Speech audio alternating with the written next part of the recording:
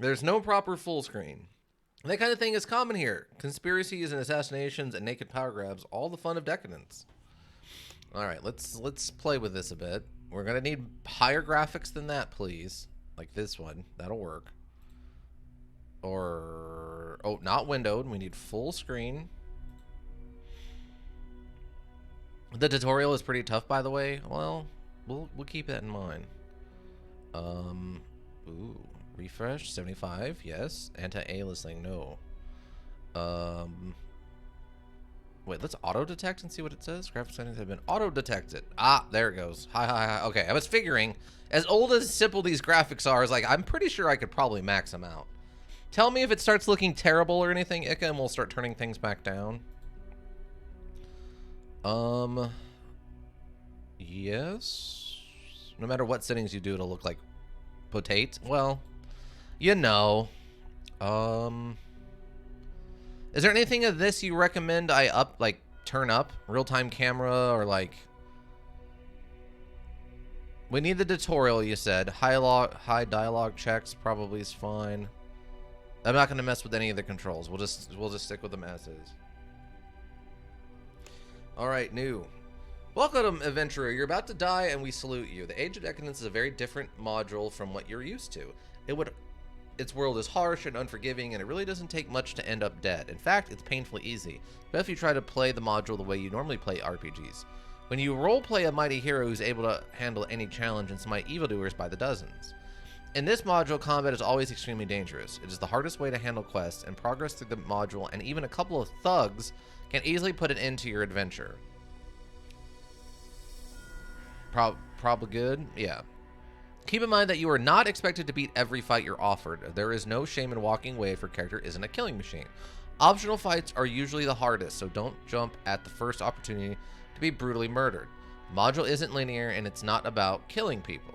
Be aware that many people will not hesitate to lie to you, steal from you, or betray you, should they see fit. Use your head. Be careful what you say, and always look out for yourself, because no one else is. Let's do the training. Oh yeah, look at that dead state. It's about killing people. So I hear you want to be a hero. It's a tough gig these days, son, so you'd best adjust your expectation. Now, we've all heard tales of faraway lands where a hero can kill hundreds of men and all kinds of beasts in the blink of an eye. But here, if you go against 3 thugs and live to tell the tale, you should consider yourself lucky. It's true. In realistic combat, numbers are a huge deal. If you're fighting 2 people against 1 person, you're probably gonna lose. Respect your enemy, son, and take each and every one seriously. They want to live just the same as you do, and they fight you tooth and nail for it. Still, every man has to fight for what's his sometimes. So let's get to training. I got it. Step aside, Grandpa. Isn't this your dad? Okay, rule number 1. If you can't hit a man, you can't kill him. Sounds obvious, but you'd be surprised at how many people neglect their weapon training and rely on blind luck instead. Rule number 2. If you can't kill a man fast enough, you're giving him an opportunity to do you in. Especially brought friends to the fight. Different swords, for example, are good for different occasions.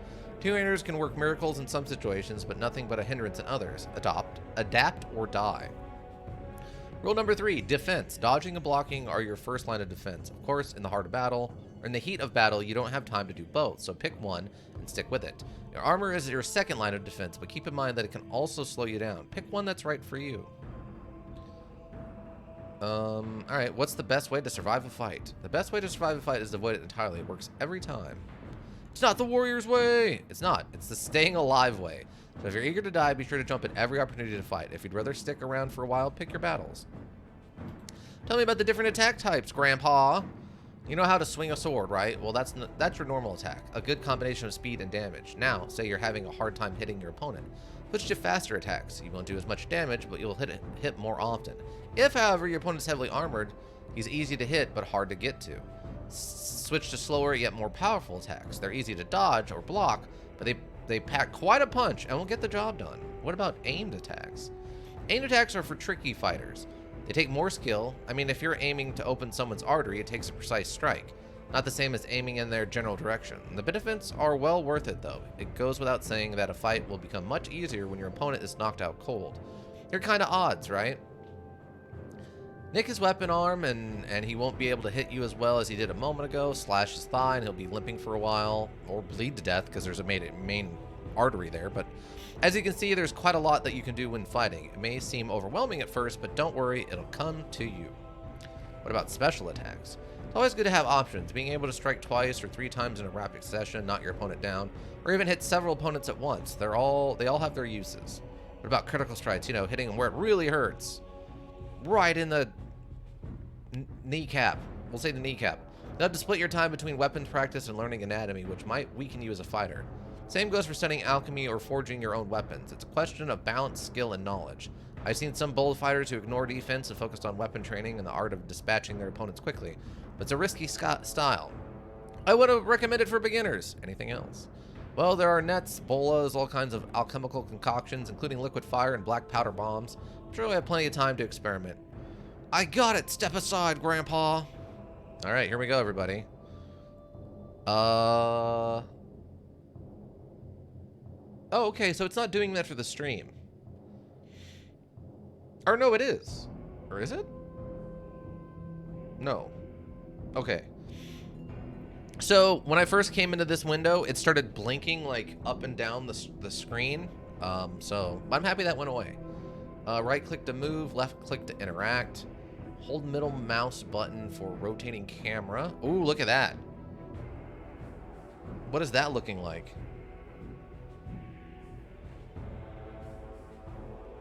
Oh, that is rough. Oof, slow. Okay, yeah. See, that's what I was worried about. It's something specific. I'm going to turn the lighting down first. I'm going to turn the low. I'm going to leave these ones on for now. And see what happens. Hello? I didn't realize this was from 2017. I thought it was older than that. Hello?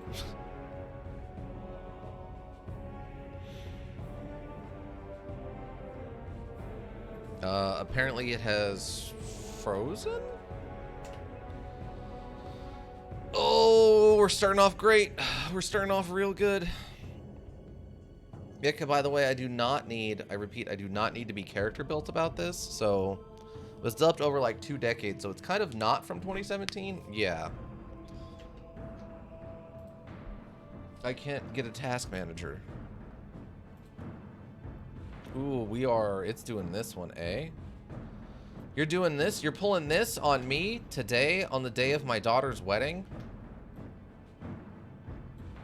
Really? Okay, throw this in a new desktop, I guess. Oh, Age of Decadence, why you gotta be this way? Thank you. Thank you, Age of Decadence. Thank you for that. Okay.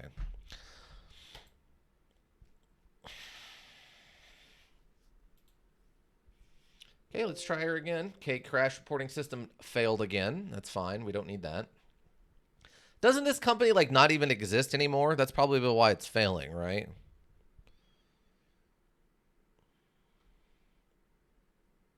Torque. Did it seriously not save my options? No, they very much still exist? Oh, okay. I thought I remember we talking about that. No, I want full screen, and that is the wrong... It did not save... Oh, God. Okay, it's fine. It's fine. It's fine. We'll just do high. And we'll do high on this. And we'll do shader quality low and lighting low. Full screen. Okay, apply and don't crash. Okay. Let's try that.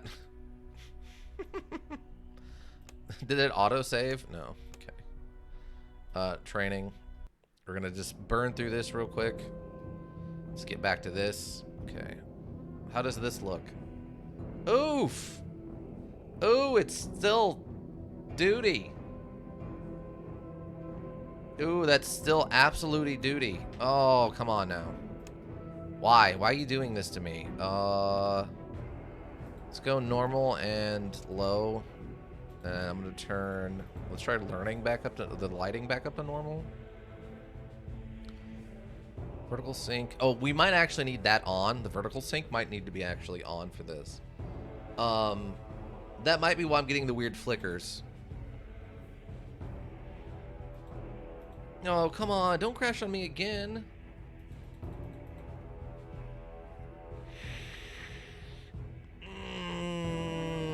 Ika. Ika, why you do me like this? There's no reason for this. Oh, God. No. Switch. I need you to switch, please. Thank you. I had zeros with this module. Sorry. It's probably because I'm trying to stream it. I have found that trying to stream things will 100% cause them to start doing really, really, really wonky stuff. I mean, we've proven that on stream multiple times now that something runs fine when I'm looking at it, but then the stream messes with it, so I have to adjust things, and then everything breaks.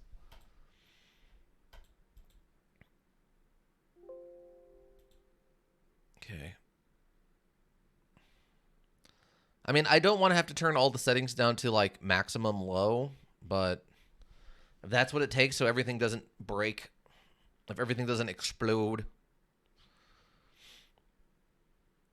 Oh, it saved the full screen mode this time, which is nice.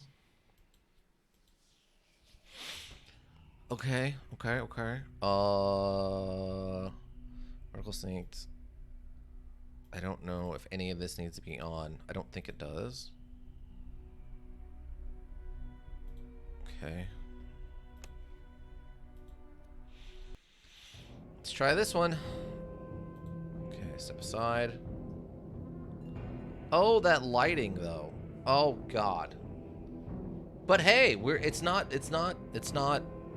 jumping all over the place. Okay. Just save. We're gonna save in the tutorial because I know it's gonna crash again. I'm gonna turn up the lighting all the way.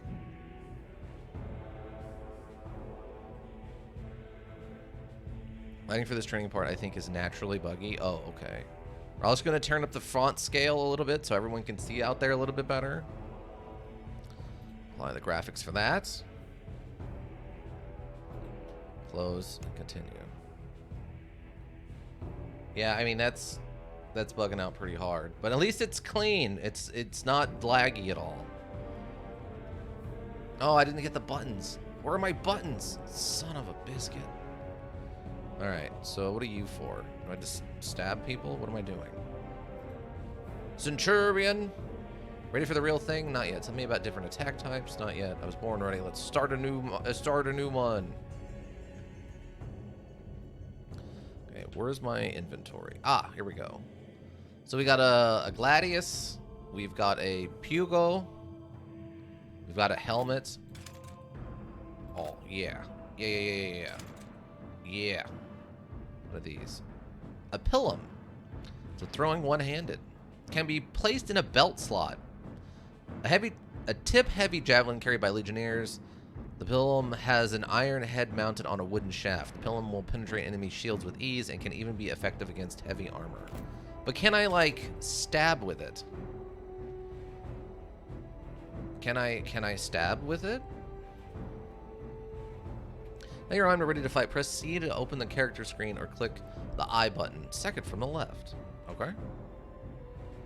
You can now distribute your skill points. For now, put 6 points in swords and the rest in a single defense skill, dodge or block.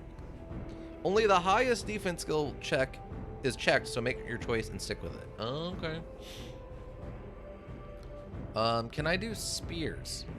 The spear evolved over a simple observation. The best way to avoid injury is to never let your opponent get within striking distance.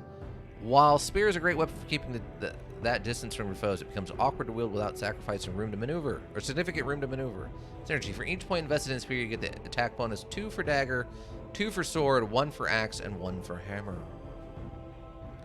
Oh, it's throwing. So there's no way to, like, use it to stab. It's only a throwing weapon.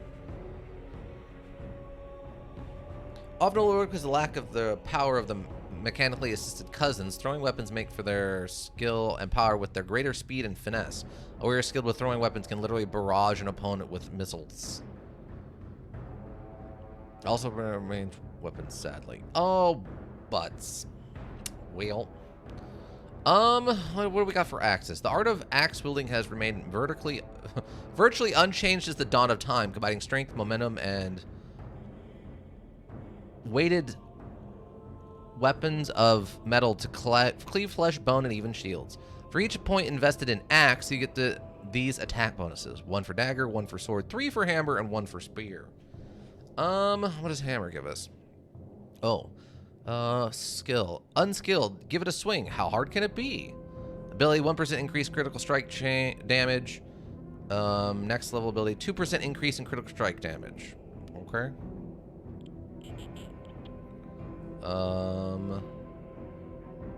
So a hammer gives us a 3 for axe, and an axe gives us 3 for hammer. Bow, crossbow. Throwing, dodge, sword. What about swords? 3 for daggers, 1 for axemen, and 2 for spear. Two-handed cleavers found in Ashrakan.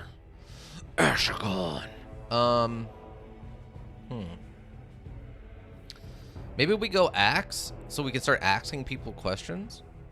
Which chance to dent opponent's armor by 2 damage reduction. 5% chance to dent opponent's armor by 2 damage reduction. Huh. Simple purpose, to bludgeon your opponent. Blows from a hammer have been known to knock even the strongest man from their feet. That sounds actually kind of awesome.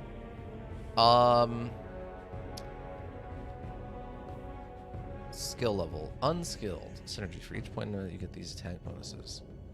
So it's just an increased... Causing bleeding. 3 damage for 2 turns. Wow. So swords get that. 3% chance of critical strike for aimed attacks. 3% critical strike for aimed attacks. Wow. 7%? What? Are we just going to turn into a dagger? A sneak thief dagger master and just run around stabbing people in the neck? In my opinion, for melee's dagger is the strongest. Yeah, with that high a chance for criticals after like 2 levels? So wait, what is this? Oh my god, no way. 29% higher chance of critical strike for aimed attacks. Better than average and still alive. Better drink to that because your still alive part might change without notice. Wow. Wow. Just murder, murder, murder? Yeah. If this runs off the same system as undead or state of undead, what is it? Dead State. If this runs off the same system as Dead State, we're basically playing what's her name, Regina, who had that one super dagger that we could like one-shot everything with if we had her do like neck stabs. That's what the daggers are turning into. Oh my god. Just a 1% increase in critical strike damage. Spent flailing trees and men have helped to develop a fluid swing. Your straightforward attacks are savage, but leave you wide open for gutting. And it's critical strike damage and 15% increase in critical strike damage. So what controls intelligence, SP bonus, accuracy bonus? Wow, it just seems like daggers are the way to go. And if you could throw, like, since they're going to be fast, you could probably throw 2 aimed attacks with a high, like, dexterity, right? The bonus crit only applies to aimed attacks and a few other types, though. So if your regular attacks aren't good enough to hit often, then you'll miss most. The bonus crit only applies to aimed attacks. Well, yeah, it says that for aimed attacks. So it's going to use more of our action points, but it's still a dagger. So we're going to have, it's not going to eat a lot of action points to use it. So, I mean, if we take dagger and then we punch a, yeah, and it even says action points.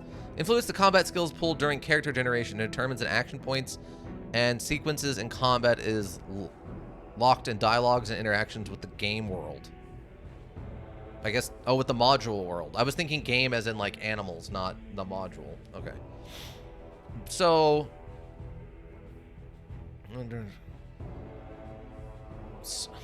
See, the problem I'm having with this, I mean, this is just the... Wait, assassin. Oh, because we... Wait, why is it saying we're an assassin? Hover over your proficient parts of the screen to get more information. No, I want to know what assassin means. Is it because I went all daggers? Can I become like a lumberjack? Can we make Moroskoth the lumberjackian and go full axes? Bow, crossbow, throwing.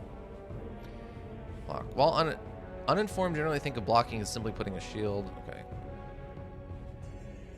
20% chance. Better than average and still better. Okay. 30% chance to block all damage glancing it off your shield. That's pretty good. Rating 25. Okay, base is 25 plus your skill level of skill level times 10. So 1 plus, okay. And then stat bonus, armor penetrating ability, yeah. Base to hit, 2 hit chance formula is attack minus defense plus 50%. Oh, okay. Interesting. So wait. Chance to hit formula is attack minus their defense plus 50%. That's really interesting, actually. Oh, here we go. Critical strike chance. Base critical strike chance formula is CS minus first CS. Okay, thanks. Thanks for that description, technical manual. Damage has caused bleeding on a critical strike. Okay, so wait. Okay, so if I do that, and then I do... Oh, those are the same skill, though. Oh, wait, that maxes out at level 6? Really? Oh, okay. Plus training, plus weapon upgrades, plus CS weapon bonus. Oh, interesting. Oh, that's super interesting. Oh, we might be a neck stabber, everyone. Oh, they're making me... Okay, it levels out at 6 for the tutorial. That's what it is. 10, but you only have so many skill points. Discharge training, the Shinmo doesn't have any of that enabled, so it just did that as default. Oh, okay. Oh, yeah, I want to see what this looks like then. Only the highest defense skill is... Yeah, okay, that's fine. Once you earn extra points, you can increase your weapon skill or put a few points into critical strike. You can hover over your mouse over in every part of the screen to get an in-depth description of each skill. Click X to choose to close the screen, or hit C again to X the character. Okay, cool. The SP is up to you. Okay. Okay, so we don't need... Okay, which one's the dagger? This is the dagger. Okay, we don't need these. Those can go do whatever they're doing. Okay, cool. So, how do I stab you? How do I stab this? Activate combat mode. Engage face stabbing mode. Okay, do I need to... Where is the thing I'm attacking?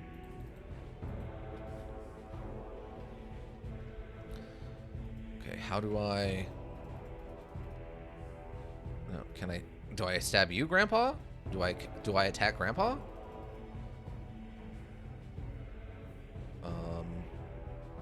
Inventory screen, character screen, help screen, journal, save, map. Oh, I can't activate combat mode yet. I guess I'll talk to Grandpa? Not... How do I do combat? I would like to combat something. Can I not even practice stabbing while I'm here? There's like no... Oh wait, what's this? Maybe I gotta go do this first? Oh yeah, look at this. There's a bunch of stuff. Looting. Like the trading screen, the looting screen is divided into 3 parts. Your inventory is on the left, the container or dead body belonging are on the right, and in the middle, your current carry weight and description of items. Should be a highlight for turn on the interactables. Oh yes, we did that with Dead State. Okay. Click on the item on the left to place the item in the container. Click on the right to take them. The weight indicator will change according to your current selection. Click on transfer to move to selected item. Take all items in the container or the dead body, or place them in your inventory. You can see advanced selection options on the bottom of the central panel. Be mindful that you don't take more than you can carry. Okay. But, ooh, what are these? Oh, these are just, okay, arrows. Oh, there's an axe. Just like one? Okay. No, I guess transfer. Yes, thank you. There's the axe. Oh, what are these? Oh, these are throwing knives. Okay. Oh, here's the spears. Spear, spear. Wow. There's 4 kinds of spears in here, huh? 4 big hammers. Ooh. What is this one? It's an axe. I kind of get it as an axe. 1, 2, 3, 4. 5 axes. Oh, they have a Kopesh? Ooh, that's tempting. It's one of my favorite swords. Oh, look at this awesome little dagger. A Jambi. Let's see. Speed AP 3, weapon hardness 5, THC, critical strike bonus 5%, passive value bonus 4%. A curved Scythian honor dagger, once an oddity, now became a common weapon of many street gangs which had flourished after the fall of the Empire. Regular dagger, and this is, let's see, what is it? A Safet, Puga, a Conjure, a Kanjar, and a Yatagan. Yatagan! Okay, that's fine. I'm gonna try to exit this. What was the button? I remember there being a button for that too. Controls. Character screen. Character binding.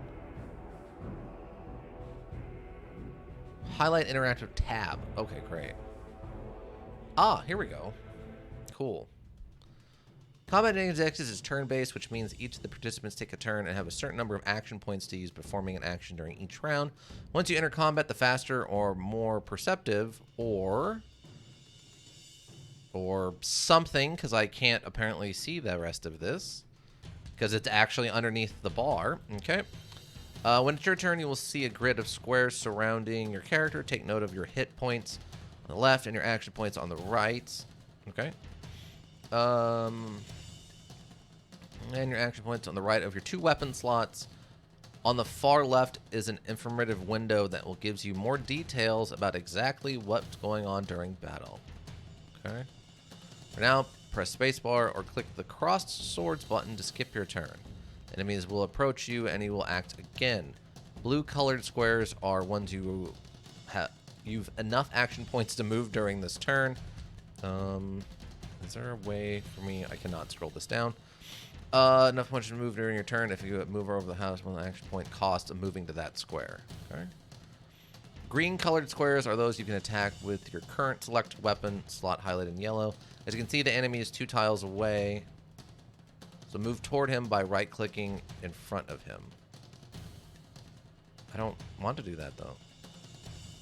Move the mouse over him, and you'll see his name, his rough state of health, and the likelihood of hitting him. Your chance of dexterity determines how much action points are available during combat each turn. If the total in the door you have 10 AP, moving cost you 4 per tile, and you have 6 left.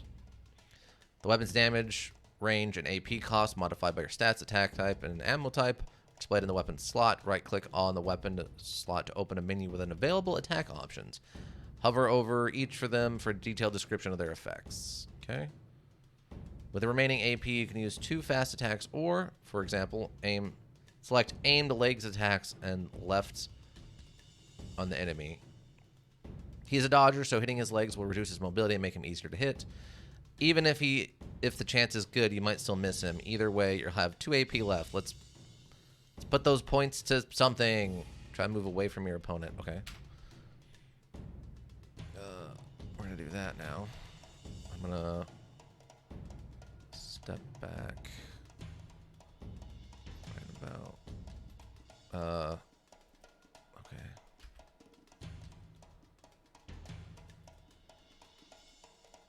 Okay.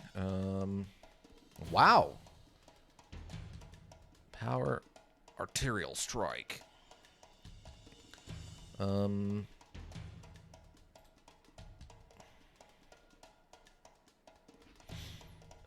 Can zoom in with a scroll and shift the view by holding the scroll and move. Yeah. I mean, we can zoom in if we want. Look at this guy's very pouty face. This actually kind of looks like Morose Goth if he was like a Roman. Oh, we stabbed him. We stabbed him right with an artorial strike. Let's go. And then just a fast... Oh, wait, what was there was another one? No damage. Switch places with the opponent. Armor damage chance minus 100. And it's dodged. Switch places with the opponent. Knocked down. Oh, okay. Yeah, I've been using that one. I'm gonna feint him. Oh, he didn't go down? Really? Man. I thought he would fall down. I guess it was... Oh, that's a critical effect. Oh, okay. Flurry. 3 attacks, low damage, minus 1 point all attacks. Hit chance, plus 15. Critical strike chance, minus 15. Damage chance, minus 5. Okay, bypass DR, critical damage. Oh, yeah, just keep stabbing him right in his neck. Oh, he dodged it. What a jerk. I have no idea how this is going. 15 hit points. Okay, cool. Let's just stab him in the neck some more. Nice, nice. And then just a fast attack. You won! Well, it's over, Ika. I won. Thanks for recommending this. It was really interesting. It's interesting to see, I guess, what this demo was, this tech demo. Really fun. We got there. We got there. Got there, everybody. We won. We've officially finished Decadence. Age of Decadence is over. But I had to find something else to play. I guess we're going on to Earthbound now. It was not that hard, was it? Leave the arena by clicking on the gate, spin your SP, and get on to the next fight. Key. Try and move away from your opponent, which will trigger an attack of opportunity. Fortunately, the attack is weak, and your armor will absorb most of it. Dodgers have a better chance to dodge it and disengage without being hit at all. If you're a blocker, you can use your bash attack with your shield. Left-click your shield to select it, then left-click on your enemy.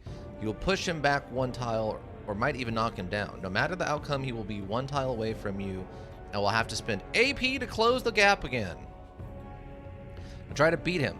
You can try different attacks or use a net to entangle him. You want to know more about combat and other systems, press F1. Good luck. I already won, stupid tutorial idiot. Also, this is a very much super linear, and every resource, including SP, is quite limited. Okay. Okay. No better training than hands-on combat experience, your combat skills. Okay, so, great. So we stabbed that guy in the neck until he died. That's cool. It's not quite what I expected to happen. Remember to save. You're going to die soon. Press F5 to save. Quick save. F9 to quick load. Press escape on the main menu and select save load. Okay. All fights will start through dialogue. Oh, okay. Well, that's good to know. It's good to know. All right. So we did that. Was it this one for character stuff? So... And each thing... Oh, yeah. Cost 5 and then cost 10. Okay, right. Oh, interesting. Interesting. Okay. So we're maxed out on this stuff. Lore trading. Lore? Knowledge and understanding of the events long gone, ancient languages, forgotten rituals, and mysterious objects. There's always a winner in a post-apocalyptic world. Trading, crafting, streetwise persuasion, etiquette, impersonate, traps, steal, sneak, lockpick. Ooh. You can go higher, you just need 30. Oh, gotcha, gotcha. I mean, we did pretty good. I feel like we did pretty good.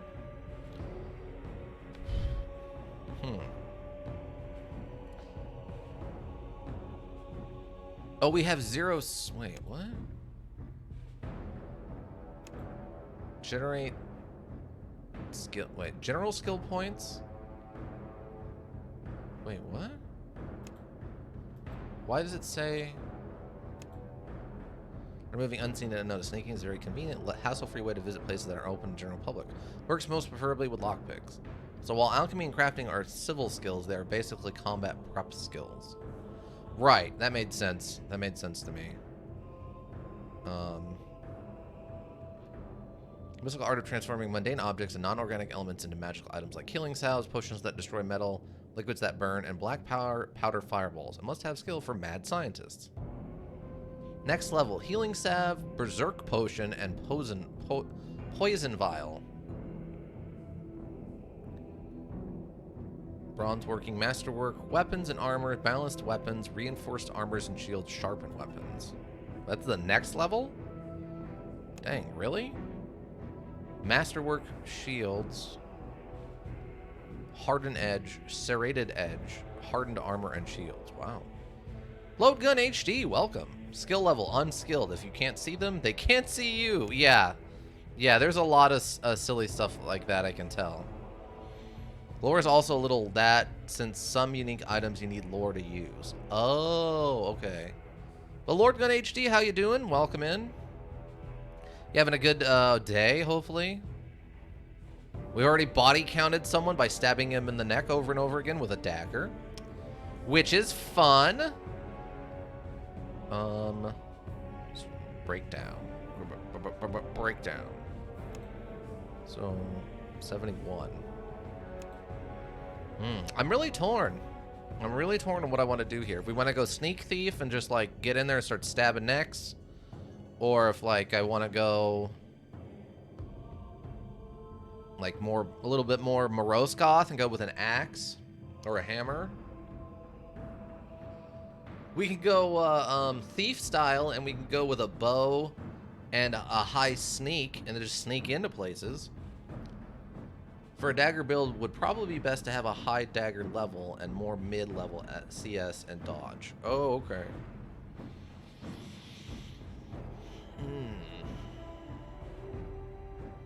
Wow, the 40 thieves? I thought that was a Middle Eastern thing. Or even a low CS and an even higher dagger. Yeah, but how do I stab necks if I can't critical strike? Camorium, Boatman of Sticks. I assume that's the name of a gang and not literally the undead, but alright. Haustarian, Karas, Aurelian. Okay, body count, traits, and ranks. Reaction bonus, minus 30 for the charisma. Huh. Wheel?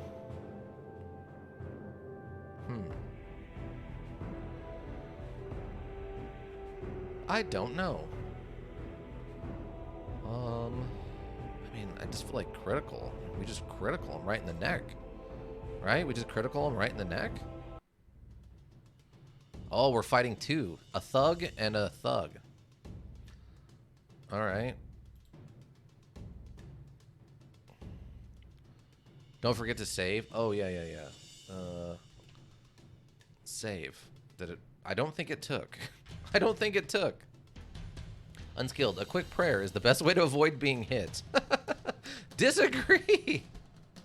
Last combat auto-saved. Okay, we do have an auto-save in there, I guess. Oh, you can't save during combat. Got it.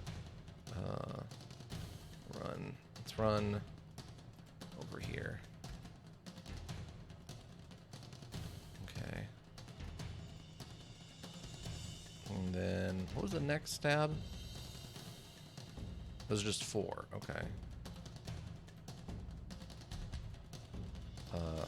Oh, I can't attack horizontally with this.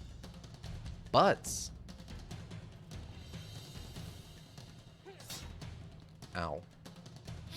I didn't realize that. No, don't moonwalk. Stab. We need neck stabbing. Why are you not neck stabbing?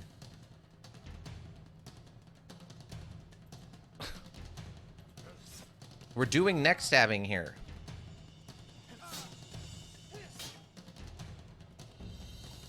We do. That's how we get around. That's how we get through places. The very pale tiles around your character are when you can attack. Oh, okay. Got it. Got it. There we go. And he's bleeding, so he'll go down next turn. I'm gonna faint with this guy. Switch. Down he goes. Okay. Do some arterial striking. Dodge. Dodge again. Ooh, he's good. He's real good. Dodge again. He's a tricky one. Also, like with Dead State, if you can be very misclick. So, zooming encouraged. Yes, yes. Can I entangle him? Get entangled, fool.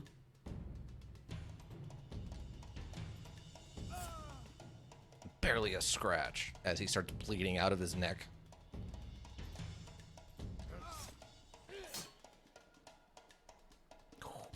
Wow, ran out of points there real quick, huh? Really? You're gonna be like that, huh? Okay. Fine. Whatever. Whatever.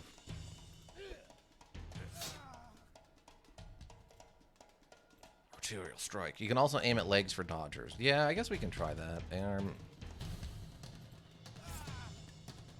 Crippled state damage. Oh my god. Let's go. All we needed was one.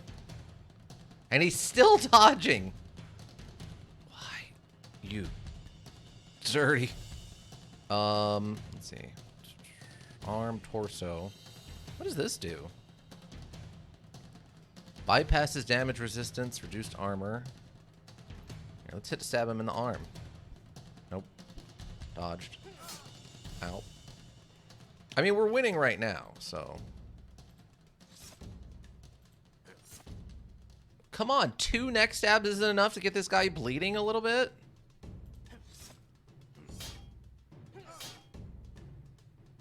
Really? Come on. Stab him in his neck. Stop not stabbing him and stabbing him in the neck. Oh, his leg thing went away.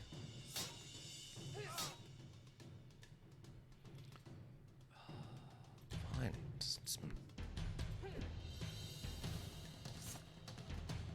Cool, cool. I guess just end my turn.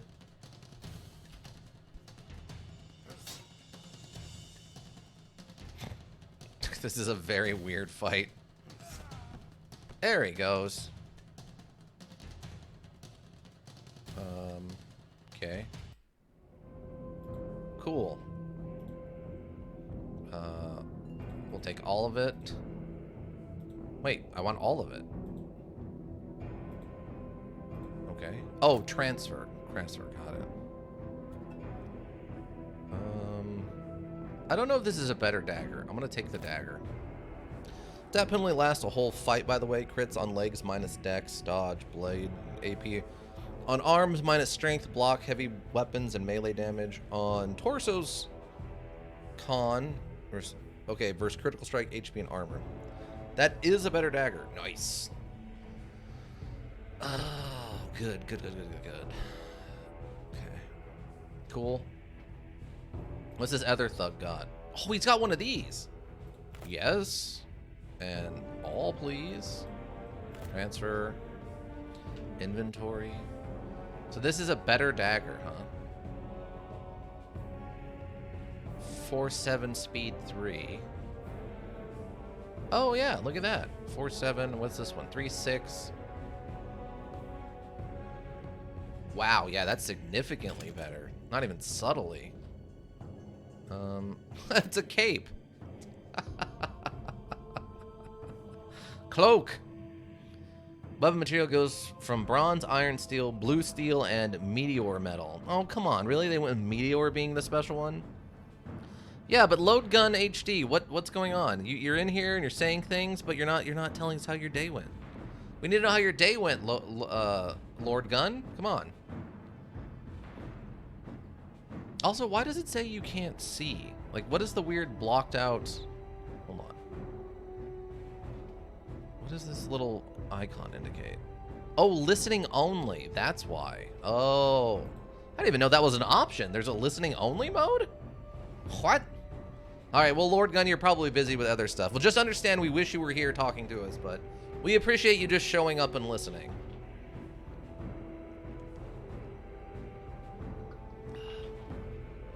Audio only on the app. Oh, see, I've never noticed that little indicator before. That's weird. That's different. I don't mind it, though. It's just different.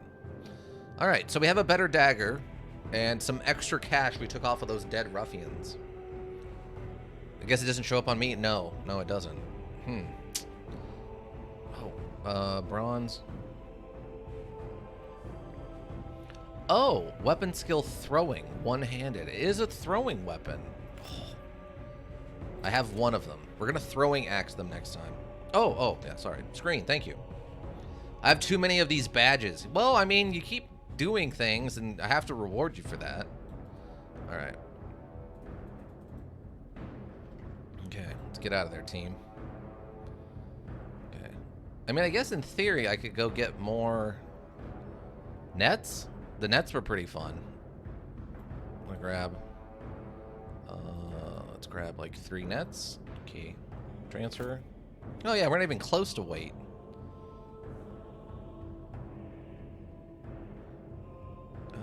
Throwing knives. Oh, can we throw a trident?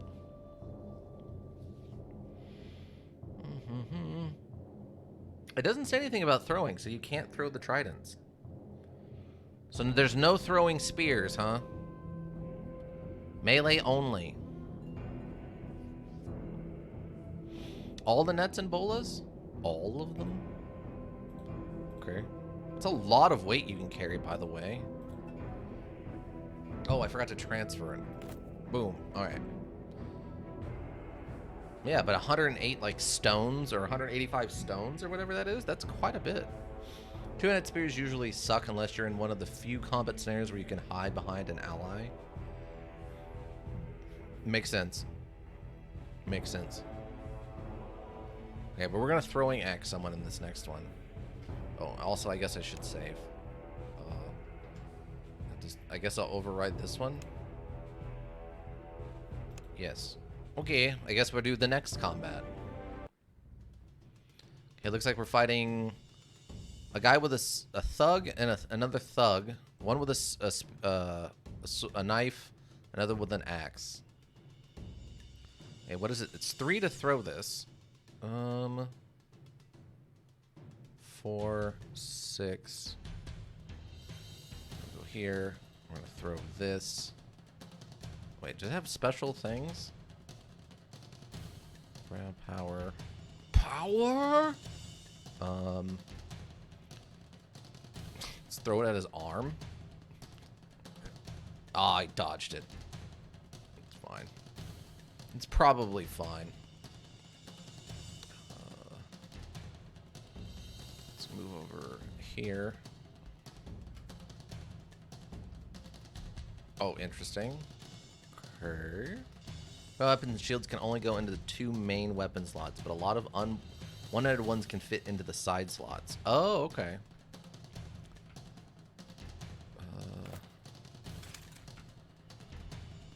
Oh, that only cost 1.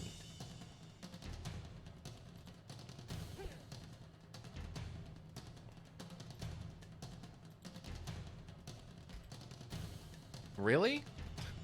Okay.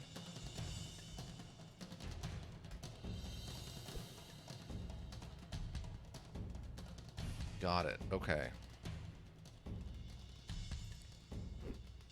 Okay, and then I'm gonna do an arterial strike on you. Nothing. And there's the fast. Oh, you know what? Hold on. No, we're gonna feint him. Ow. Cool. Actually weirdly working out. Nice. No, what? What? I don't know what just happened there. The AI is very tricky about these things. So that's good. The last ones weren't the best. Oh, we missed the feint? Really? Okay. Oh, we're definitely going to lose this one. We're definitely going to lose this one. Oh, there we go. There we go.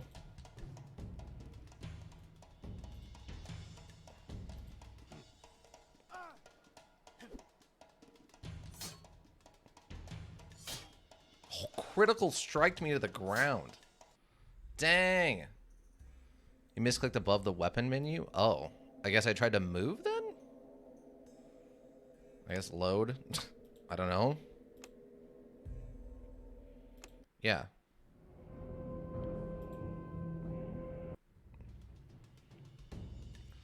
Probably need some more dodge. I guess so. Do I have? Oh, I do have points, I guess. Let's put some points into dodge. Oh, I have general skill points still. I don't know. I don't really care about that.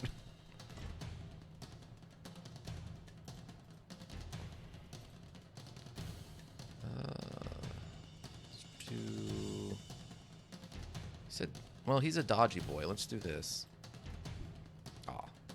Turning dodge to 2 and putting 1 more into dagger. Okay, well, I think dodge is at 3 now, isn't it? Wait, why is it saying I still have points? Weird. I don't know. Okay. Inventory.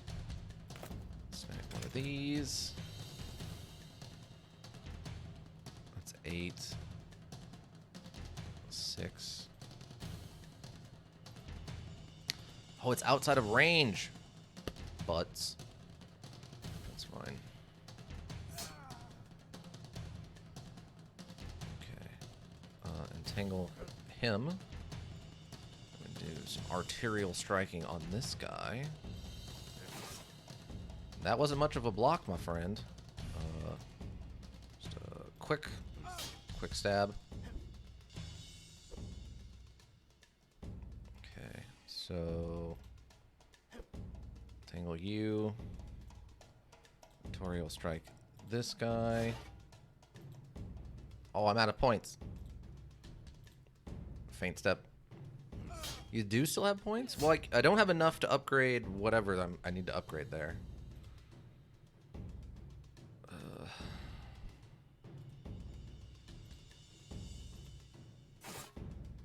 Okay. See, at least the tutorial is like this so that I can figure out what actually works and what doesn't work.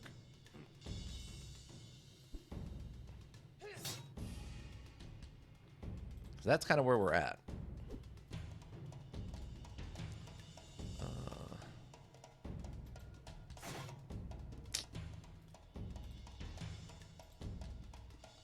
Oh, he blocked it.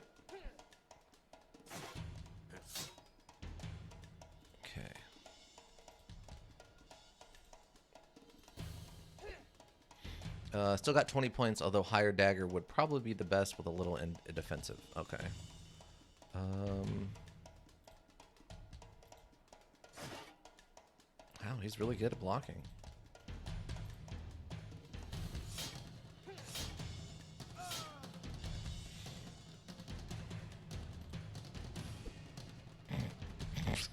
This is so silly. Let's see. Do 2 arm strikes, I guess.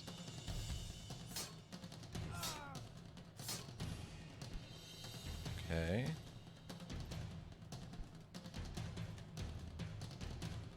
So is it torso? Oh, armor reduced, yeah.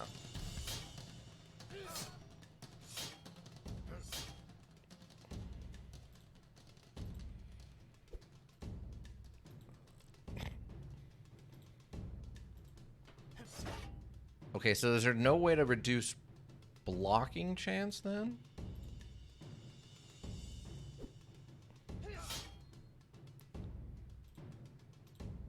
That's what I was trying to do.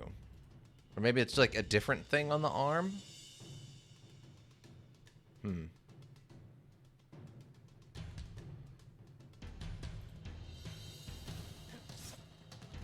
Oh, there we go. Oh, good. He's bleeding.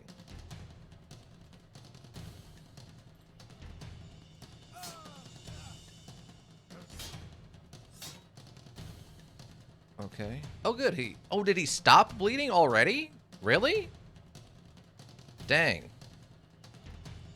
I didn't expect him to stop bleeding so easily. Get a crit on your arms, you will, since it reduces strength and it'll lower his points and block. Although only a little. It'll also disarm, which is a bigger thing. Ah, okay.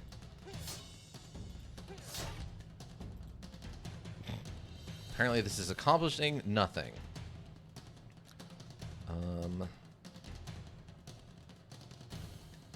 15. I mean, we don't need a lot of damage. Okay, there we go. We still have 2 left.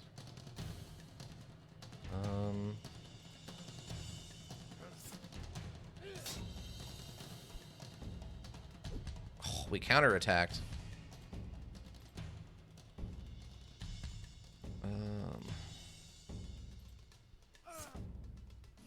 Nice.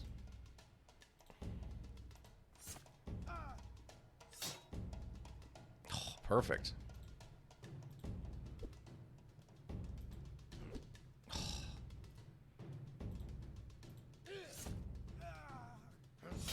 Oh, we were so close. So close on that one. Blockers, even if they block, they only have a certain chance to block all the damage. So a valid strat is just to have your general damage and overpower their blocking. Oh. Huh. Interesting. Okay. Okay, so we want to dodge up. Yeah, but I don't have enough for this. Oh, so then it goes into general points. Oh, okay. So I assume a throwing axe would be throwing, right? Ooh, 12% to bypass armor. Yeah, 15 CS and 20 general. Right. So it will have better dodging and better throwing.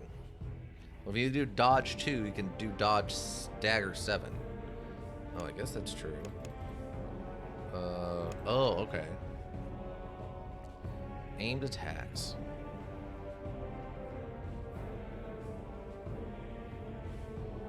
They might not fear you yet, but no one is laughing. No one's laughing when you pull out a dagger now. They might not fear you yet, but no one is laughing. That's very good. All right, let's try this build. Like, they're not sure what to think of you, but they're not laughing anymore. Okay. I'm gonna run up. Just run up here. Wow, you just ran over here, huh? Dang, that's brave.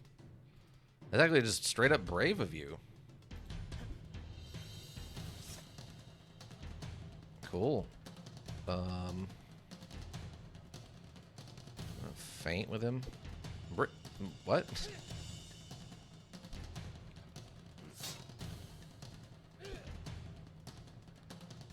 Okay. What happened to my... Okay. Great. Absolutely great.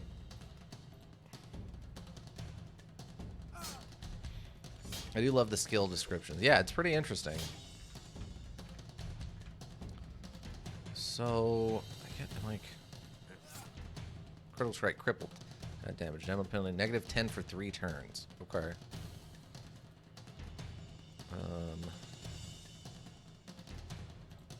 See, this is where I'm trying to figure out, like, what's the better option? Should I be focusing more on, like,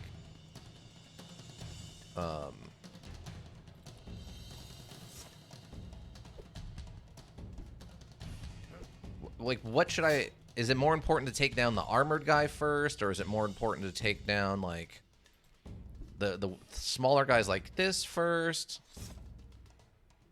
You know what I mean? This is the weird stuff I need to figure out.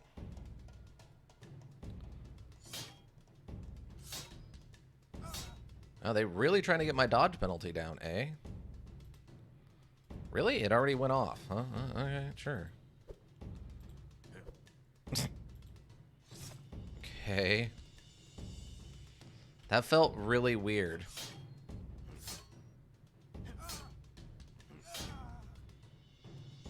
I mean, I'm definitely going to lose this one. Wow, that was incredibly violent suddenly. Okay. Yeah, it's just faint and fast.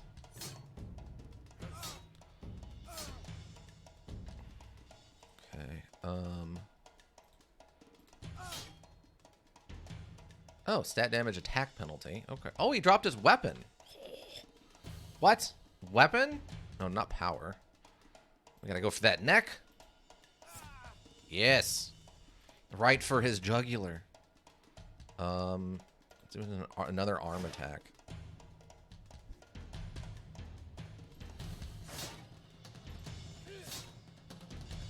Nice. Nice.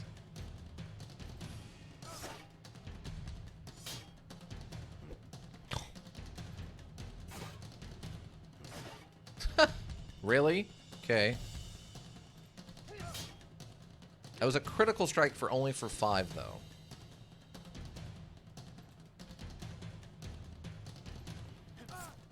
Oh, he's done. He's done. Whirlwind. Oh, it hits everything around me. Okay. Flurry of blows. I didn't know what that was happened. What happened to what? Oh, it just, what happened to all of his freaking penalties I put on him? They all went away simultaneously, which is a little annoying. Your training is now complete, which gives you a basic understanding of the combat system. We strongly recommend to play a combat specialist first, and learn the system better before attempting to play a fighter/talker or other hybrid characters. Make sure your character has good physical attributes and well-developed combat skills. Critical strike, crafting, and alchemy can make quite a difference and increase your life expectancy. Fighter with some crafting skills is simple yet very reliable build. Experiment and find a build that works for you. My opinion for a dagger, since aimed attacks are so strong with the super high crit, it's best to do aimed legs and arms to lower their dex strength so much that they can't even do damage to you. That makes sense. Okay. If you want to disable this tutorial, simply check the Don't Show Again box and close the window. You can move the tutorial window by dragging the title bar. Oh, okay, cool. Thank you. The dodge penalty lasts for 3 turns, if I remember correctly, and the stat penalty will last until the end of the fight and for you until you heal it. Okay. This is the first time playing the module. You might want to try the combat tutorial first to familiar... Yeah, we did that. Name your character, choose your gender, and select a background. The backgrounds aren't classes. They don't restrict or guide a character's future or attributes or skills. Chosen background determines how your module starts, your place in the world, as well as the starting value for your reputation with various factions, I'm guessing. Finally, you can customize your character's appearance. Note, if you select another background, the appearance options will be reset. Dumb. Once you're happy with your choices, click Next and proceed to the next screen and allocate your character stats and skill points. If you change your mind, you can always go back to this screen and pick another background. Okay. Let's see.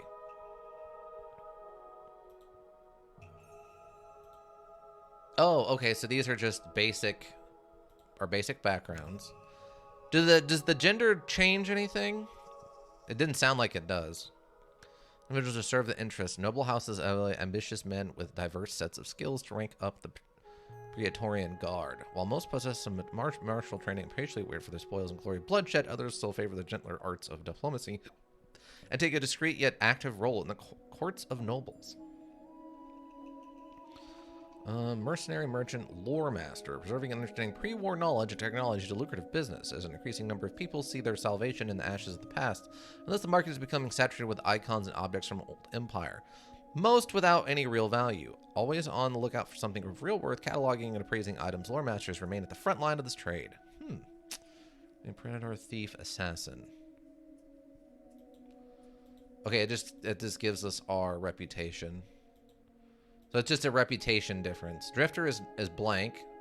Grifter is also blank. -7 with the Imperial Guard if we're an assassin. A lot of negatives if we're a thief, except for the 40 thieves. Wow. The Praetor is pretty solid. House Aurelian doesn't like us, but... I've tried out Assassin, Thief, and Mercenary backgrounds. They vary the starting quest, but you can go into whatever later on. Just with some more flack or going into orgs where you have less rep. Oh, okay. Loremaster's kind of generally liked. Merchant is liked everywhere but by the guard and the thieves. Mercenaries, Drifter. I mean, the Loremaster thing kind of sounds interesting. Like, we're just wandering around trying to find cool artifacts. We got circlets. Some stuff in our hair. There's some silver. Change the face? Is there a way to, like, rotate this so I can... No. Okay, face. There's a... That's not a ton of faces, but alright.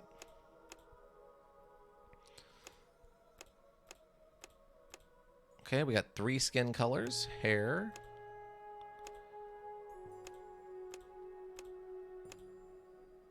Wait. Those two look very similar. What's the difference? I don't see a difference in those hairs, but alright.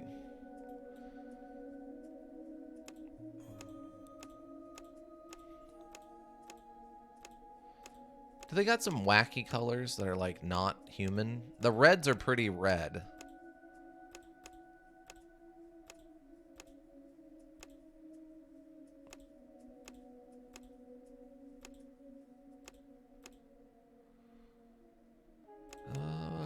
I think I'll just go with black hair. Got the up bun. Ponytail. Kind of everywhere hair. 2 hairs that are the same. So it doesn't really matter, I think, but I don't know. Maybe some slightly different quests. Okay.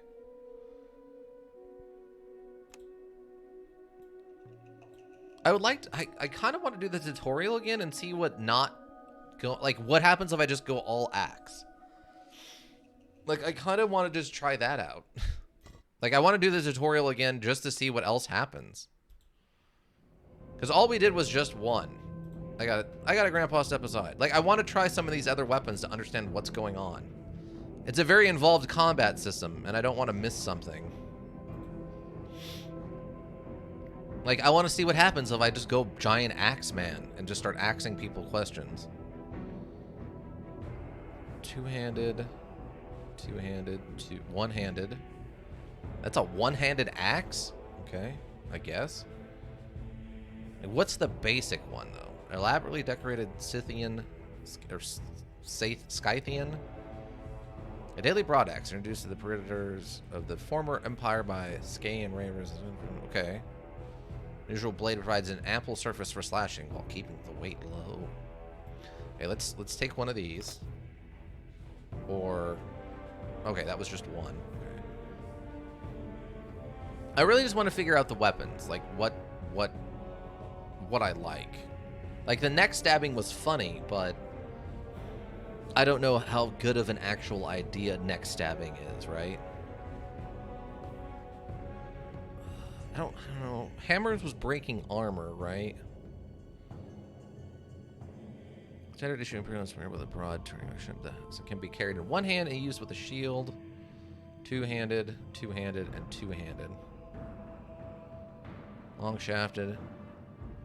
Designed for lightly armored infantry and cavalry. Favored by the Hobotite for its lightweight and versatility, the leaf-shaped head can be used for thrusting or slashing. The dory is too heavy to use single-handedly. I will grab a spear. I'll take a spear. Give me a spear. Most OP is one-handed crossbows, in my opinion. Oh, really? Weird. Heavy crossbow, standard crossbow, one-handed. Small handle invented by Neon Loremasters renowned for their clever gadgetry. Although its reduced size also diminishes its power and accuracy, many folks make their living in dark alleys think it's a great conversation starter. Can be placed in a belt slot. Okay. Now, is this one of those ones that's going to be, like, throwing, like, grenades is going to be super OP like it was in Dead State? Like, if I go alchemical reactions and... or something? Ring with a bladed... ensures an accurate and stable flight with high spin. Wow, they have a chakram in this. That's pretty bonkers to me, actually. Double crossbow. I guess we could try out bows. For the long shot, the trident is scorned by most fighting men, but is a favored weapon of enraged farmers and retiree gladiators. What? Why would they? Passive enhanced chance bonus. Passive chance bonus? I don't know what that means. 710, 710, 912. Short bow. Recurved Orda bow. Scythian. Okay, I mean just one of these. And then just like I want the basic stuff. Give me like 10 of them. Yeah, that's fine. Because it's more than you can fill an hour, all 4 combat slots with 4 bows. And thus you can do 4 shots without reloading. On top of that, if you have even more bows in your inventory, you can slot in 4 more loaded bows for less AP than reloading all 4 bows. Oh, so you just go like multi-shot one, you're just firing hand crossbows and then dropping them and then pulling out more and you're just infinitely feeding one-handed crossbows out of your thing, huh? Also, one-handed bows are the only ranged weapon that can attack in melee range combat. Really? Now, see, that sounds impressive. That means you could stack some stuff. Now that's interesting. Rotating camera, R to reload your crossbow, hover over each item for tooltips, hold middle mouse button to rotate the camera, wheel mouse. Okay, cool. And then it was tab for the, okay, great. Okay, first up, we're gonna do some axing questions here. Sneak penalty. The smallest shield favored by quick fighters is a convex shape designed to ward off blows. Due to its small size, the buckler is useless in unskilled hands. Oh, interesting. Okay. We're going to want to put the helmet on because we need more armor, not less. Cloak. Cloak it up. Oh, I didn't transfer the... Wait. Oh, no, I got everything. Okay, we have the spear up here. Yeah. Yeah, we can do some offhand stabbing. Weapon hardness 20%, weapon hardness 40%, passive chance 8, passive chance 8. Weapon, okay. Okay, cool. Okay, cool. So, I'm gonna save now. Save. Yeah, I'm sure. Okay. Shield is good for strength builds and dodge builds for dex builds. Dodge is good for dex builds. Okay. So, let me go see something. So, what is X? 1% increase in critical strike damage. Combat art is most things. Quality, a single well-armed strike. A wise fighter learns to maximize the effectiveness of each and every strike. Chance to cause bleeding. So, if I raise this, this also increases the chance of critical striking, or it just increases the damage of critical strikes?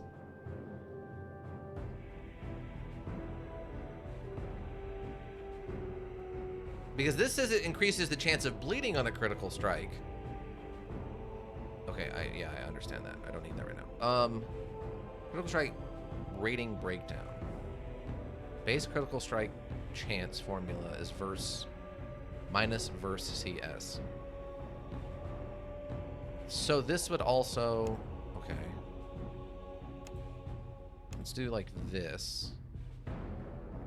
Dodge is generally better since dex is much more necessary than strength, but shields do excel versus ranged and for bashing enemies away. Increased chance and chance to cause bleeding on crit. Okay. So then if I go this way, okay, if I do one less, it leaves me with 30. Do level 3 on the dodge.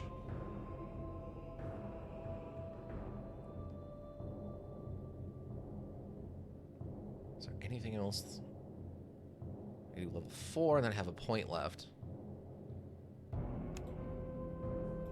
Or I do 2. Do this and then leave myself with 5. We'll just do that. We'll try that out. Okay, we're gonna start asking people questions. Faint, whirlwind. Okay, so this doesn't even have a jugular stab. Arterial strike. This does though. Okay, interesting. Okay. So if I want a two-handed weapon, it has to be a two-handed weapon. I can't do, like, wield a one-handed weapon with two hands for, like, extra damage or something.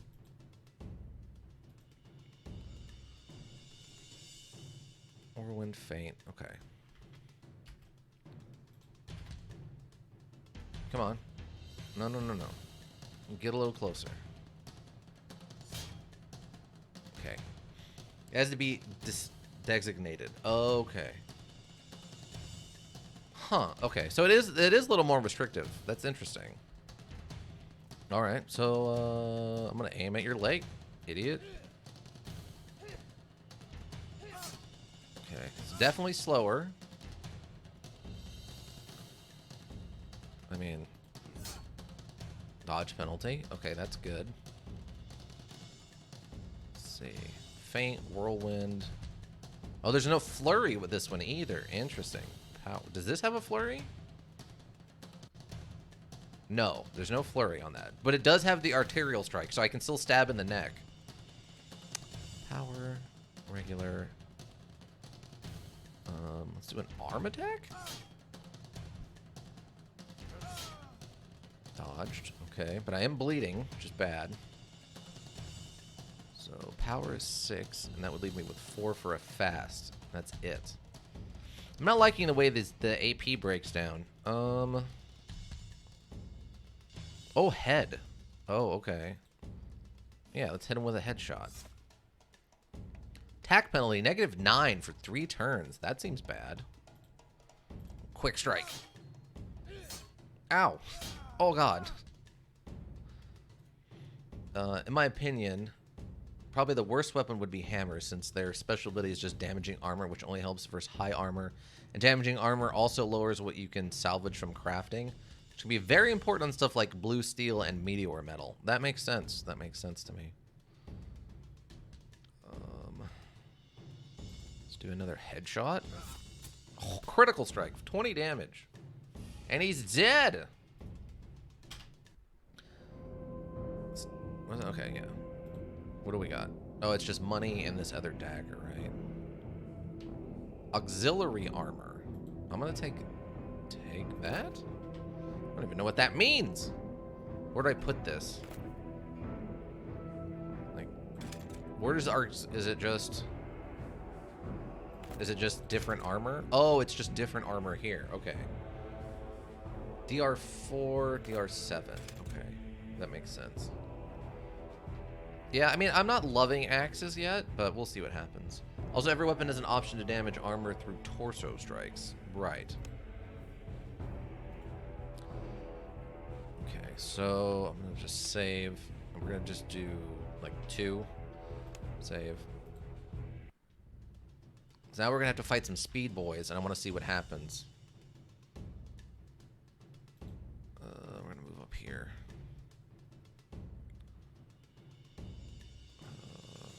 Right here. Okay. Cool, cool, cool, cool. Aimed a leg shot. Dodged. -15 for 3 turns. Okay.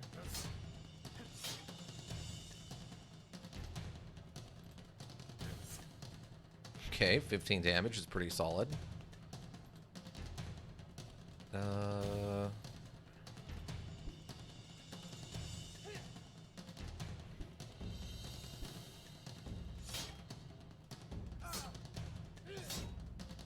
Okay, okay.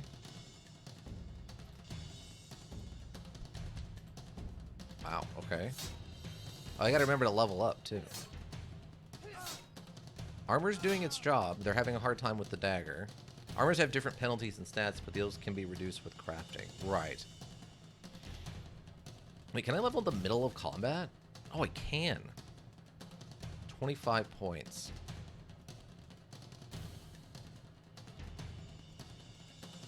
Obviously, I can't take strength up right now. That's fine. Cool. I can't do a head. I can do a regular or an arm or a leg. Let's aim for the arm. Dodged.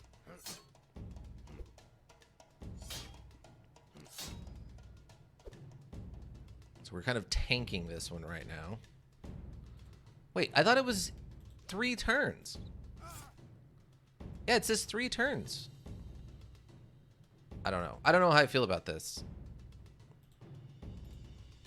Actually, I'm just going to do a regular. I'm just going to hit him.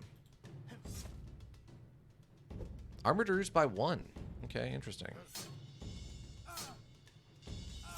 I'm right now, off the top of my head, honestly, I'm kind of feeling like one-handed spears.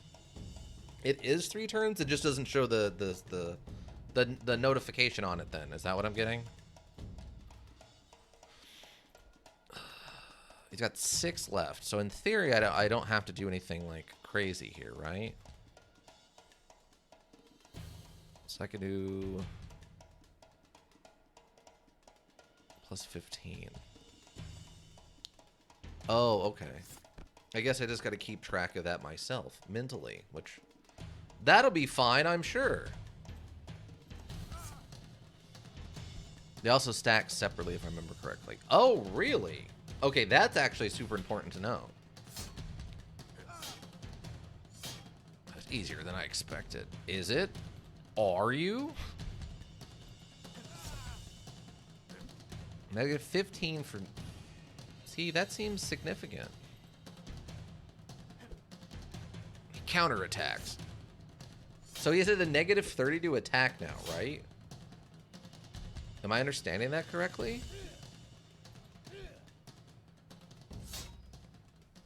He's still... I feel like he's still attacking me perfectly fine, though.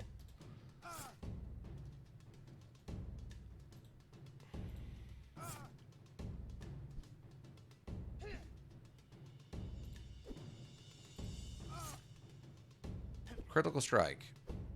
Negative 30. Okay. So do we try to finish him now? There it is. I'm not loving it. I'm not loving the... I mean, I don't need gold. It's not like I can take it with me, right? DR1. That's it? That's it? DR1?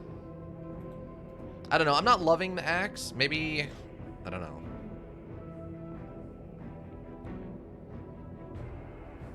Maybe it's one of those things that only you really start to feel it when... straightforward attacks are savage, but leave you wide open for gutting. You have more than -1 to a stat per turn, but you can't see when you're made them hit 0 on a stat. You can check their hit chance for dodges, for dex, hit chance for blockers, dex, and... Oh, okay.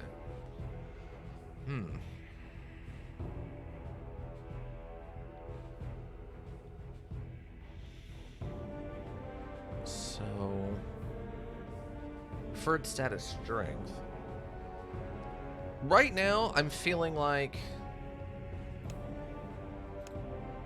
do some more dodging.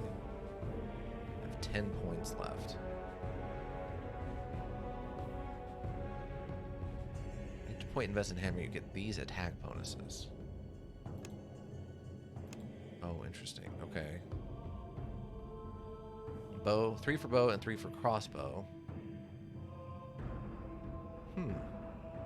I did enjoy spears and doing aimed hits at heads. By the way, the aimed attacks, the crit is also determined by stats. Right. Right, that makes sense. Arterial by peer? What? By peer? What do you mean? By per? By what? Oh, by perception. Oh. And otherwise, it's checked in dialogues and interactions. Determines the accuracy of modifiers for all weapons and range modifiers for ranged weapons.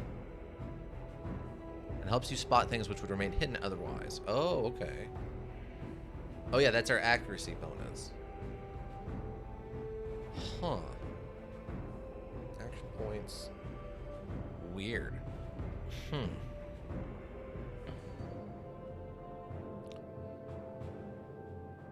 This is a very interesting system.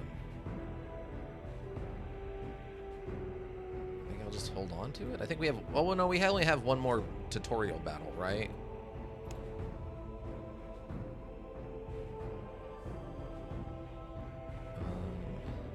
think either of these are going to help much for axes, right? Yeah. Oh. Okay.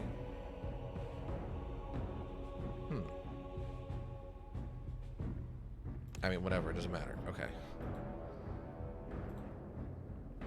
I mean, there's no way we win this third fight. Not like the way I have it set up anyway.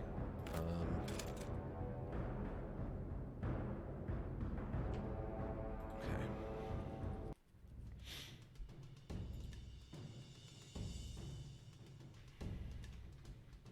Oh, okay. You just came on over here, huh? Okay.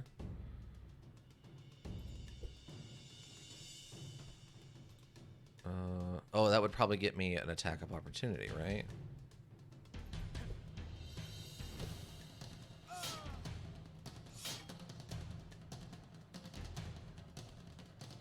Okay, so I guess I would want to do like this. Entangle him. And then... Nope! That's incredibly frustrating. Okay, and then entangle this guy. It's fine, I guess.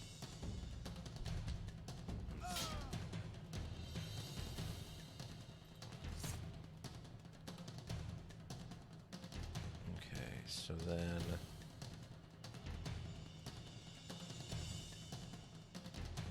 Whirlwind. I can't believe... I feel like they should call it cleave or something instead. Remember, Whirlwind is super good on axe. The crit hit on it eats people.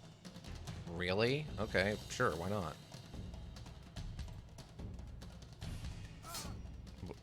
How? What? No, how do I... What? How do I... What? Oh. Okay. That was super weird. Okay, end the turn.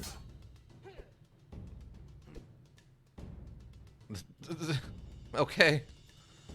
On the ground within your range weapon. Yeah, that was weird. I don't know what happened there.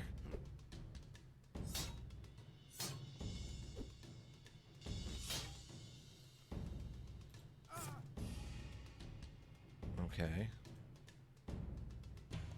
I mean, I just give him a regular chop, I guess. Yeah, that did not do much damage. Okay. That did the same damage as a regular chop.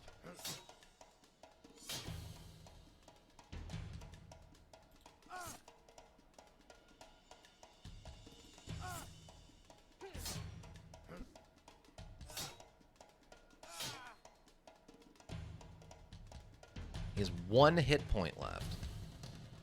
Okay, so what is my chance to hit with a fast attack then? There we go. Okay. Wait. Oh, you know what? No, it's fine.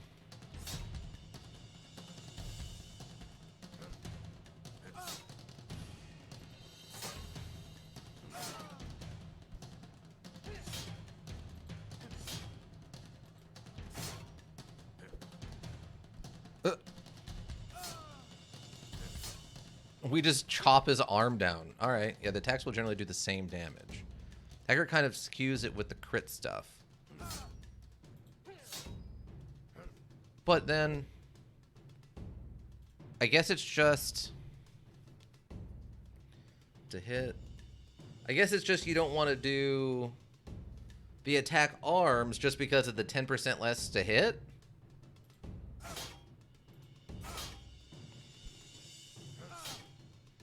That's the only disadvantage, is it's just you have a slightly less likely to hit.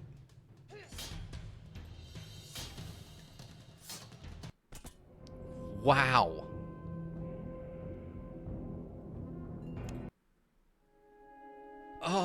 Okay, that was super weird. I got it, Grandpa. Thanks. That was so weird to experience. Okay. That was very, very weird to experience. 4 to 7, 5 to 8. Hardness, speed. Increased passive chance bonus. I'm carried by Legionnaires. Okay. Alright, well I need the spear. I need the... We're gonna just take a basic spear right now.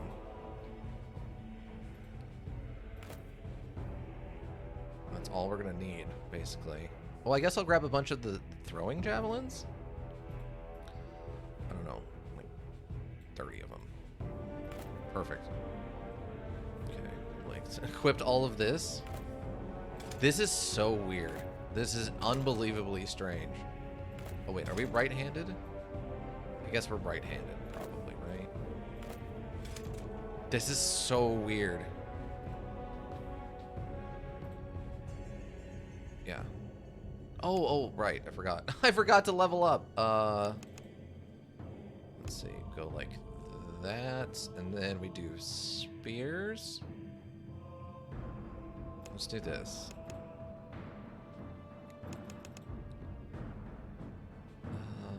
Let's put another point in dodge for now and save the other 5. You should see Dungeon Rats, especially on solo. Yeah, this is so bizarre. Okay, no. I do need these switched, right? I guess it doesn't matter, right? The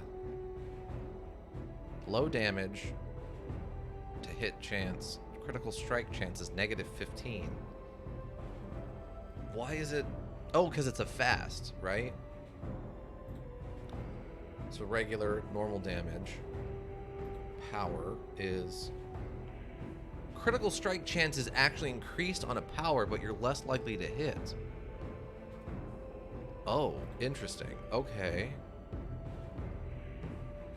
High damage chance to hit, armor damage chance, and critical strike chance are all -25. Plus perception -7 times 10. Critical damage bypass. So arterial strike doesn't actually seem that great. To hit chance. Bypass damage resistance 3 for torso stabbing. Okay, legs. To hit chance -10. Armor damage chance -50, which I'm not worried about. Penalty to dodge. Amount 5% plus weapon AP -3 times 5% for 3 turns. I guess that's the penalty to dodge, right? Okay, arms then. 10. Armor damage chance -50. Penalty to attack. Okay. Double penalty to attack. Reduces strength by 1. Disarm. Weapon removed from hand slot. Minimal damage plus... Minimal damage 1 point. Artillery is good because the +4 damage you get on crits because they bleed. Oh, so it's just the extra bleed chance? The 4 damage... So the 12 damage from bleeding if you hit an arterial strike crit. That is a lot of double betting on that. Huh. Okay. Well, let's try this out. Unspear aimed head can be insane if you can get the crit, since every time you do, they get yeeted. Then they have to test your interrupt chance, which can do slight bits of damage. Ah. Okay. So... Oh, okay, it's just showing me. Okay, so what does this have? Oh, this has an arterial strike of its own.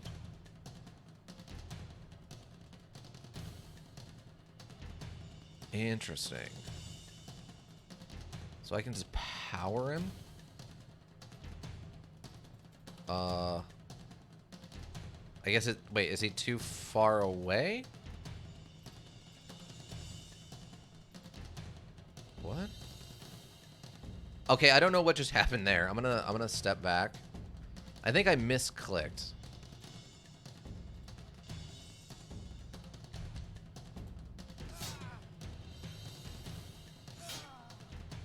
Okay. Starting out strong. dodge. So power is a 5. But this is also a 5. Remember, you right click is a move and left click is to attack. Yeah.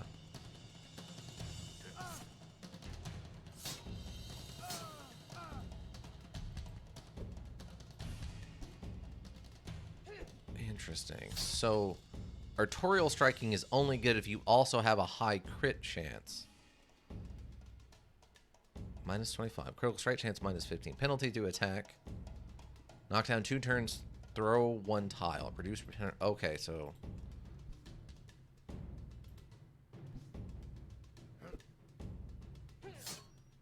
Counterattack's nice. Okay.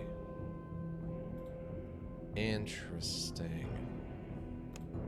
This is really, really, really, really weird. Yeah, we can override that. I don't care. So the net.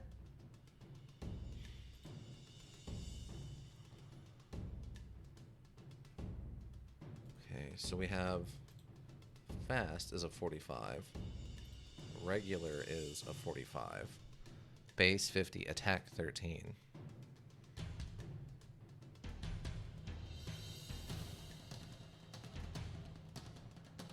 This is so bizarre to me. So...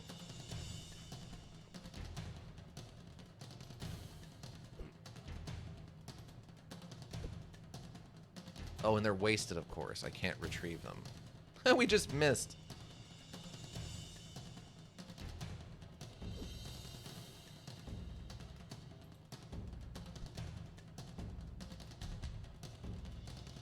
Oh, okay.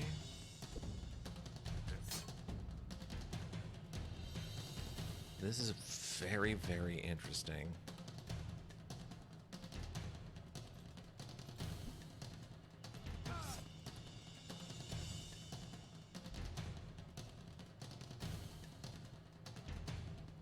Yeah, just faint.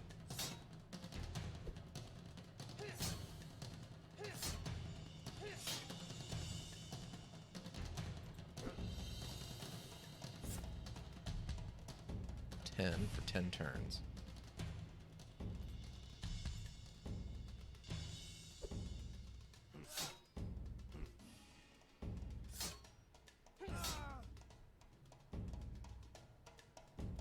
So this is really, really, really weird.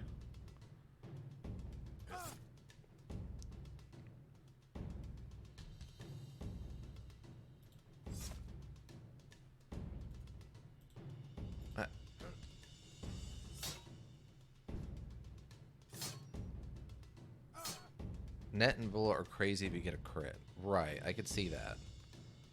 Just the weird way that it feels like you should just be doing aimed leg shots all the time.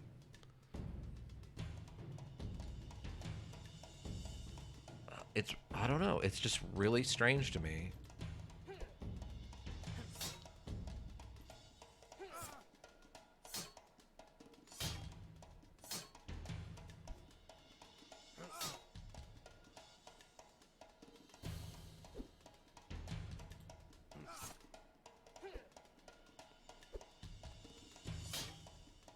Wow, and a critical on that. Dang.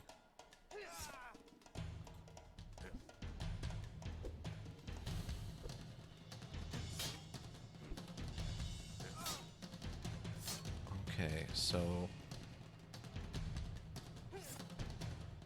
Well, that was the right call there.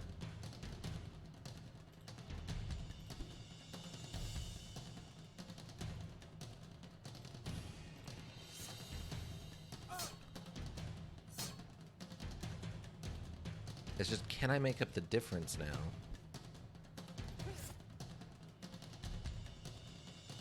Like...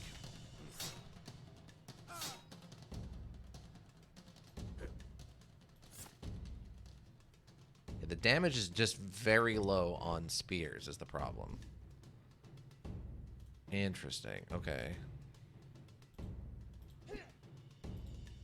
Really? Okay. All that negative to dodge, and still can't hit him.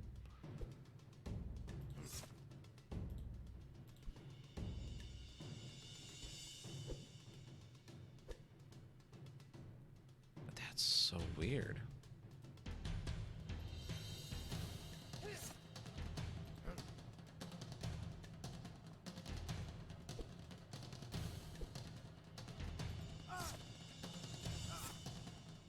Yeah, so the spears just do very little damage is the problem.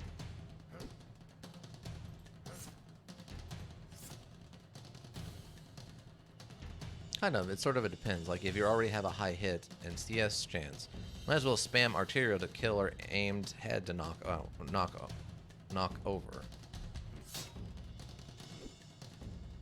I guess?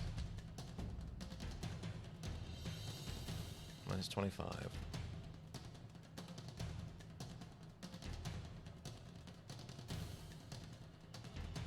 Huh. Okay, well, we hit there. Wow, we barely won that fight. I don't know.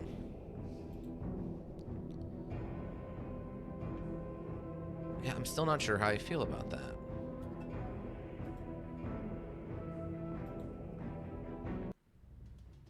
Like, I don't think we win this.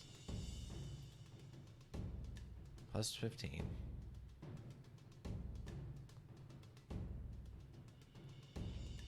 To hit, okay, 1%. To hit 1%, so...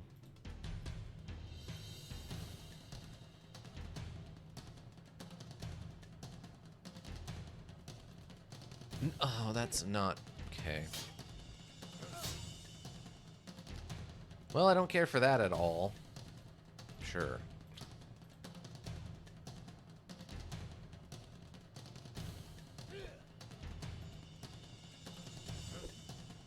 Why did it... Oh, I forgot to level up.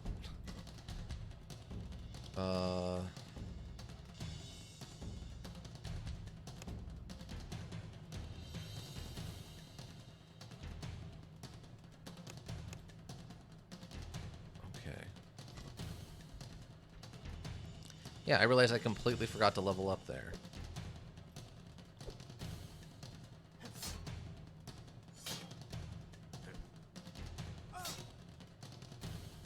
Go back to herding sheep. What an insult.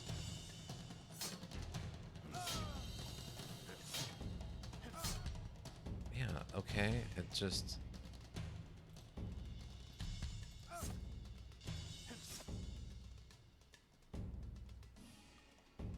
Whirlwind can be very good if you're surrounded or if you need to hit someone with a corner hit. It also tends to have very high crit chance, especially on daggers. Or if someone isn't wearing a hat, you could do aimed head / arterial and do more damage since they don't have any DR or... Oh! And, okay. I mean, that makes some amount of sense, I guess, to me.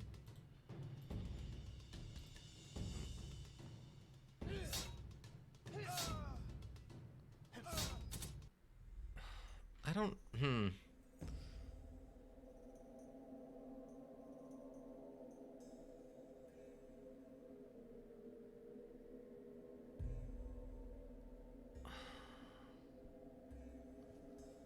I don't know. I didn't like the spear as much as I thought I was going to. I thought that would be okay, but no.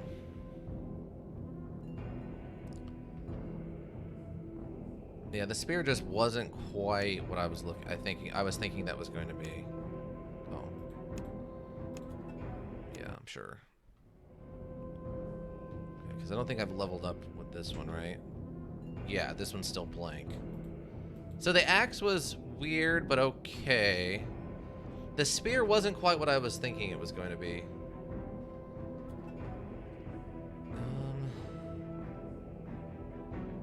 I don't know, maybe the two-handed spears would be more interesting, but... We have a gladius, which is probably fine for a sword.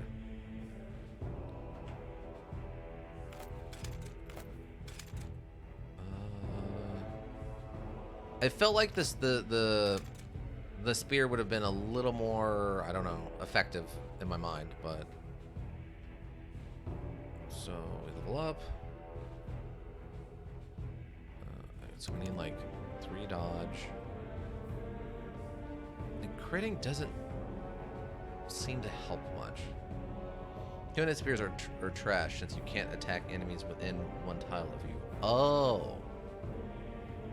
Weird. So there's only 1 spear worth using in like close range. That's so weird to me.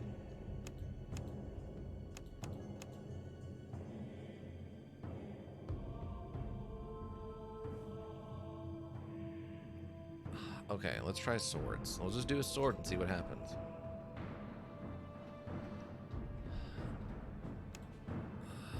Alright, this one. Are you sure? I am sure. Slow day. Thanks, Grandpa. You're making me feel real good about myself here. Oh, I guess I should have... I mean, I can still equip this, I guess, and just let her go. Yeah, just whip some javelins over here. Cool.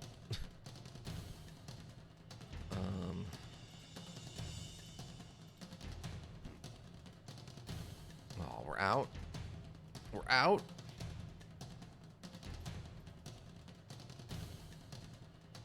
Dang, is he out? Wait, what? That seemed weird. Oh, let's see. Okay, we do a tutorial with swords.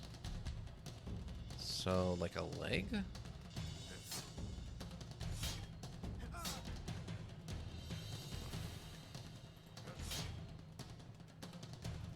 Okay, and then... Okay. Well, I mean, that kind of did what we wanted.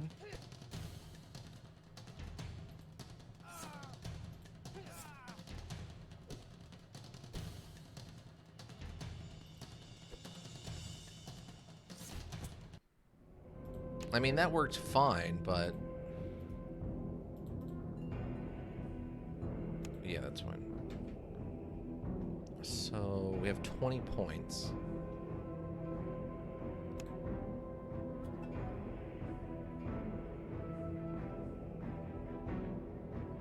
So the sword thing...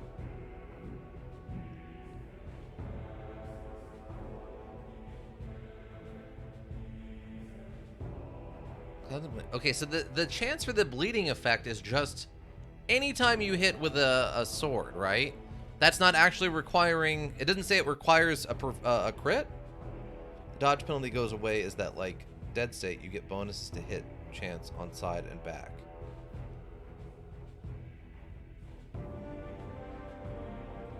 Oh, okay, so I guess if we have teammates, right?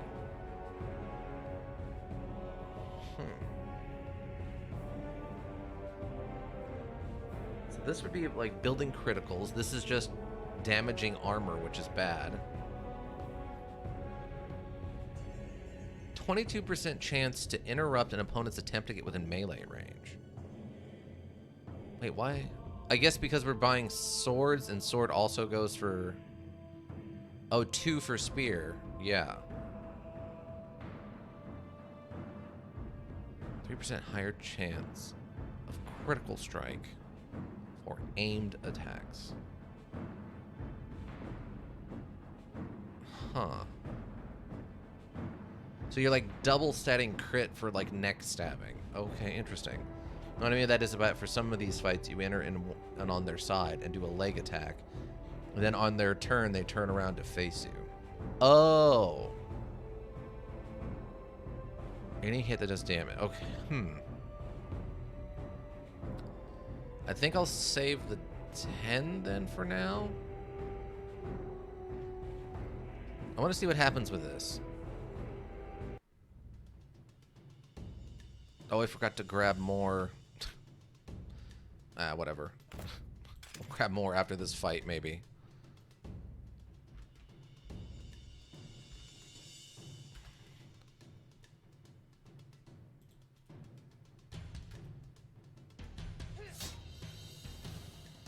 Okay. So... And then, wait, for you, I guess we want to do like a leg shot, right?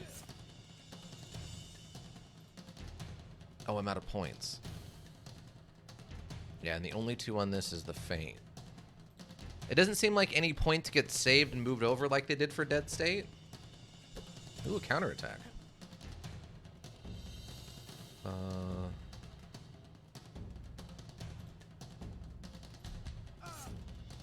Okay.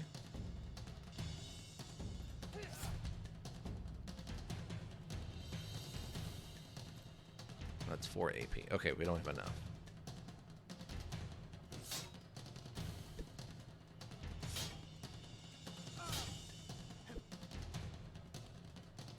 Nope, and the point saving was from a perk in Dead State, if I remember correctly. Oh, was it? Oh, okay. So, 82% on that. So then we want to go like 25. 5. Orbital strike minus 15.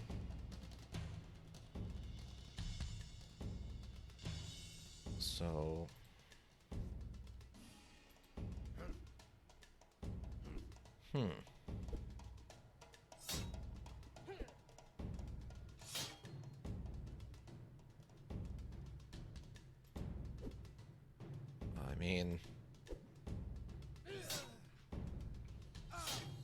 I mean, maybe at higher levels of skill that some of the like headshots and stuff will make more sense. But right now, it's really not feeling like it's doing anything. Like right now, I feel like I should just be doing aimed leg shots over and over again.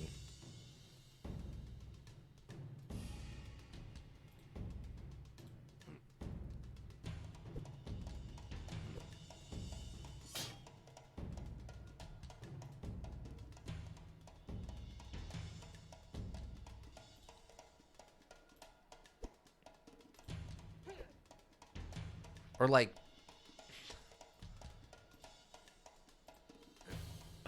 I don't know how to... Or maybe like dodging just feels super strong? I'm not sure how to describe it.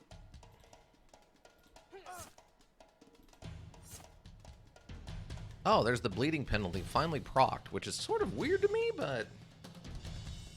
It took that long for the bleeding to start?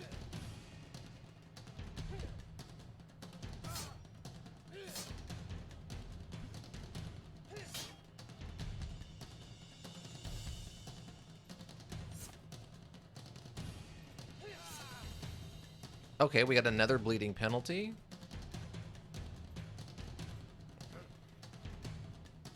Wow, that's for 6 now. Oh my. Oh, we countered.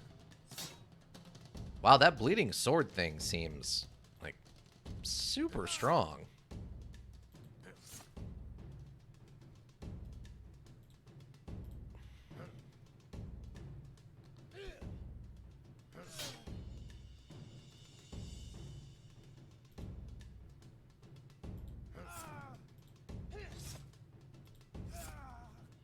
There was a crit for 5 damage, which isn't much, but I guess it's something.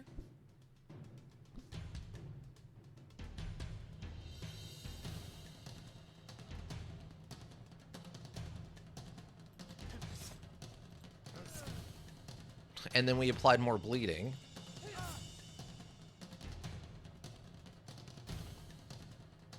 Oh, okay, it's just the 3. Dodging is super strong. Oh, okay. Well, yeah, it definitely feels like it.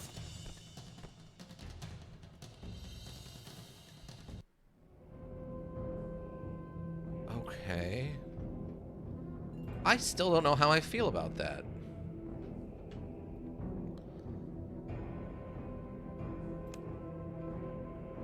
I mean, we just do this, and...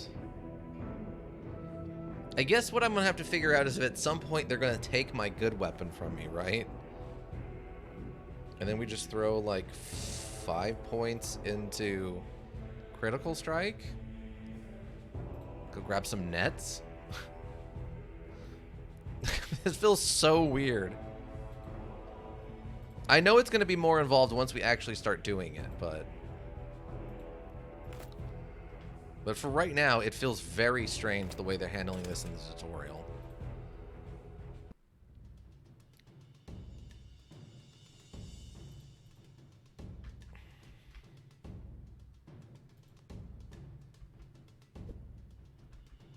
Okay, so we'll whip one over at him.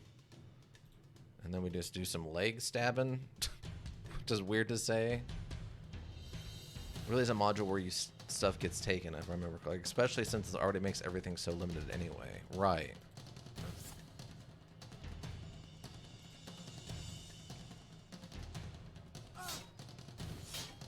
Wow.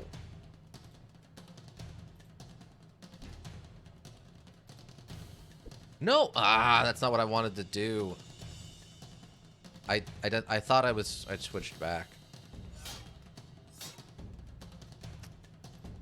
Lame. Okay, then we got the bleeding penalty.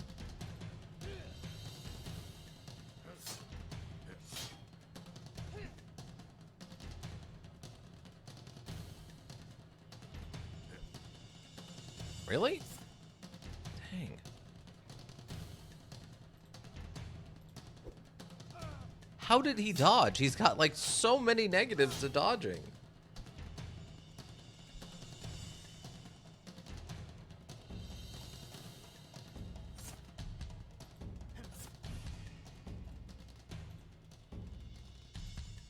Okay.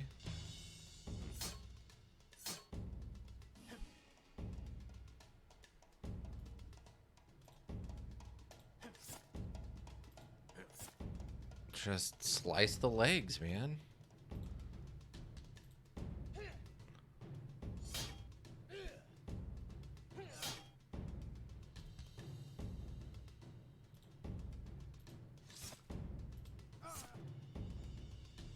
Okay, then we faint. Oh, he fell down. The rarely seen fall, the critical faint.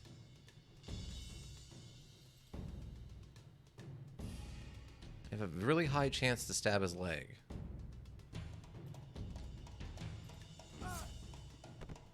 Okay, that seemed good.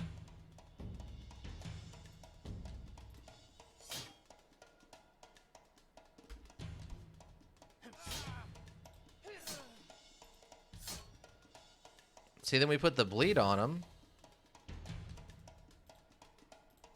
We faint for a crit attempt. I mean, the extra blood damage is super strong. One thing I do like this module is that it hits and dodging aren't capped at 95.5 max min. Instead, it does some weird scaling where you can get numbers above and below that, but not linearly.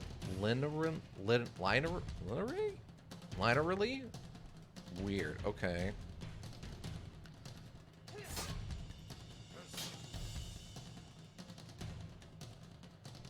Like, this is really interesting. So, now we just do some leg shots, right?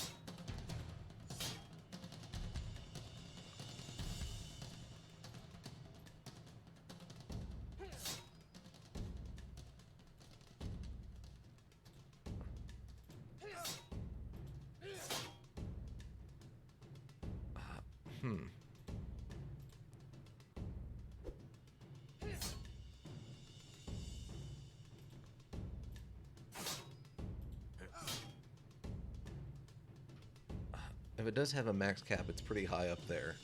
Okay. This is very weird.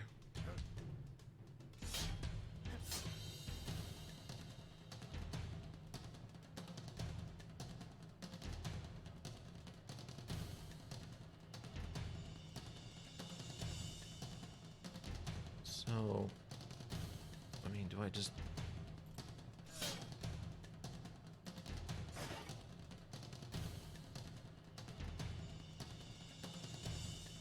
I don't know. I'm still feeling like maybe that original dagger thing was where we needed to be. When it comes with the shield thing, I can't figure out how to...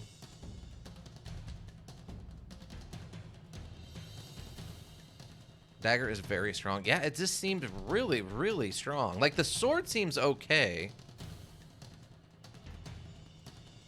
Maybe not, like, the best. Like...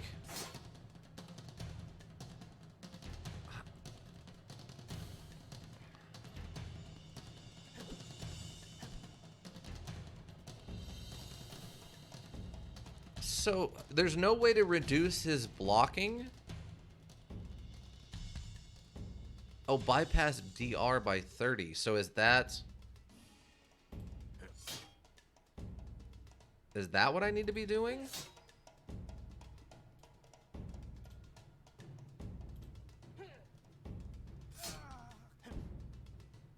I mean, we're gonna die here now, but...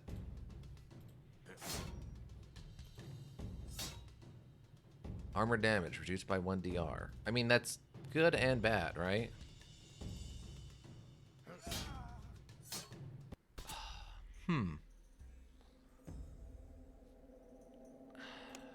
I don't know. Yeah, torso can help. I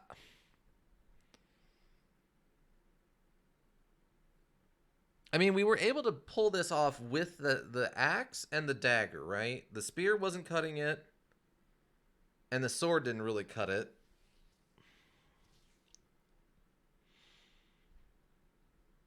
I'm going to start since we've played through it a couple of times now. Yeah, I know. We can close that. Loremaster. Let's make it marking standard with icons and objects from the old empire, most without any real value. Only way to lower block in general is to lower strength. So you can lower dodging by hitting legs, but unless they're doing like crit arm attacks, there's no way to lower your block? Am I understanding that correctly?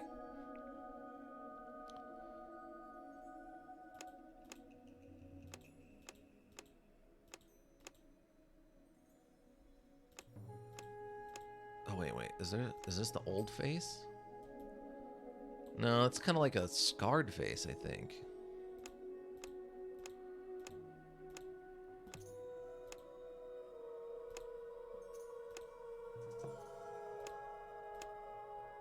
I mean, I have a funny idea for who I want to play as, but...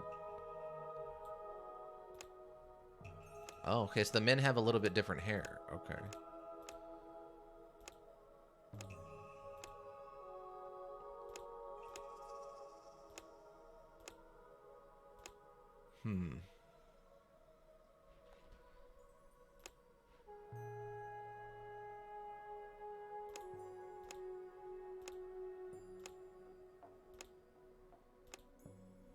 Yeah.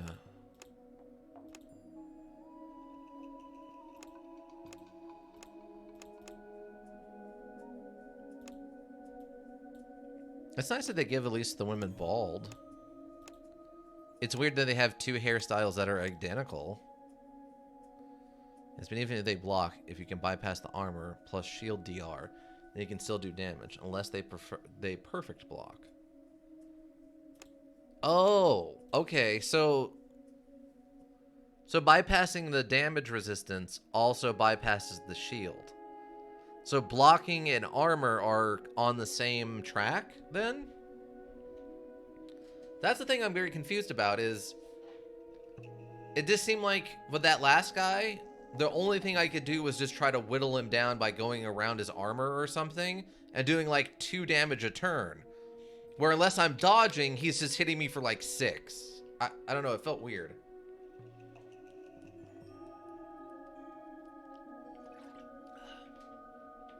Yes, but even if they block, it can, if you can bypass the armor. Oh, okay, right. That was the one that was already there.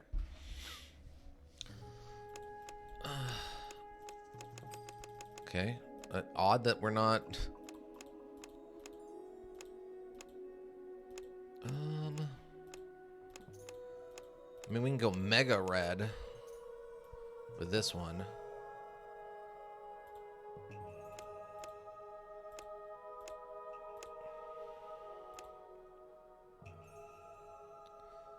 Unless one of these is this. Okay, that one has a circlet. No, they both have circlets. I don't know. Shields have their own DR. Might want to look at the ones in the chest in the hut. In the hut? Oh, in the tutorial. In the tutorial.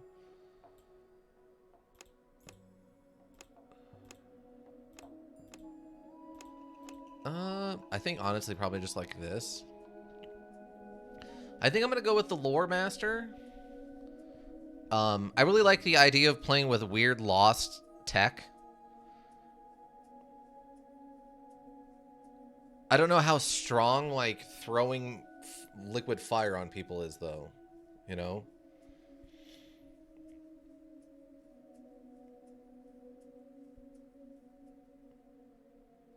Like, can I just Molotov people? Or is that useful here? Or is this kind of like it is in Dead State, where it kind of did some stuff, but it wasn't really that great?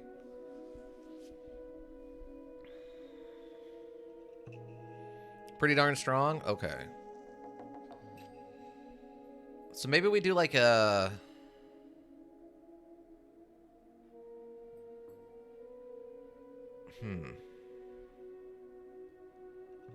Like a high crit.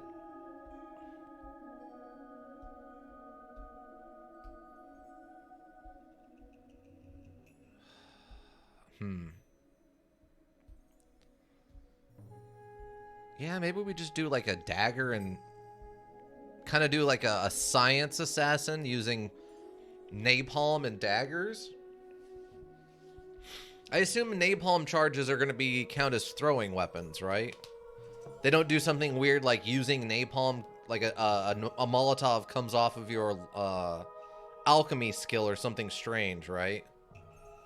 Because there was no like Molotovs or any of that stuff in the tutorial, so at least none that I saw. Let's see, name. Oh,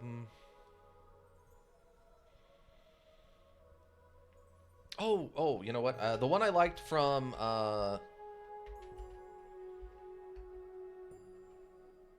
let's see, Shada Swirl. Shada Swirl. I'd say alchemy throwables are only a bit weaker than stuff in Dead State. Wow, yeah, they were super strong in Dead State. So if they're only a little weaker, they're still very, very good. I mean, they already mentioned that there's black powdered bombs, so I that could work. I really liked this name that I came up with for the glasses girl in Missio, the Shade of Swirl. I think they have no skill tied to hit chance for like alchemist fire and stuff.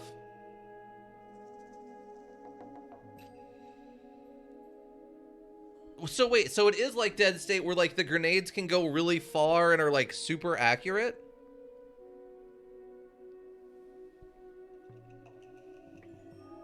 Oh my god, it's gonna be busted, isn't it? It's gonna be super busted. Yeah, so we're Shade of Swirl. That's my nickname for all the you know, I don't think you probably went and watched Missio, Ika, but we had a librarian friend who had the swirly glasses thing, and you get to name her instead of calling her library like she is for whatever reason. You name them, but it's only like 7 letters or whatever, 9. What is it? 9. So I ended up calling her a Shade of Swirl because her shades are swirly. I really like that name, Shade of Swirl. Okay, I think that's what I'm gonna go with, Shade of Swirl. There's not like a ton of good options here, so we're just gonna make her look kind of over the top with the red. Okay, so what are we starting out with? There's a 3% chance to bypass armor with thrown things, too. Oh my god. No, they don't have that much range, and you can't make all that much. Oh, maybe is that the limiting factor? So, all backgrounds except Drifter have default stats. They're merely suggestions for selected backgrounds to give you an idea of what works. If you have a better idea, feel free to change the stats as you see fit. There are 6 primary stats defining a character's innate physical and mental abilities. Between them, they determine the starting combat and civic skills pools. Bonus skill points awarded derived stats and combat and initiative as well as modifiers for reputation. They also are checked in dialogue interactive. Something something behind the thing that I can't read because it's busted. Because of course it is. For your first playthrough, we recommend not to spread your skill points too thin. If you're playing a fighter, stick with 2 to 3 combat skills, 1 weapon skill, dodge or block, and support skill like critical strike, alchemy, or crafting. And until you understand the system better and how to do more with less. The combat odds are almost always against you, which might make you feel that you have to min-max to stand a chance. However, you can as easily gain an edge by using different tools that the module gives you. Everything matters. Attack type, weapon armor, support items like nets or whatever, potions. You really can't expect to get through every fight with them. For a combat-heavy run, I might try to use a max of 1 per hard fight, and there's a lot of hard fights. Okay. If you're playing a non-combat character, focus on the core stats and skills of the chosen profession. Merchants will benefit from high intelligence, charisma, persuasion, streetwise, and trading. Lore masters need crafting and lore. Grifters will do well with charisma, impersonate, and streetwise. Thieves should to combat to something something. I can't read it. The introductory vignetta is a good test of your character's skill. It will tell you what skills are needed and what to expect in general. If you're having trouble with combat, try the combat tutorial first. The hybrid character, good at talking and fighting, are very hard to master on your first run, so we strongly suggest you go through module with a specialist first and leave the hybrids for later. The module is very replayable, and each playthrough will give you a very different experience. So the first playthrough, something. Please note that once determined during the character creation phase, your character's HP will not be increased. Oh. Unlike many other RPGs, there are no character progression levels, and the HP value is static throughout the module. Consider your decisions carefully. Ooh, okay. So they're giving me a breakdown here of what I have. SP bonus? The bonus skill points are added only to points earned by completing quests, not to points earned for killing enemies and passerby. Influence the non-combat skill point pool during the character generation. Oh, okay. Influences non-combat skill points pool during character generation and determines the reaction and reputation modifiers. It's frequently checked in dialogues. Makes sense. That makes sense. Influences non-combat skill pools during character generation. Determines accuracy, all weapons, and range modifiers for ranged weapons, and helps you spot things which would remain hidden otherwise. It is checked in dialogues and interactions with the game in the module world. Wow, this seems damage bonus. Okay, dexterity action points. Huh. Also for throwing bow, I tried those both and I can't get far at all. Since as soon as one enemy gets into melee range, you're forced to try to push them away or to switch to melee. Except one-handed crossbows, which is why I use them. Right.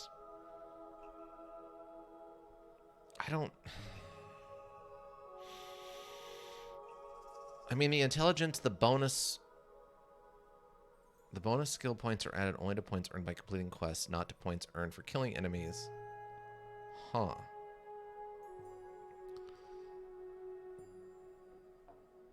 Bonus skill points is checked and it's checked. I mean, like, so if I drop this one, it just gives me 1 point, right?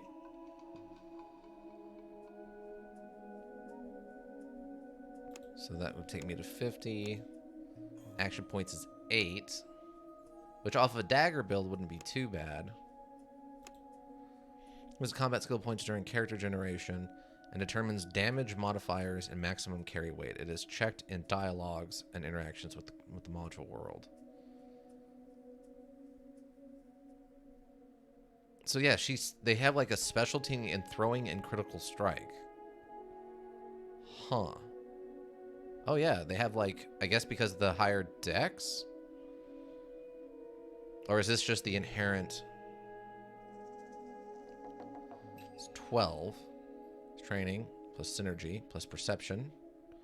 Oh, because of my perception, they're better at ranged stuff. So I'd almost want to make this into specifically like a hand crossbow person or something. Or like throwing knives. Not specifically a recommendation, but throwing is bad, so no, I don't, in my opinion. Gotcha. Yeah, this is really strange. Oh, there's traps? No knowledge and practical application of traps. We warn that leading experts agree that the best traps aren't those that cause you minor inconvenience, but those that kill trespassers instantly. So if you're planning to trespass a lot, you may want to consider learning how to detect and disarm traps first. Okay. Persuasion, streetwise, alchemy, crafting, which is like weapons, and then lore. Unmentionables and mysterious objects. There's always a winner in a post-apocalyptic world. Not specifically specialty. What? Wait, what?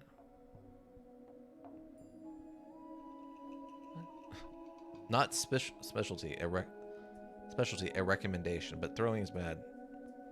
Not specifically special. Oh, not a specialty.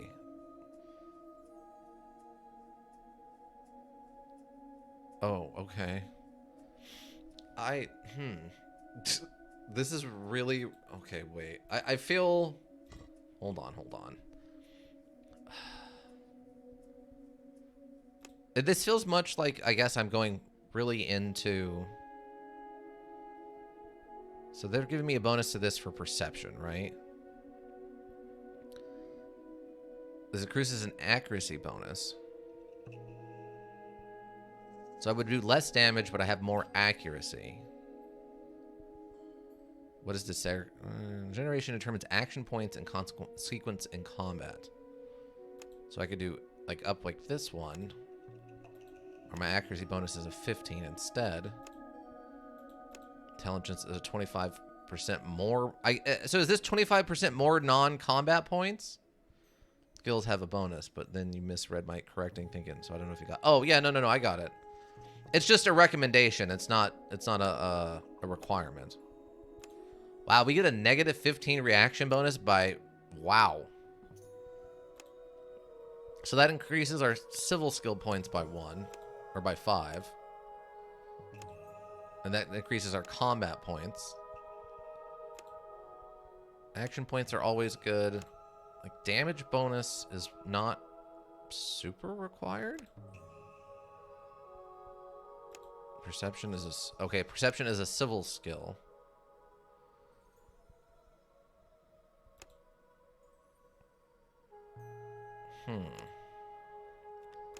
I mean, I kind of feel like maybe we do this. And then 25 bonus to general SP and maybe civil? I don't remember. Okay. I didn't think it said anything about civil. The points earned by completing quests. Yeah. So it's only quest completion will give us those bonus points. I didn't put anything into charisma. I didn't go too crazy into the talking side. Oh, gotcha. So yeah, if we do this, and then I guess we do... Because axes also go off of criticals, right? Crits and critical. Transfer critical strike for aimed attacks.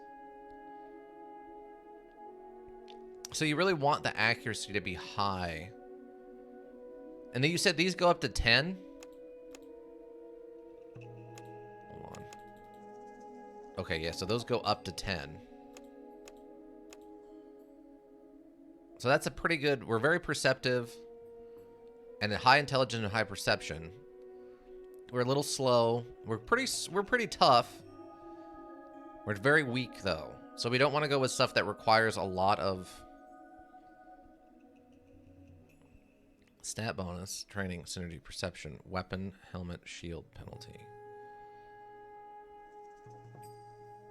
So our damage bonus, yeah, our bonus, our strength damage is, or our actual damage is going to be kind of light.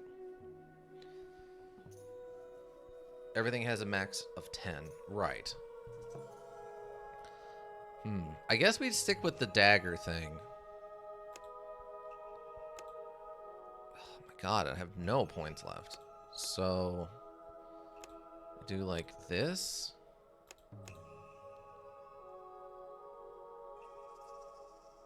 Do I get to keep the points, or are they lost after creation?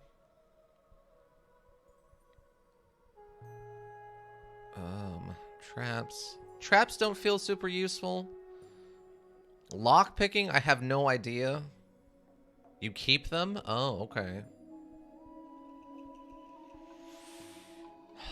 Do I want to dodge? Chance of counterattack. I mean, it gives us the counter, which is fine. It has a block all damage, glancing it off your shield. But if we're going to be throwing stuff... Smooth art of convincing people to act in your interest by reasoning and personal magnetism. Streetwise. A mix of different traits ranging from shrewd awareness to inability to trust. To inability to trust. They're most helpful when one deals with people a lot. Alchemy. Lore. This feels so strange to me. And I assume this is probably just...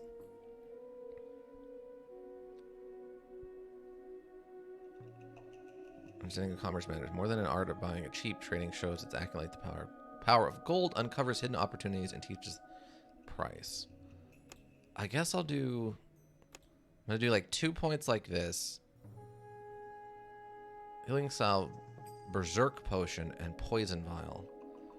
I wouldn't recommend block unless you are doing a strength build or a spear build. Okay. Liquid Fired, Neurostimulant, and Antidote. Okay. Restorative Liminant, Black Powder Bomb, Extended Neuro... Okay, so that's probably where we need to stay there. Acid Vial? Wait. It doesn't mention the Acid Vial thing. And then, I guess probably just, like, go in on Persuasion? Because it's so vague! Like, how relevant is this to anything? The knowledge and understanding of the events long gone, and ancient languages, forgotten rituals, and mysterious objects is also a winner, and it's always a winner in a post-apocalyptic world. Like, what does that mean? Am I just gonna be a useless scientist who like wanders and is like, oh, these are interesting cave paintings? It's like, what? I don't know how. Like, it's just so. I guess not knowing anything about the world. Pretty relevant since this is the post-apocalyptic world. I guess so. So we're going to do this, we're going to do alchemy, and we're going to do 3 persuasion. And we're going to save these other points. And hope to God that this is a playable character. Because I have no idea what's going to happen right now with any of this. Like, this feels okay for going with, like, a lot of neck stabbing with a dagger. But this, I have no idea what to do with any of this. I'm going to accept this, I guess. Swirl of Shade, the very confusing, Loremaster.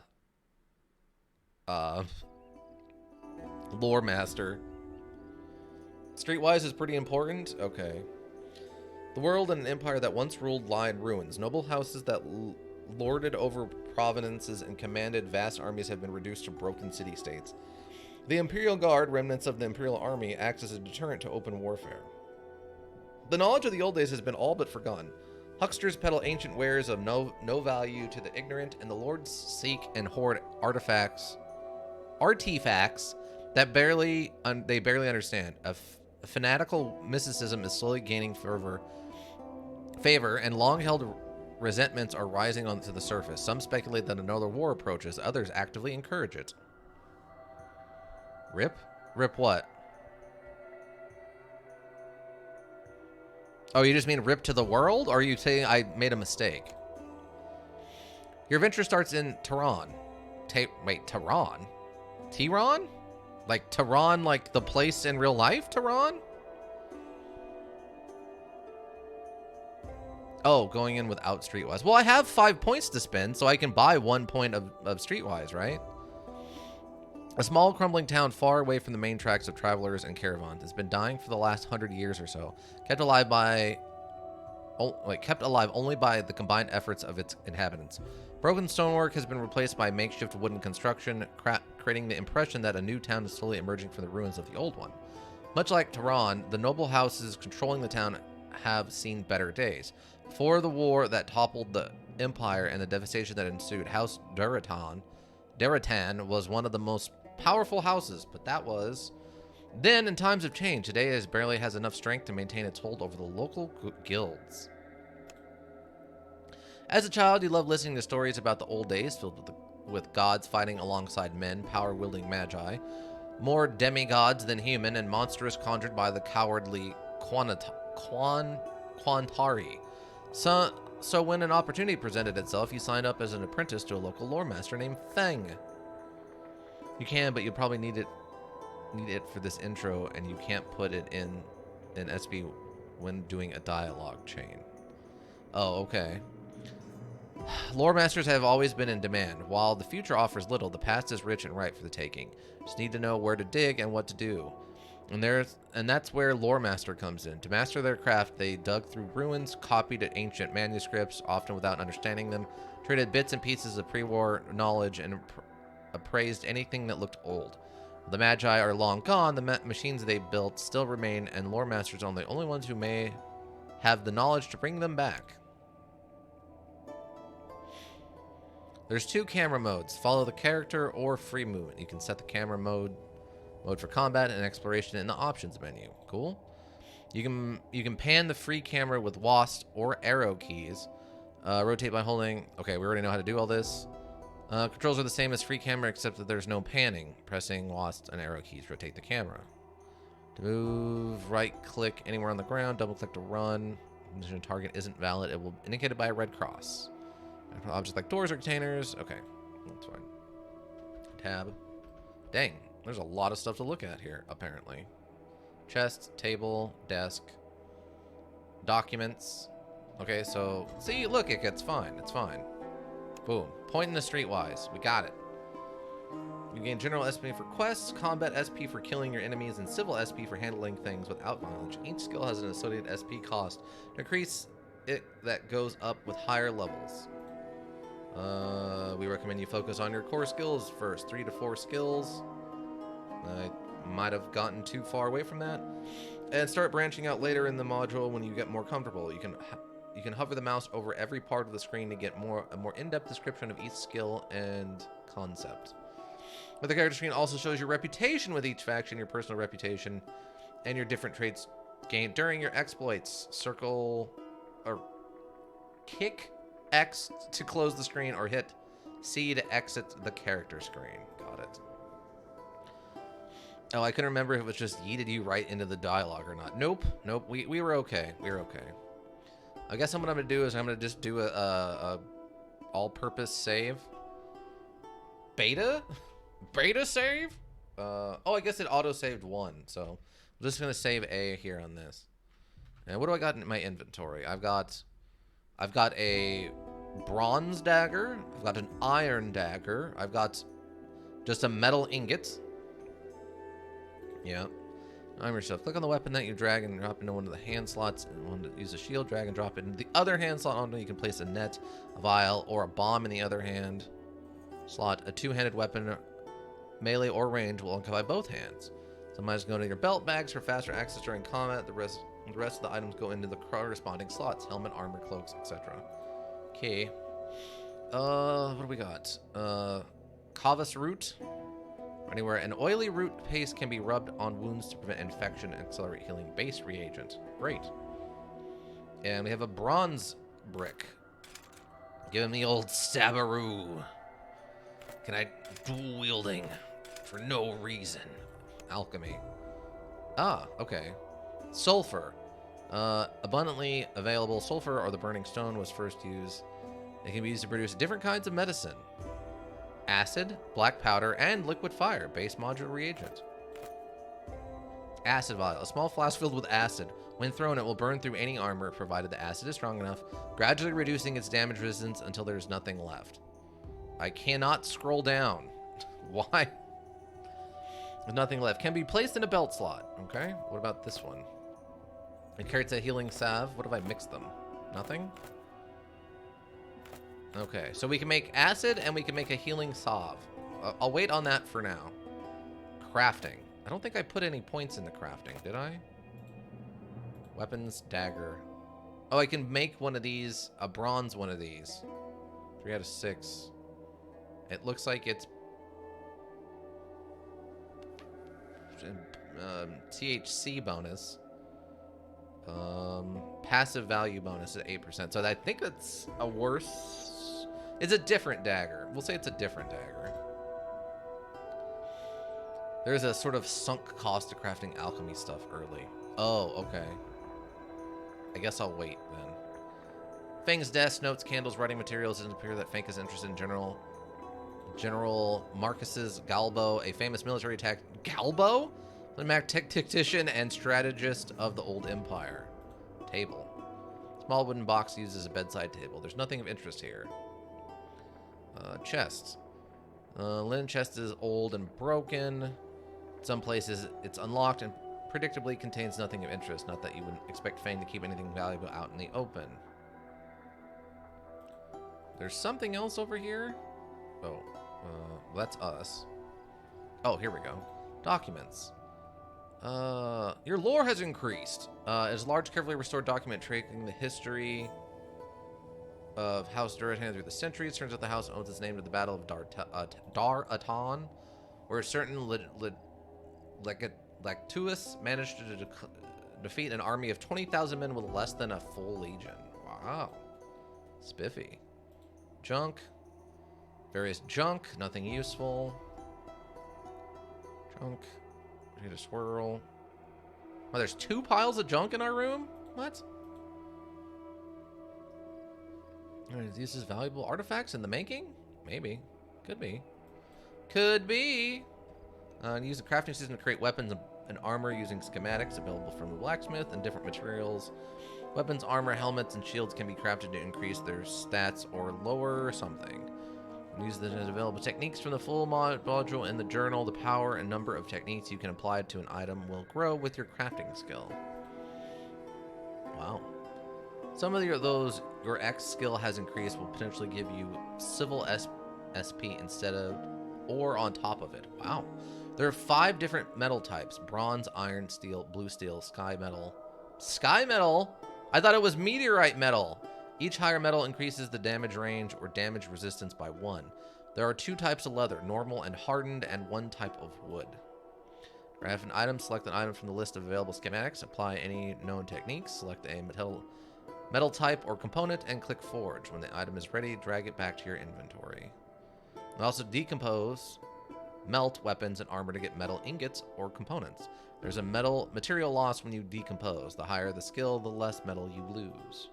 For example, if you find a steel armor that weighs 35 pounds, but you'd rather forge yourself a steel sword and a lighter armor, you can melt the heavy armor, losing 20% of the metal and getting 28 pounds of steel ingots, which can be used to craft yourself a broadsword, a handar, 3.5 pounds, and something else, 20 pounds. I can't remember everything. But it is from meteors. I'm not saying you need to remember everything. I'm saying that they called it one thing in the tutorial, and now they're calling it something different. That's not on you, Ika. That's on them.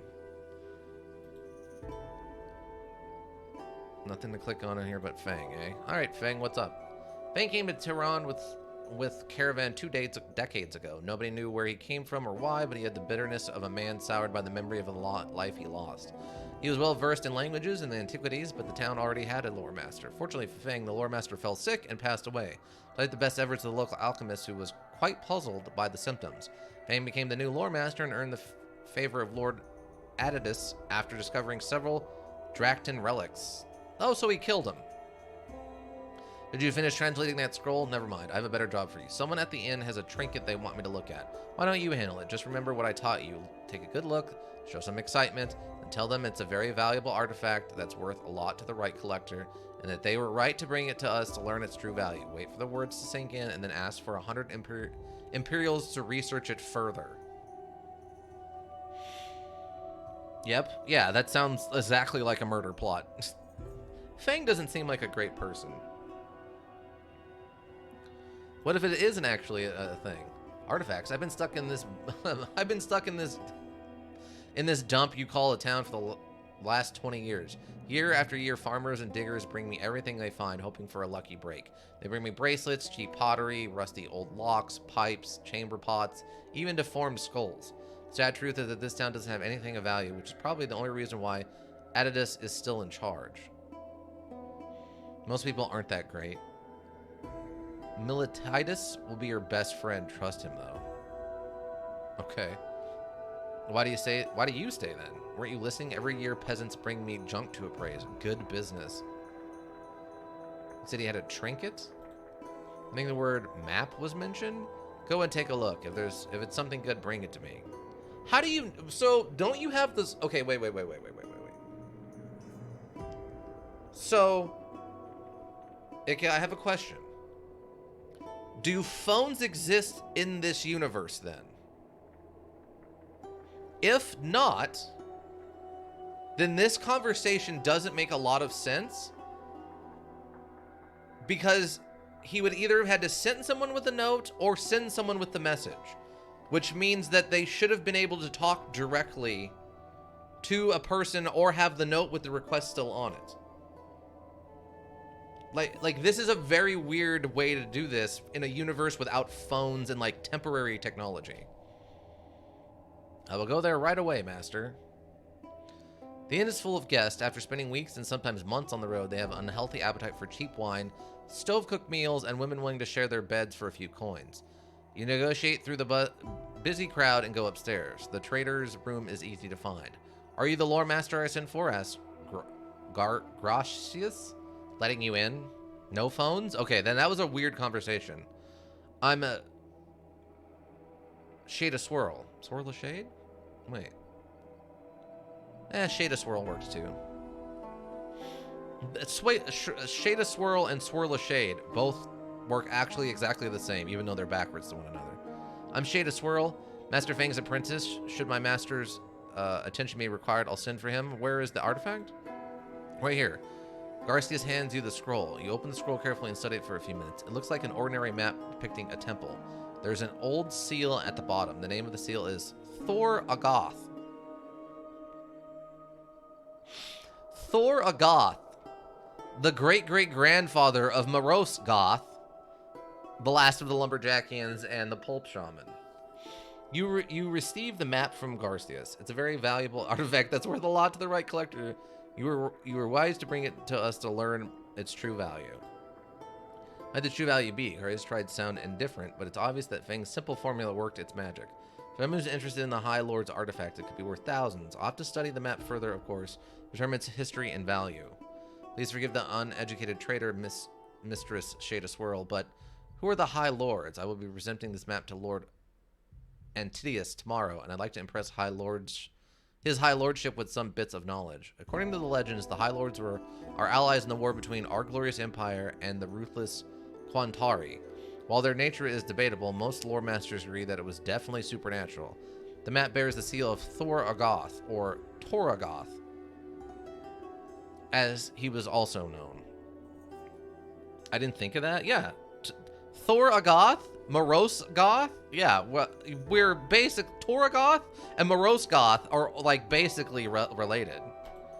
And what is the significance of this seal? Lore success. Persuasion. Wow, so we double success? Thorgoth's title was the Artificer. He was built many machines, but most were destroyed during the war or lost after. There are many people who hope that some caches have survived and can be recovered. They collect and study Thorgoth's documents looking for clues. That's why we want to be absolutely certain that the seal that makes the map so valuable isn't a fake. It might be very embarrassing for you otherwise, unless, of course, you insist, that is. That? Oof, I'm behind. I need to refresh. Okay. Success. Of course not, mistress. Please, take the map and study it properly. And the money, I'm sure you want... You know what the standard research fee is? He just gives you a small purse without any enthusiasm. You're about to leave when you notice Gari's hesitation. There's something else I'd like to look at. You seem very knowledgeable. He pauses and reaches into his stash. I found it where I found the map. It's a small object. It's a metal sphere with grooves on its surface. You get 100 Imperials and a sphere from Garasius. You get a new insight into the liberal arts and trades, which can be used to increase your non-combat skills. 1 civil skill points gained. I don't know what it is. I'm not even sure if it's an artifact. I'll show it to Master Fang and let you know what he thinks. Return to Master Fang. You're about to leave when the innkeeper stops you. Another guest is in need of your services, mistress. He's a prospector. Would you be kind enough to take a look? Sure. The innkeeper sends one of the slaves to get the prospector. It's a man with a sun-darkened skin, unkempt hair, and a heavily bearded. His faded, worn-out clothes are still covered with road dust. He opens his bag, takes out a dozen carefully wrapped items of various sizes, and slowly removes the dirty bags, protecting them. He browses through his treasures: gears, pottery, half-burned scrolls with faded, no longer detectable letters, glass jars with strange liquids. Anything you want to buy? Asked the prospector anxiously. Embarrassed to admit, but I find myself without sufficient funds to pay for a comfortable stay. Although I'm sure that some of these artifacts are bound to fetch a high price. I mean, just look at this beauty. Picks up a rusted cylinder with a spiral groove. The very definition of a mysterious device. From a wondrous artifact, no doubt. What do you think, Loremaster? Lore. It's called a worm, and it's missing a gear that goes with it. It was a common device. Boxer sighs and unwraps yet another artifact, revealing a charred skull. The skull of a magi. The power still burns through him, much like it did when he was alive, walking the earth and battling demons. When nights are dark, it glows softly, keeping the demons at bay. Lore success. It does have the magic, but it's dangerous and will kill you if you keep it. Stay away from anything that glows in the dark. Why? The old magic is like fire. Fire can keep you warm, cook your food, and help you forge weapons and tools, but it can also burn down your house or a forest. The moment you lose control, which we don't have to begin with, not anymore. I have a spectral charm that keeps me safe. The prospector shows you a strange amulet, his face lit with eagerness and greed. Take a look. You turn it over in your hands thoroughly. Adorned with beads and engraved with runes, it appears to be a ceremonial bowl of some sort, strangely wrapped. But that isn't unusual for artifacts of the old empire. Who knows what arcane forces had been unleashed on it. Two small metal drums are affixed to the underside, too awkwardly angled to be supports for the bowl. You rap one with your knuckles and listen. Hollow. Reservoirs, perhaps, containing containers of sacred liquid for the bowl? You're unsure, but you keep your expression carefully neutral. It wouldn't do for punters to see you... For punters to see your uncertainty. Unprofessional. Junk. Worthless junk. Success. Are you sure? Asked the prosecutor. Do you know what it is? It's a ceremonial bowl for burning incense. Failure. Are you sure? Asked the prospector again, this time with a lot of doubt in his voice. You know what? I think I'll ask someone else. How much do you want for it? 500. And you should consider yourself lucky that I'm willing to sell it. The very fact that I'm standing here before you should attest to the quality of this charm. What? Nobody in this town would pay 500 for it, so you can either starve to death or sell it to me for 300, and you should consider yourself lucky that I'm willing to buy it. I don't have 300. Failure. The jewels alone are worth at least 300. There's no way I'm letting it go for less than 500. I'll think about it. You have the money, don't you? Asked the innkeeper, watching the exchange with interest. The only reason I'm letting him stay on credit is because he promised to buy that junk. I better see money soon or I'm kicking him out. Return to Master Fang. That guy can sleep out in the pig pen. How did it go? It went well. I got a map, a sphere, and 100 Imperials. Had everything to Fang. A map and sphere. Oh, what a glorious day. Fang looks at the map. The seal looks real. I'll take a better look tonight and let you know in the morning. As for the sphere, it's just a bead from some necklace. He counts 50 Imperials and gives them to you, along with the sphere. You receive the sphere and 50 Imperials. You gain new insights, which can be used to increase your skills. 18 skill points gained. Thank you, Master. Rest for the night. Wow, he'd let us keep half of the money? The map is ordinary. No X marks spots there. The seal is interesting and well preserved, but it's worth no more than 100 Imperials. Maybe Antautus will buy it. Go see him when you have a chance. He gives you the map. You gain a new insight, which can be used to increase your skills. 12 points gained. Buy it. What about the trader? What about the trader Garcias? Almost forgot. He's dead.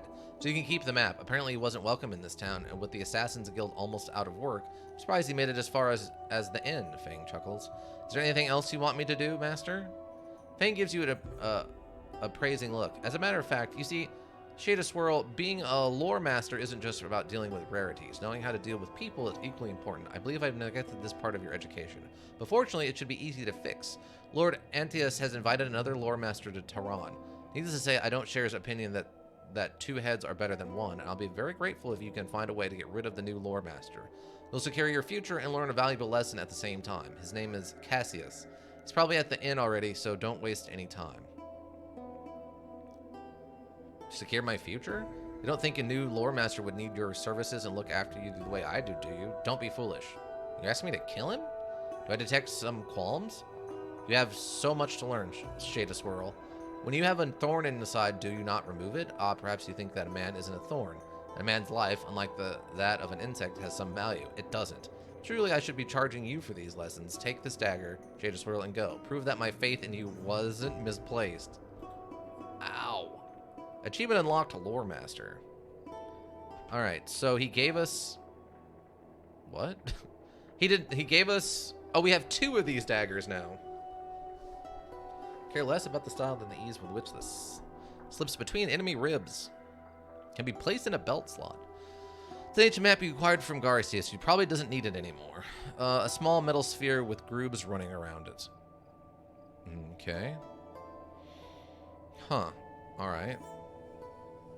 So, we have 30 skill points. And 1 civil skill point. Nice. Nice. Let's see. So,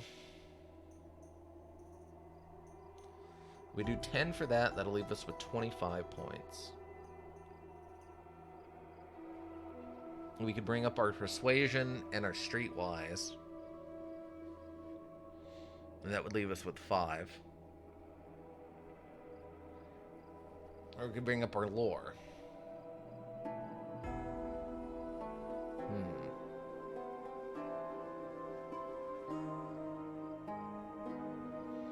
46. Stat bonus is 6. So I guess from the dex. Training, synergy, perception of 10. Perception of 10. Oh, the accuracy bonus, right. Or we could do more critical strike. Qualify amounts more than quality. A single will can strike the vital organs worth a dozen superficial flesh wounds. A wise fighter learns to maximize the effectiveness of each and every strike. Novice, keeping your eyes open while you attack seems to help. 30% chance to cause bleeding on a critical strike. Critical strike rating breakdown. Probably should work on just being able to hit first before we do too much worrying about critical. So we'll do this. The 1 point isn't going to do us any good for anything right now. Probably do mix of different traits ranging from shrewd awareness to inability to trust. There are a lot. Art of convincing people that you're interested in raising a personal. So I'm going to do, I think, 1 of each of these. And that leaves us with 6 points. I mean, we're going less combat heavy right now. I don't know if that's a good thing or not, but we're going less combat heavy. Yeah. Right now we're still doing a lot more talking. So we're going to go with that and see what happens. Okay. So our only quest right now is... Okay. Active, completed. Okay, active. Wow, there's this many. Show the map to Lord Annis. Pay the prospector 500 Imperials. Get rid of Cassius, a rival Loremaster. Find a way to get rid of Cassius, Fang's rival. He's just arrived at Tarion on an invitation for Lord Annis. Is probably still at the inn. Try your luck in another guild. You weren't working any guild at the moment. If you failed to find a gainful employment in Tehran, talk to Madaran's guildmasters. Loremasters can probably do the module without fighting. Wow, really? No shows the status. Okay, I don't care about that. Items. Grooves are too deep and precise to be purely decorative. Small groove sphere made of gray metal you don't recognize. Okay, and that's all the factions, locations, and then the one character we know. Okay, I guess we can go talk to Lord Antatius. Oh, we just get to wander the streets now. A dwelling. Front door, let's see. A front door eaten nearly through by dry rot can barely conceal the bare and musty interior. There's clearly nothing to gain from invading what little privacy the inhabitants have left. Brutal. For example, the assassins you hear about is you if you start as one, so you would have already done that fight. Ah, okay. It's a sign. Don't sell priceless artifacts for nothing. Come and see Fang first. Wow, so yeah, this guy's just an absolute bad person. Which I guess it's post-apocalyptic, so most people are probably going to be evil. What do we got? The gate. Oh. See a group of road-weary travelers trying to enter Tehran. Their clothes are ragged and they have the look of desperation about them. You have to pay a levy to enter, explains the guard, patiently looking at one of the women with interest. We don't have any money, pleads one of the refugees. Our village was attacked. The raiders took everything. These are hard times, agrees the guard lazily, but we aren't running a charity here. If you want the protection of House Daratan, you have to pay. If you can't pay, he looks at the woman again. Please show mercy, begs the man. We have nowhere else to go. Mercy, explodes the guard. You have any idea how much it costs to maintain these walls? How many men-at-arms it takes to keep the town safe? Everything costs money, and if you don't have any, you are nothing but a dead weight. With those words, he pushes the man back and turns around, indicating that the conversation is over. What's going on? Refugees. Freeloaders. They think they're entitled to whatever we've built here, like we need more beggars and thieves, the guard spits. Let them starve and die outside the walls. How much do they need to pay? 30 imperials per head. There are 5 of them, so that's 150 imperials. I'll pay you 100 imperials. It's less than what you want, but we both know that nobody's going to pay you 150 for them. Talk to the refugees. Please help us, pleads the older woman leading the group. I'll pay you back, I promise. I'm a smith. Look. He shows you his rough, calloused hands. Help me, and I'll repay your kindness tenfold. Leave. I don't have that much money yet. Maybe someday. Maybe someday we'll do that, but I don't have that much money yet. The gates were destroyed a long time ago when a rival house came a-knocking and brought enough black powder to make a grand entrance. Fortunately, House Darnett had managed to summon reinforcements and save the day before the enemy could leave the town. Okay. Is this another ran-down building? Looking through the half-open door into the pictures, wintering further, except maybe foul disease. Yep. Okay, a bunch of randos I can't talk to. Another thing is happening. As you walk down the street, you see a young woman running from a drunken mercenary. Please, you must help me, cries the girl, grabbing your arm pleadingly. The mercenary takes another step toward her, and the girl darts behind you, as if to shield herself from him. The woman owes me money, yells the mercenary. 8 imperials. Who's going to pay me? You? You have a feeling that something is wrong. Suddenly you become aware that the situation isn't what it seems. The mercenary's anger seems fake, and the girl is sobbing and clinging to you in almost a thematical manner. You also become aware that her hands are too close to your money. Dexterity grab her? Failure. The girl senses the change in you and jumps back. Before you're able to grab her, she shouts something to her partner, and they quickly disappear between the houses. You gain a new insight, which can be used to increase your skills. 2 skill points gained. Cool. That's streetwise paying off for us. That's why I bumped it up another level. So, you have 8 points, but that's not really enough to help me with any of this other stuff, so probably save up to 10 and then do like another point of dodge.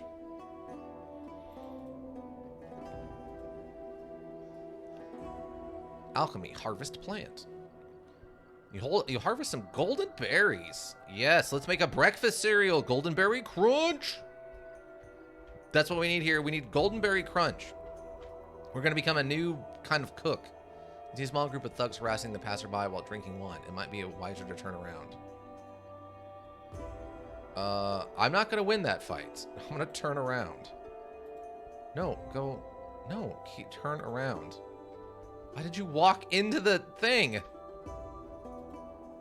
Idiots. So what is this? Oh, there's like a... Oh, there's a secret path here.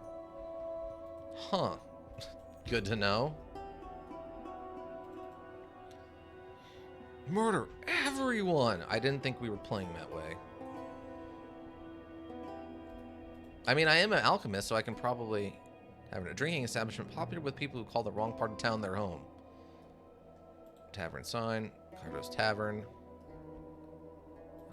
Building and people I can't talk to. Some other thing. I don't know whatever this is.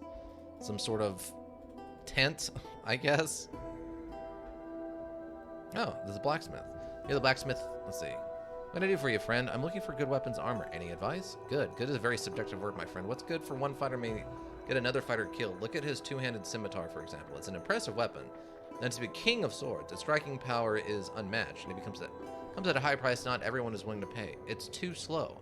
Now this gladius is a much lighter weapon. Its advantage isn't the power, but speed.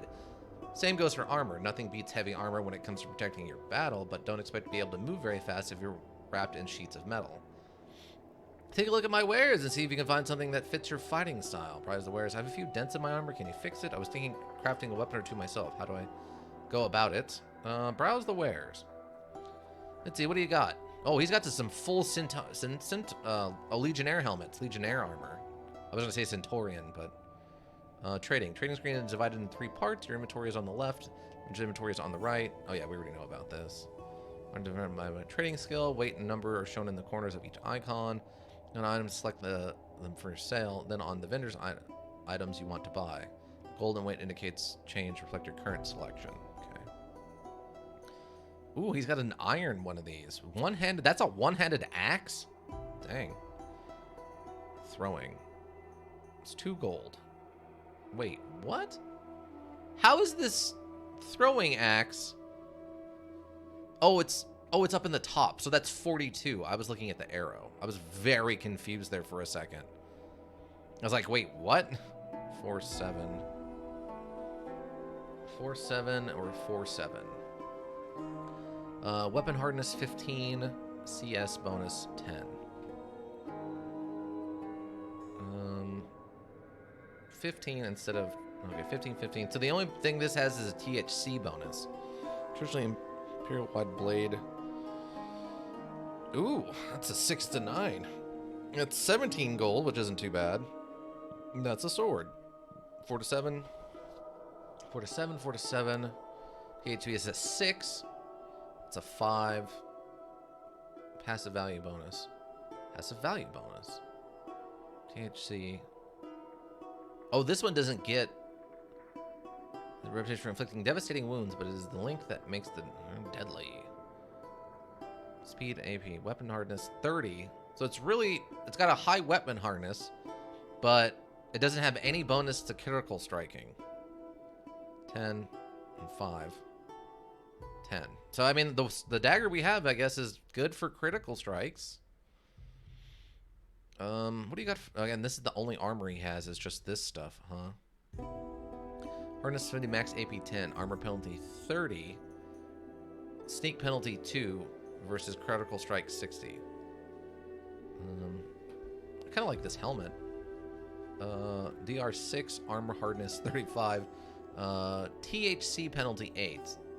And THC is our chance to hit, right? Basically is what THC is our to hit chance. There's a trading plaza. I'm into my merchants guild building. Money by yelling best goods. Chance to hit. Yeah. Oh, chance to hit. Okay. Closer meats. Most exotic varieties. Blood sausage. Garum. Okay, we don't need any food. A dwelling. There's an open on the door with the press word property. The Kamakurum. The librarium. Crates. A pile of crates with goods delivered this morning. Relatively fresh produce, salted fish, fabric, and clothing. And anything else the locals might be willing to spend a few coins on. A stall. Fresh bread. Bird just grabs some red spice and offers to you, cupping his dirty, oiled hands. Smell, it's fresh. Steel merchant's stall. Wait. I assume they mean steal from the stall and not actually steal the stall itself, though that would be hilariously awesome. Please come and take a look. Everything's on sale. Browse the wares. Where can I buy some weapons? Browse the wares. Oh, you just sell, like, clothes and stuff. Well, that's what we're using now. Loremaster's garments, DR1, DR1. Are any of these not DR1? A noble's turban is a DR2. No, nothing. Oh my god, but how awesome would that be if, like, I distracted her and she turns around and her whole stall's gone, and I'm just, like, waddling down the street with all this, like, stuff shoved under my shirt and, like, down my pants? That'd be amazing. And then I pull it off because I have, like, high enough thief skill. That sounds awesome to me. I don't know what you're talking about, Ika. I guess I could buy a hat. Oh, there's a Loremaster hood. Traditional headdress favored by women. For some, covering the hair is a sign of virtue and piety. I'm good. Good right now. Thanks, though. Thanks, though. What do we got? A stall. Fresh bread. Oh, it's just another one of these. What's this? Harvest plant. You've harvested some avatar sprouts. Wait, Avatar? Avatara sprouts. Sprouts are naturally anti-venom. Every healer can cook a simple drought that can reduce the effects of snake and scorpion poison. But only a skilled alchemist can brew an elixir that can instantly counter the deadliest poison and render it harmless. Modifier reagent. Small yellow berries growing densely around the branches of golden berry shrubs. Makes sense. Highly nutritious, the berries have a reputation of a cure-all, at least when it comes to respiratory and digestive disorders. The oil extracted from the berries can modify healing properties of other plants. Okay, cool. So we also get foraging for free. I actually kind of like that. Wait, is it prompting me to attack him? I don't want to attack him. Is that prompting me to attack him? Is that what that's telling me to do? I guess so I can just Zane plants? I mean, kinda. I think that's just prompting me to attack him. I'm not going to attack this guy. By your leave, mistress. What? I'm not actively going to start attacking guards just yet. If this is a lot of fun, I might come back and do a murder everybody I can murder run or something, but... The Old Fountain. Let's see. You see a man attempting to preach to a crowd of curious onlookers. He climbed onto a pile of rocks the better to make himself heard. Despite that, it doesn't seem to be going well. He is having to shout over the jeering. You see an ancient fountain, broken and waterless. Patches of weed and grass grow from the mud covering the bottom, sustained by infrequent rains and refuse. This is a pretty good-sized town. Let's see. Heading towards the Duran compound, a well-fortified and guarded set of power of House Daratan. I'm not going in there. I want to look at this column. The once famous colonnade of Tehran greets you with broken shaft of ancient fluted columns and rough wooden stakes of the palisade circling the Daratan compound, presenting an almost seamless blending of the ancient and modern architecture. Theosaurus. What do you... Wait, you're Fang's apprentice, are you not? Come in, I want to show you something. I'm Theothalus, a humble servant of Lord Artorias. He adds rather arrogantly, I'm sure you've heard of me. Follow him. What do you think? Asked Theodas, grunting, gesturing towards the artifacts stepping atop the 3 pedestals in the middle of the hall. I had them shipped from Madaran. Once they decorated a house of a powerful magi. Now they decorate mine, he says haughtily. I can already feel the connection. Lore success. You see a strange bronze helmet covered with a layer of thick green corrosion. It looks like the helmet's favored by the Murmillo, but lacks any decoration. Strangely, there are some old glass fragments in the visor behind the eye gratings. Whatever it was used for, it wasn't combat. Another artifact is a glove with strange protrusions, like the helmet. The protrusions have rusted through and crumbled off in places, but it appears that they used to hold something. You recall a drawing of a Magus in one of the manuscripts. The gloved hand of the Magus was outstretched into a swirling mist. The glove was glowing and had what looked like a power tubes filled with the divine breath of the gods loaded into the metal protrusions. The last item is an antique orrery, an intricate device that shows the positions and orbits of the celestial bodies. You aren't trained in the art of stargazing, but you know enough to understand the markings on the orrery. You move the planets according to markings until they align in a straight line.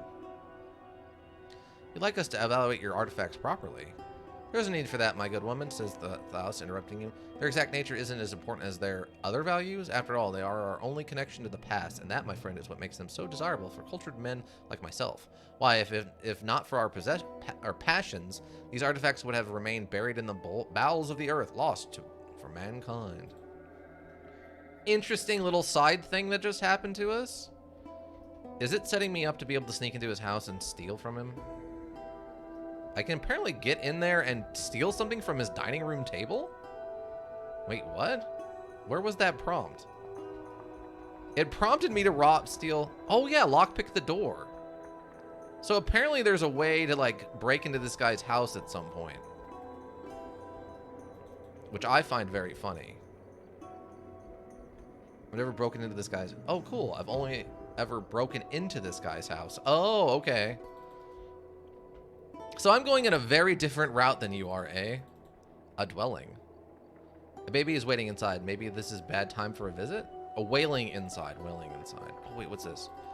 Give me those plants. Emerald? Emerald? Roots.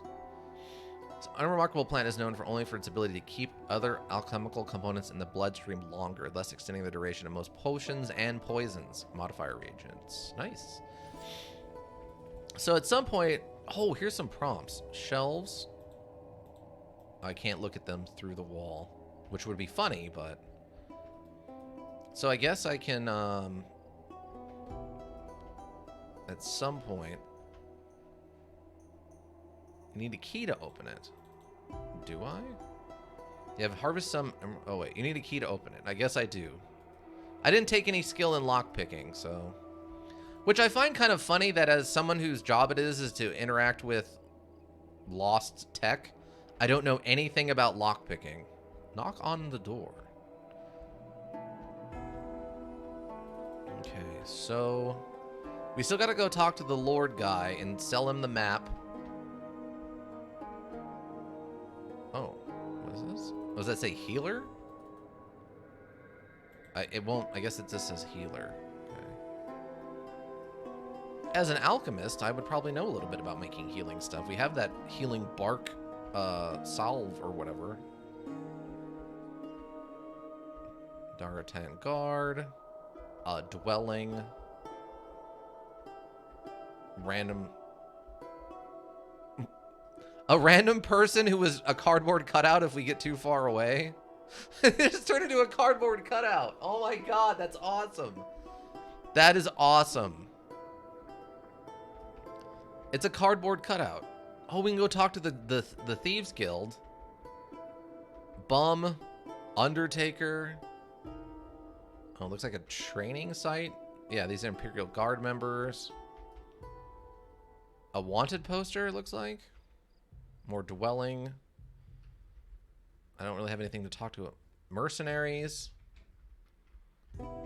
It's interesting that you don't have to be near any of this to actually look at it. Okay, I guess I can go talk to... I can talk to Deller. Let's go talk to Deller and see what is going to happen. Standing in front of the Darton compound, a tall palisade of pointed stakes forms the perimeter of the compound, augmented by a regular armed patrol. There are two entrances that you can see, one leading to the main building, the other to the guardhouse. Unfortunately, both entrances lie in the shadow of the guard towers, manned by crossbowmen.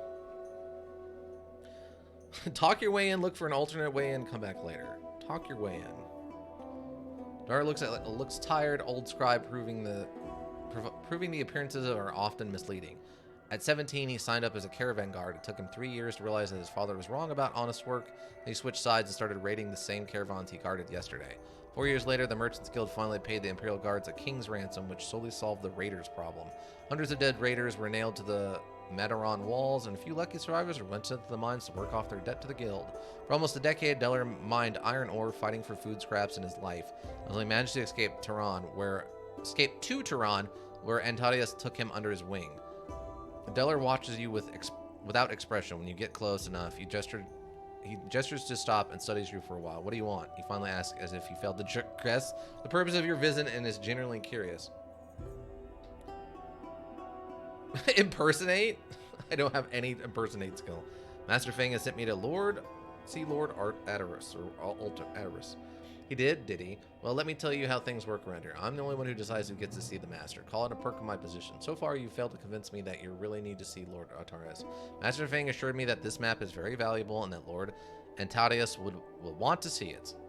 Master Fang's job to assure people that their junk is valuable, and it's my job to get proper tributes from those who seek audience. Am I getting through here? What do you want? I can use your help. In exchange, I'll let you in and even put in a good word for you. Don't you have your own people? Good question. You see, my people are valuable, while you, to put it bluntly, are not. Don't worry, I'm a good judge of talents, and since I don't see any, your task will be relatively simple. House Aurelian is digging into some old ruins not far from Tehran. Apparently, it was an old mining facility, and some machines are still intact. They even sent for Sorab, which is bad news. He's an expert on old machines. if he has gears, he can. If it has gears, he can fix it. We can't have that. The last thing we need is the Aurelian setting up shop in our backyard. So what do you want me to do? Whatever it takes to stop them. Killing always works, but if that's too plebeian for your sophisticated taste, try something else. What else can you tell me? Not much. Ruins are everywhere, but we don't have enough money and people to look under every stone. A few weeks ago, House Aurelian set up a camp there, started digging. They may have something there, something we don't know about, or they have nothing and are just waiting for us to give them an excuse to attack Tehran. Where do they get supplies? Good question. They are too far from Mataron to be supplied regularly, and they aren't used to living off the land. Ask around, see what you can find. Can you give me any men? Mother shakes his head. First, we don't know for sure what we're dealing with. I need all the men in the case the situation isn't what it seems. Second, I'd like to see what you're capable of. You don't have a problem with that, do you? Is there anything else I can help you with? Well, if I didn't like the first problem, you are definitely not going to like the second one. A gang of raiders captured one of our nobles. Someone should go there and find out what the raiders want. And then they tell you what they want? It's a funny story, actually. A few days ago, a raider walked in and started making demands, claiming that his gang had captured a lord. We didn't take the jerk seriously and used him for target practice. Then it turned out that some distant relatives of Lord Adius is really missing, but it was too late. Now my men aren't very eager to go there and pay the blood debt. And you're sending me there. It's a sacrifice I'm willing to make. Very generous of you. All right, I'll give it a shot. Leave. I'll think about it. I'll think about it. Wow. Okay, so this guy's just legitimately sending me to die. At least in one regard. In the other regard, apparently I need to go someplace and try to disrupt a mining operation. Okay. Okay. So this seems completely insane to me right now. We're playing what appears to be probably a early 20s woman who works for a Loremaster, which is primarily an antiques dealer. And I have now been tasked with murdering a rival and disrupting a dig site, or at least figuring out what's going on there, and murder is on the table for that also. And then on top of that, they also want me to go and talk to a gang of thieves who kidnapped a noble. Like, that... This world doesn't make any sense, actually. But I can go over here and apparently alchemy up some stuff. You've harvested some fenna berries. A natural coagulant, these berries are used by healers to stop bleeding. A skilled alchemist can create a powerful extract that will greatly increase blood coagulation and reduce the blood loss in combat. Unfortunately, the effect is temporary and thus poses a potential danger. After a few minutes, the wounds will open up again, causing unexpected damage. Modifier reagent. Weird. So, this sounds completely insane to me, by the way. Like, no part of this makes any amount of sense. I don't know. I guess the morality of this universe is different? Customer. I can just stab Militatis? I think that's the guy we were supposed to talk. We're supposed to get fired, right? Not right now. Okay. A stall. Oh. You are near the market square when a man in rich robes approaches you. A moment of your time, kind mistress. I'm Militatis, a merchant by trade. I'm terribly sorry to impose on you, but I'm a bit of a predicament. You see, I deal in the finest weapons and armor. Each item is a work of art, forged from the rarest metals and crafted to perfection. Fortunately, I can't open a shop until I settle a dispute with the Kamakurium, and I can't sell it until I start selling my merchandise. Thus, I have a choice. Thus, I have no choice but to beg people to show kindness and buy what they can at greatly reduced prices. I'm asking only for what I paid for these items, so it is quite a bargain. Would you like to take a look? My wares are in a house nearby. Militides is best boy? So, streetwise success. So you said I should trust him.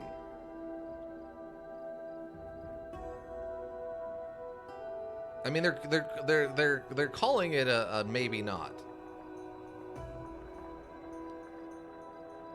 Sounds like a good deal. Maybe even a bit too good to be true.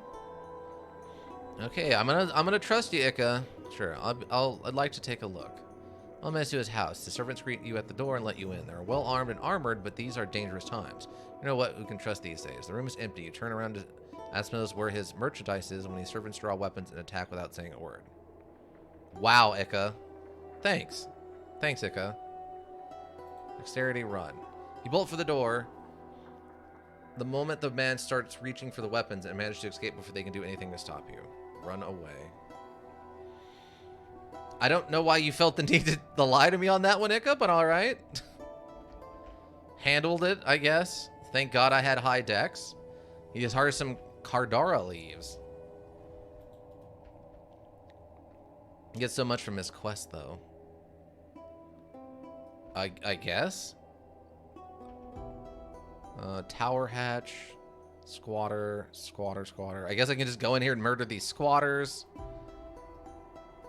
Like, I appreciate that they're giving us success. You notice some mushrooms over by the wall. Nice. Blood mushrooms. Let's go. I appreciate that there's a lot of stuff going on. And honestly, my favorite ending is the Militides ending. Oh, I guess that's good to know that you can get an ending from Militides. A crucified man. The Midgards have found of crucifying those they deem criminals and displaying them to all to see, as a reminder of servers rendered and a warning to those who might consider getting on their bad side. Wait, what? Hold on, did I miss one? At the Imperial Guard's barracks that look like a small fort, a recruitment post says, join the army, see the world, meet interesting people, and kill them. Hard to say no when they put it like that. I'm very torn on this universe right now. Oh, more mushrooms? Let's go. Ultimate mushrooms. Yes. Wait, is there something else here? Oh, I can just... Oh, okay, that was just me. I thought it was interacting to let me stab the prisoners. I was like, oh, okay, well... I mean, that makes sense. They are just prisoners, but... So, okay, I guess I need to figure out what I'm doing. Imperial Guard? Move along, nothing to see here. Really? There's nothing to see here, huh? Okay. If you say so. I guess we need to go... Okay, so I guess if I don't want to kill our rival, I'm probably going to have to go do this quest then.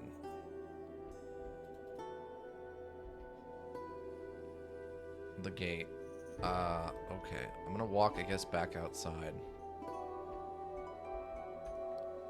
Oh, there's horses. I cannot stab horses. I can stab the refugees. How much gold do I actually have? 146? Okay. Like, right now, I'm not sure if I should be... I'm very torn on this whole thing.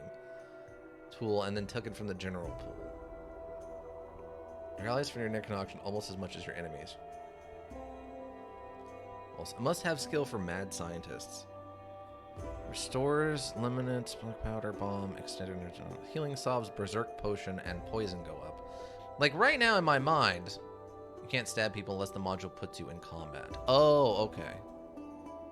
Oh, you're right. Yeah, I can't, it's actually blocked out. I guess we need to leave? How do I leave?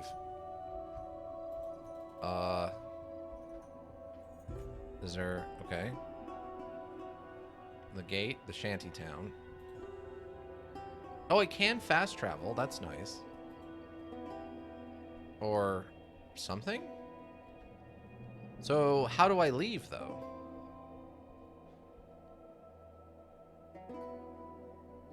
Like... is there like a world map? Yeah, we got to get rid of Cassius, the other one. Try your luck in another guild. Talk to Deller. Deller asked you to investigate. Why do we need to talk to him again? I still need to go there. We need to get rid of the thing. Talk to... Okay. Get rid of Cassius, a rival Loremaster. Rival Loremaster. Right. Pay the prospector 500 Imperiums. Show the map to Lord Entidas. I can't do that yet. Okay, how do I... Yeah, I need to know... How do I leave? I assumed I just walked out the front, but that is not apparently the option. Okay, this is the map screen. There's a boatman? What do I need a boat for? What? Oh, wait, here we go. World map, world map. But don't leave to another town. Okay. I cannot, apparently. Wait, how do I go talk to these bandits if... Also, this looks just like the moon, basically. How... Okay. I'm confused. The graveyard, barracks, tavern. Towns will trigger you to progress the plot, and you will miss out anything you didn't do yet. Oh. Okay. That's fine. So... How do I leave the town? If you accept it, should be on the world map. I guess I didn't accept it then?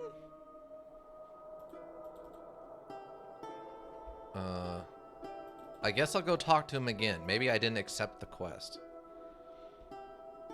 Talk to Deller. Maybe your problem is shot. Or to Rayrokin back in the day. Give your problems a shot. I guess I will accept these quests. Ooh. The colon. Oh, that's just the colonnade. Okay, so I thought that was that plant I was looting, but no. So did that accept then? Yes. Okay, that accepted. Mining outpost and the bandit camp. All right. So I don't want to leave town, but I am okay to go to these then, right? Is that what I'm understanding? Is that these are okay to go to?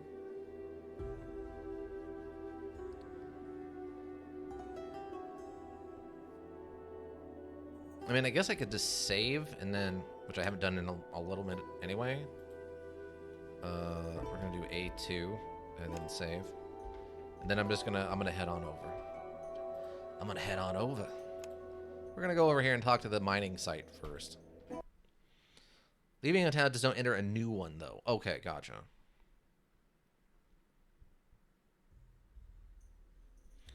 Five SP. Discovering a new location boasts your spirit.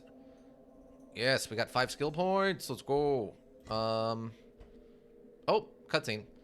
Sitting in the shadow of the mountain, the Aurelian outpost is protected from prying eyes by a tall wooden palisade that circles it. A guard watches you approach from atop a wooden guard tower. It's a high vantage point offering him an unobstructed view of the road leading to the camp. Another guard is posted at the entrance of the outpost behind a small barricade. Approach, trust, sneak. Wait until dark and get close to the palisade without being spotted. Okay, hold on. I'm going to leave and then level up first. Let's see. I don't have enough for this. Alchemy.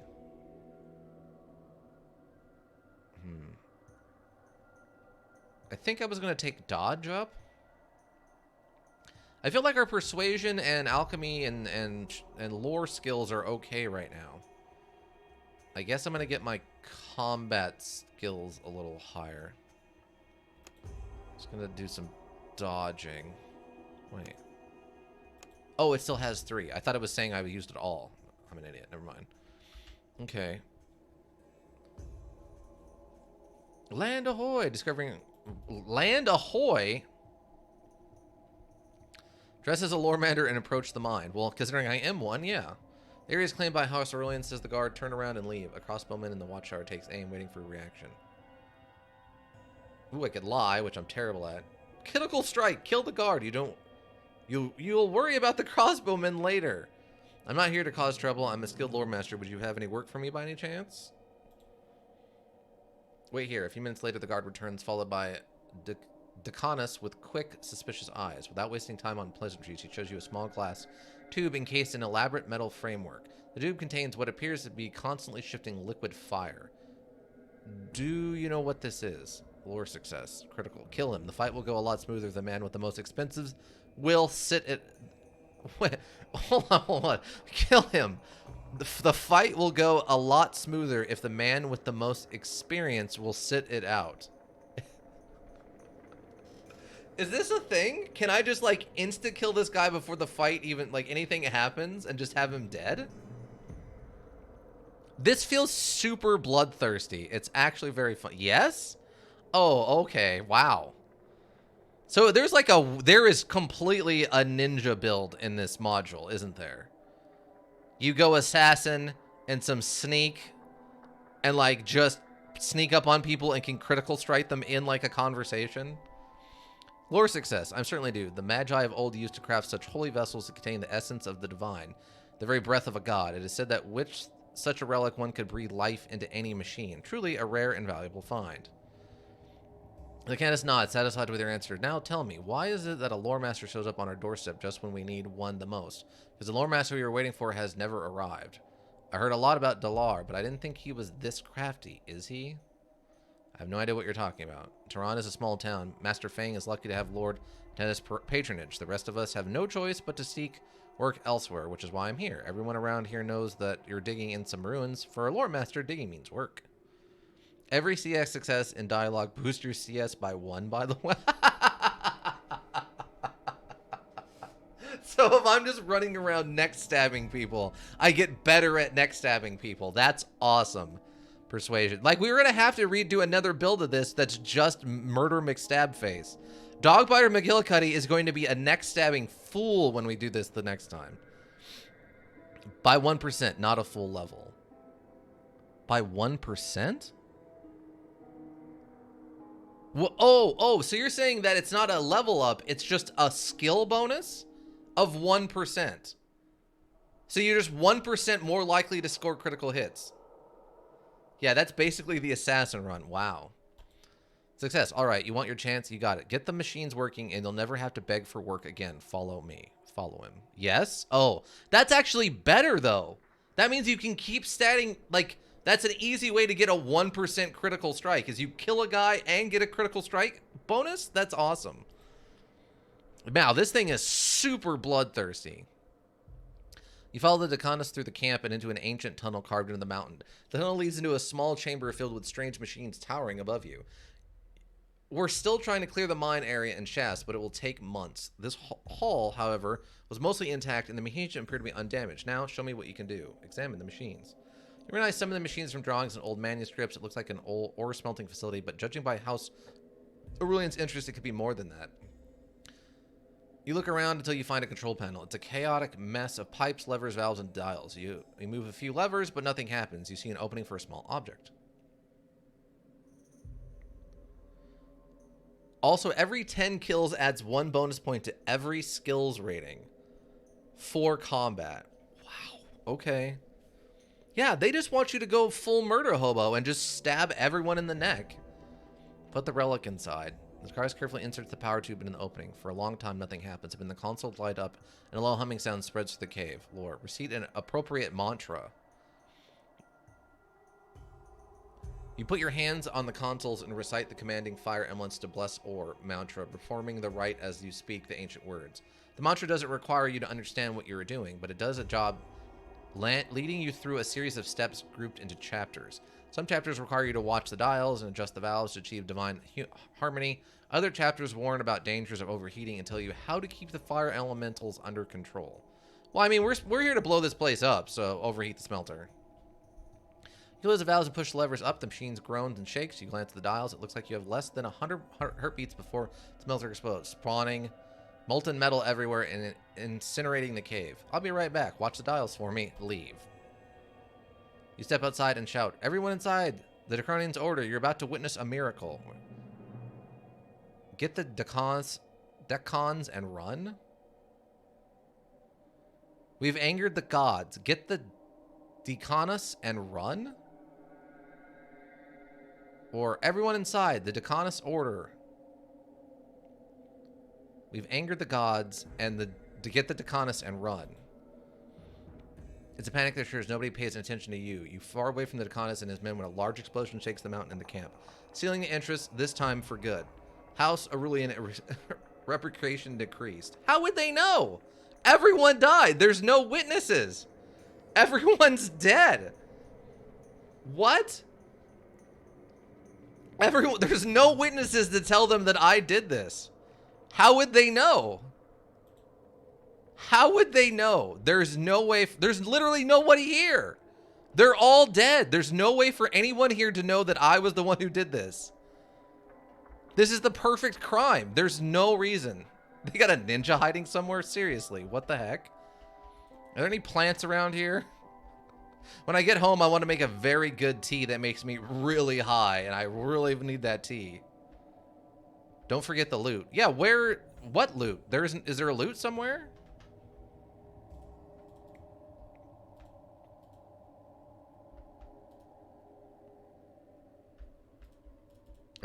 I don't see loot. Where's the loot, Ika? Can you still loot inside the cave, or is it blocked? No, it's blocked off. It's closed. I can't go in here. There's no loot, Ika. I sealed the cave. Everyone's dead. This wasn't some people died and some people didn't. Everyone went into the cave and they all died when I blew the cave up. I set off a bomb inside of the cave they were standing in and it killed all of them dead. I murdered several, probably 24 people have just been killed by me. What's my body count? Hold on, what's my body count right now? I still have a 0 body count. Yes, yes, baby, yes. I always kill them by hand? No, Ika, we just blow them up around here. Around here, we just blow up 24 people and God don't care. Dang. Dang. No body count on that. Wow, wow, wow, wow. Maybe they're not dead by hand for the count or the CS checks in dialogue. Maybe they're not dead. Maybe they're just sealed inside the cave and then eventually they're going to get out and then they're going to turn me in back home. Even though they're inside of a cave when a giant explosion went off that was so powerful it rocked the mountain and collapsed the mine on them. Maybe some of them, none of them died. They're just trapped in there for the rest of the night and then they're going to get out and it turns out. Return to Tehran and report to Deller? Yes. All right, Deller. They're all dead and we sealed the mine. I did what you wanted. How am I going to take out the bandits? How did it go? There was an unfortunate accident. One of the machines has exploded. There isn't much left. Fortunate accidents are in high demand these days. You will do well. Shade a swirl. Let's go see the old man now. You gain new insight, which can be used to increase your skills. 12 points gained. You receive 75 Imperials for your service. House Duratan reputation increase. Go meet Atitis. You stand in the hall of Atitis. Signs of wealth and power all around you. Whenever you look at your exotic tapestries, wherever you look, you see exotic tapestries and paintings, rare vases, gleaming statues, ornate pillars run the length of the hall and all the way to the throne itself, where Lord Antitus is sitting in front of his audience, a group of petitioners seeking his aid and favor. Soldiers of the house stand guard, ready to shield Antitus and turn the hall into a slaughterhouse at the first sign of trouble. Oh, really? I didn't realize that. Notice that you're done. Okay, wait for your turn and then approach the throne. But yeah, Ika just mentioned that he thinks if you do both, the talk goes better. Notice says that you've done me a service. He thinks that we can use a woman of your abilities. Is that why you're here, to offer me your services? My lord, I was told that you wanted to see this. You believe in destiny? Shade a swirl. Before you have a chance to answer, Antitus continues. I've spent more than a decade trying to find the temple and fulfill the prophecy. I wasted a fortune and lost more men than I'm dare to admit. And just when I decided to give up, you show up with another map. Coincidence? I don't believe in those. It's said that every man is given a chance to change his fate, to ascend to greatness and mortality, to rise above the ordinary and serve a cause greater than self-interest. You didn't come here by accident. Fate guided you here, and it will guide you to the temple. You gain insight 18 points, and more Duratan reputation increase. The temple, the prophecy, another map? My apologies, says Antidus with a faint smile. You know, of course, that our empire had lasted thousands of years. Through military and diplomatic victories, we have conquered the known world. An era of peace and prosperity was about to begin when the accursed Quantari came. Taller than any human, with glowing eyes and sharp claws, they came from the depths of the underworld and attacked without warning, slaughtering men and women alike. We fought at the devil's tooth and nail, but when the victory was at hand, they called forth their gods. Can you imagine a living horror towering over a battlefield and sweeping it with its arms, tearing flesh and armor with its talons? Our only chance was to reach into their higher planes and summon allies who could help us even the odds. Eventually the call was answered and the allies came. They burned the Quantari and their gods, leaving nothing but ash. They saved us, but it was too late. The empire had fallen. For too much had been destroyed. Saddened, our allies, the lords of the higher planes, left us to rebuild and restore. But as you can see, we are still living in our crumbling town, still fighting each other like savages.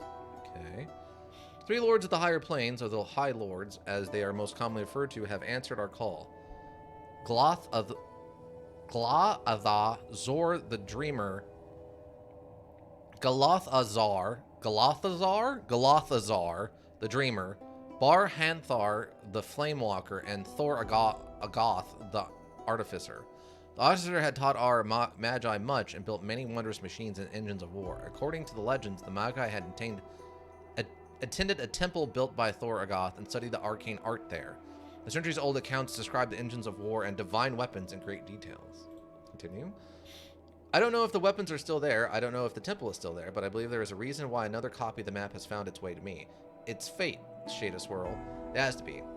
Over the years, I sent several expeditions to find the temple and bring me the weapons of the gods. They've all failed, one way or another. Looking at you, I'm beginning to think their sending large expeditions was a mistake. Large groups attract too much attention. They are slow and suffer from all too familiar intrigues and inner squabbles. They are vulnerable to spies and saboteurs. They cost a fortune, but one resourceful woman with nothing to lose but everything to gain. Yes. I can see my mistake now. Oh my god, are you kidding me? He's going to send me to single-handedly take on this whole thing. We're going to turn her into Lara Croft. We're turning her into Lara Croft is what's happening right now before our eyes. I want you to find the temple for me, Shada Swirl. If you do, you will be rewarded and elevated beyond your wildest dreams. If you do, we'll reshape the world and plant the seed of a new empire. We'll do away with petty squabbles over broken towns and dominions. We will unite our people and give them goals worthy of the banners that once flew over this land. Get to Matadoron. Find Demetus Lupus. He's led one of the expeditions. He was convinced that the Magi Towers held the key to the map. But there's only one tower left intact, the Tower of Zamidi. The tower is sealed as our most ancient places. I wonder the House Aurelian deemed too dangerous. Gallius would rather bury the past than face it. Find Demetrius. If there is a way in, he'll help you find it. If not, seek answers elsewhere. Mataran added to the map. I'll do my best, my lord. I expect nothing less from you. There is something else, my lord. My lord, I'd like to pledge my service to you and your house. I want to learn more about your house, my lord. Charismaphil, we don't have time for history lessons. Okay, leave. So wait, is there no way for me to convince him to not hire the other guy? I was thinking I could maybe pass a check and, like, have, have something, somebody else, like talk him out of hiring the other guy. Okay, so if I do this, it'll leave me with 13 left. And then I could take up... You can?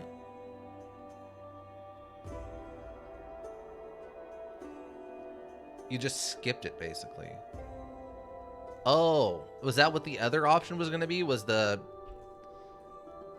Oh, okay. Well, want. If we do this, and then... Our dexterity isn't even that high.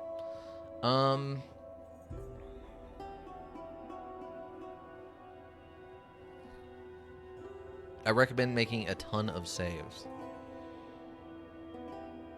I mean, I guess we could go back, right? Like, okay, hold on, load. What is this one? Load. I don't know where this is going to put us. You're supposed to talk to the Loremaster in the inn before the talk with the noble.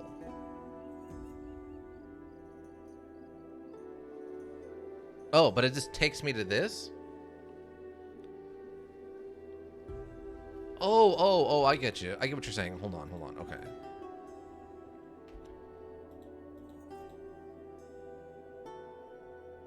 Achievement unlocked. Liegeman House. Wait, what? Continue. Do my best, my lord. Okay, leave. So, well, then what I want to do is... So, like, this one?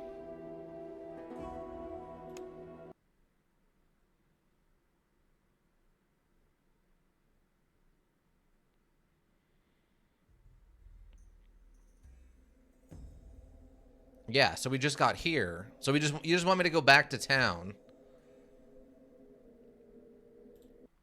And then talk to the guy in the thing, and then talk to the noble. That's how you're supposed to do it? Should be in your quest notes, probably. Well, yeah, but the quest notes are kind of weird. Let me go to... I guess we'll go talk to him. Let me see. Get rid of Casca's rival Loremaster. Find a way to get rid of Casca's Ping's rival. He's just arrived in Toronto in an invention from Lord Arnos. Probably still at the inn. I guess we should go talk to him then? Like, we know we can do that, the mine quest without killing anybody and also killing everybody. So... where was the inn at? Tavern sign? Okay, it must be this. Oh, the bouncer. Like, we know we can do that. No loitering. It's a classy effing establishment. Wow. Okay. Cool. Tavern is full of people laughing and arguing and drinking. At the back of the tavern, piles of loot sit atop tables. Atop tables, waiting to be counted and divvied. Lucas, Margaret, Kata, Azia, a door. Door is well crafted and reinforced with the inside, judging by the glinting metal. What can I get you? Asked the bartender. Grapple, wine, Henish, mushrooms, pick your poison. Nothing at the moment. Who do I need to? Katia, Aziz, Kata, Lucius? She's busy shuffling through walnut shells while trying to engage the tavern's patrons. Step up and watch the little ball. Cost you nothing to look. There you see it, and there you don't. That's where the little joker is. The quickness of the hand receives the... I mean, I'll do 10, sure. And Smile shoves the swell with a surprising speed, then shows you his hands with spread fingers, indicating the ball is on the table. This one. Good eye, friend, I'm impressed. He counts 20 Imperials and gives them to you. You gain a new insight into the liberal arts and trades, which can be used to increase your non-combat skills. 2 civil points awarded. Leave. Okay. Done. Handled. Jeez. Sure. Streetwise has been super important, actually. Okay. I guess we'll talk to Mercado here. What do you want? Okay. Nope. I guess we won't. As is.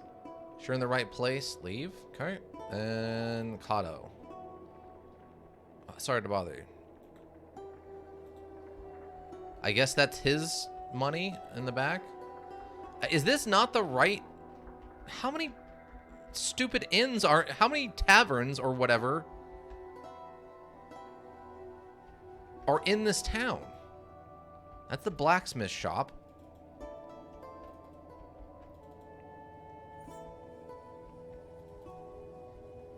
How many other... What? A dwelling. I know that. Okay, wait. Where is... Blacksmith Fang? Oh, is it this tavern? Is this a different... No, that's the tavern I was just at. Oh, the inn. Okay, there's a tavern and an inn. They're different. Look, and it's a large old building in the middle of the town. The side of it is very...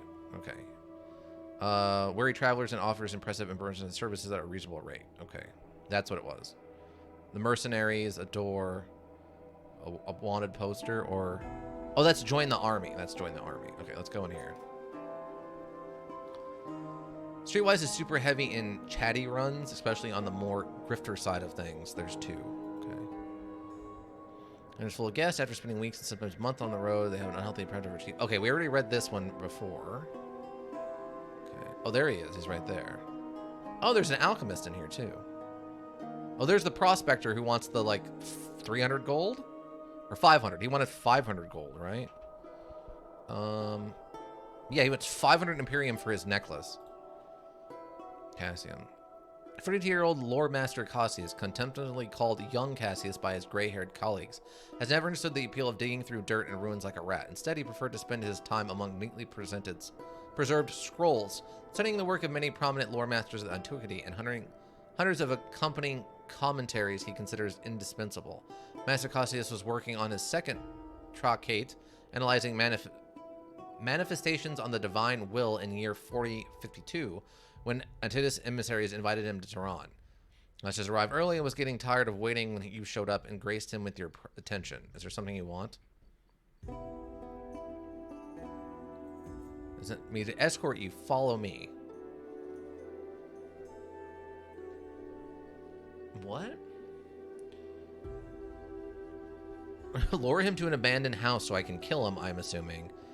And then Lord Antidus has sent me to escort you. Follow me. Okay. Sorry to bother you. Huh. All right. I'm going to talk to the alchemist guy and see what he's up to. See a man in his 40s. At first glance, it seems as though he stares at you unflatteringly, but then you realize that he has a glass eye. His face and hands are covered with burns and scars, unless you're mistaken. He's missing a couple of fingers on his left hand. Never seen a real alchemist before? Asked the man, his voice raspy and rough. What do you want? I'd like to learn alchemy.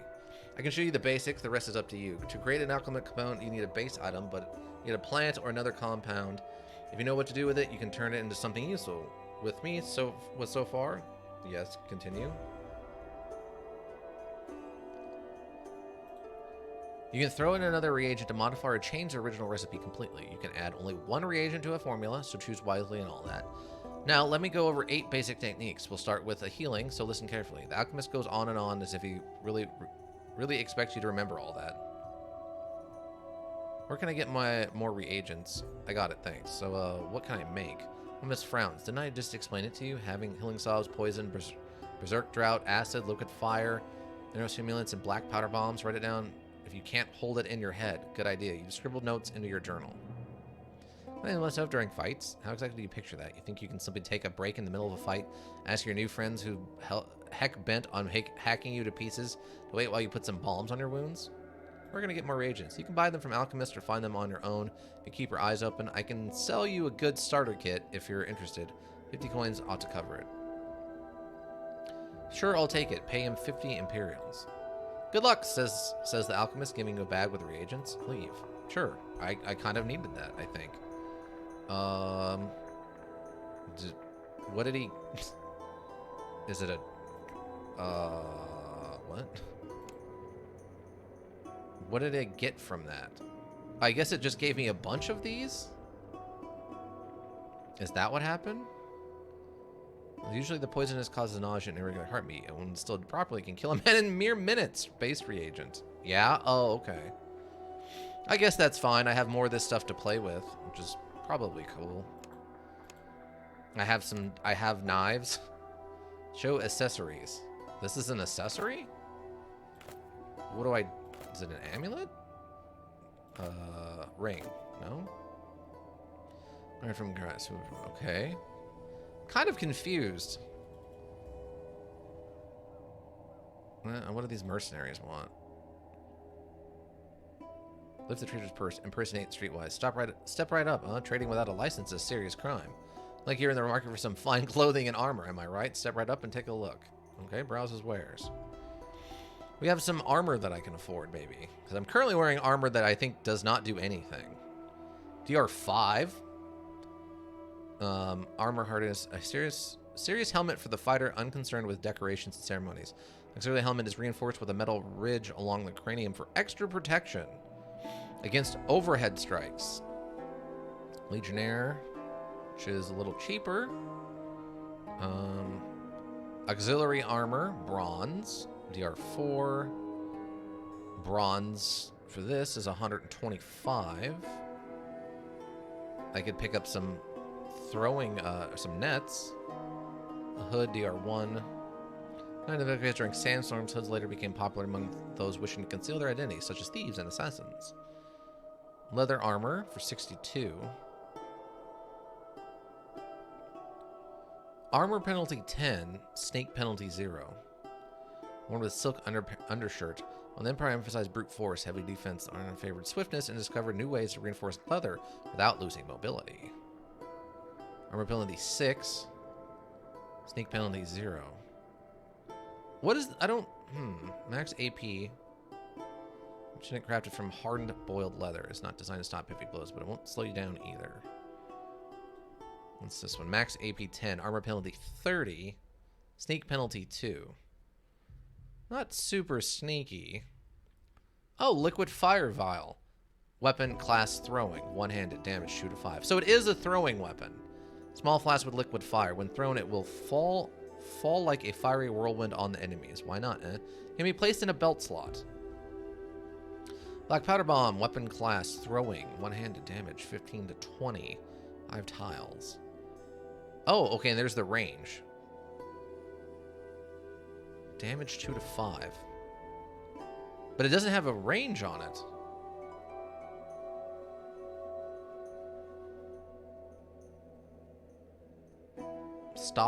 Shop stock is limited. Well, yeah, that's fine. I'm just curious on why this doesn't have a range. Small stones. When thrown, it explodes on impact. Dealing the stones waywardly with tremendous lethality. Can be placed in a belt slot. This is 5 tiles. But this one doesn't have a thing. That's weird. That's interesting. Is there a problem? No, we're good. We're good, homie. We're good. No problem here. Welcome to the last meal. Eat, drink, and make sweet, tender lovin's. Slave. Okay, I guess.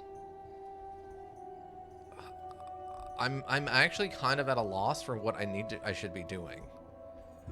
I don't have any idea how I would handle bandits. A poster? Imperial Guards recruitment poster for free armor and daily rations.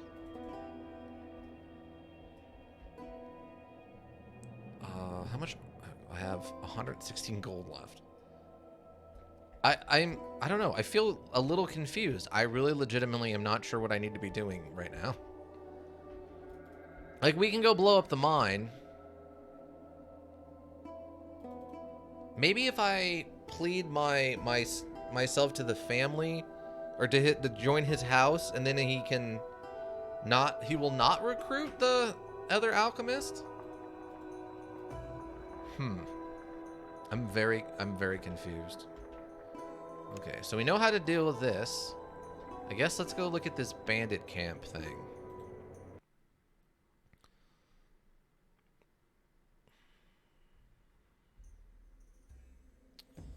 Okay, land ahoy. Discovered a new location. Great. I'm gonna do a save, I think. Let's see. A3, I guess. Save. Recommend making your fellow Loremaster disappear, then do bandit/mine. Okay, but how do I get rid of him without killing him? You have some Kandora leaves. Wow, this place is just loaded down with alchemy supplies. Cassava roots. Fenna berries. You don't have to kill him. So I should take him to the lore guy? Bandit. There's harvest plants. Bandit. Esbonus. Bandit. I'm assuming if I talk to him, he's just going to attack me on sight. Near a small camp in the forest, rough boards nailed to the nearby trees from a crude perimeter fence. Inside the fence, there are several patched up tents, a campfire, and a metal cage hanging from a makeshift gallows. The cages occupy a roughed up man in a dirty tunic. Oh, this. Okay. Can I talk to you, or... I can't. I guess I can talk to Esmond. He's back there. Okay, I have to talk to the head of the bandits. Okay. You can make him leave by taking him to a random house, or you can change your whole thing and take him to... Oh. So taking him to a random house doesn't necessarily kill him? Oh, I'll go talk to Esbenis. Esbenis? Silver Raiders in battered armor acknowledge your presence by getting up and loading their crossbows. A gray-haired man with a military posture emerges from one of the tents and assesses the situation. He barks some orders, ordering his men and sending them to take positions around the camp. Within moments, some semblance of military order is created. Satisfied, the leader turns his attention to you. No, you get more options than just violence. Oh, okay. The way they that sounded, it was like, yeah, just kill him. And I was like, oh, okay. I'm here to negotiate. Found this fine young man walking alone in these very dangerous woods. When he told us that he's a nephew of a local lord, we decided to keep him company and do our best to ensure his safety. I'm sure his uncle would appreciate our help and reward us generously. 1,000 coins should be enough, I think. I'll pass on the message. Perceptions. Okay. I think convince him, says the raider. For his sake, he adds, nodding at the prisoner. Just because I didn't kill you doesn't mean we're friends now. Go get my money. Oh, okay. Oh, it's a charisma check. I do not have any charisma. Okay. Well, if they don't mind me just harvesting stuff. Ooh, quicksilver roots. Okay, cool. That's a new one. That's one I haven't had before. You have some emerald roots. We have some of those already. There's just this woman running through their camp, picking a random flowers around like she has no idea what's going on.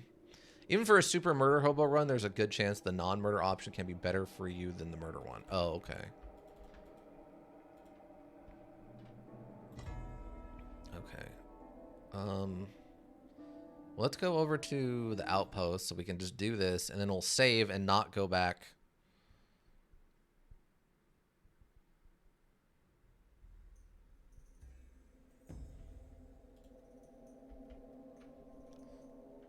Okay. Approach, dressed as a Loremaster, and approach the mine. There's trouble. I'm just going to Loremaster. Would you have any work for me by any chance? Lore success. Lucky to have a Lord printed. The rest of us have no choice. Persuasion, success, follow him. Diamond the machines. Put the relic inside. Mana. Overheat the smelter. Which the dials for me. I think it was... We've angered the gods. Get the Decocus and run. Choose. Decreased. Leave.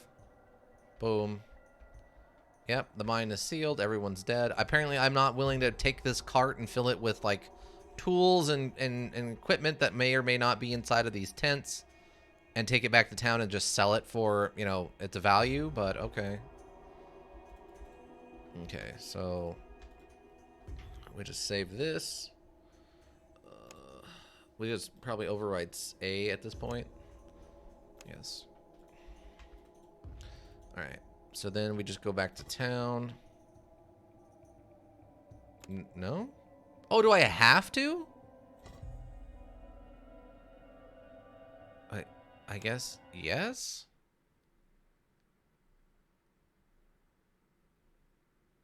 Oh, if I have to, that's lame.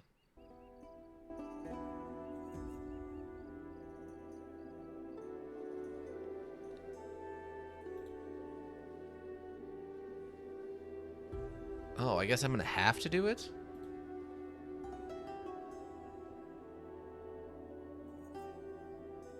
This isn't done me a service. He thinks it. Oh, well, I didn't think he would force me to do it. Yes? Except you swear your feelings to me and you will consider the matter settled. Okay.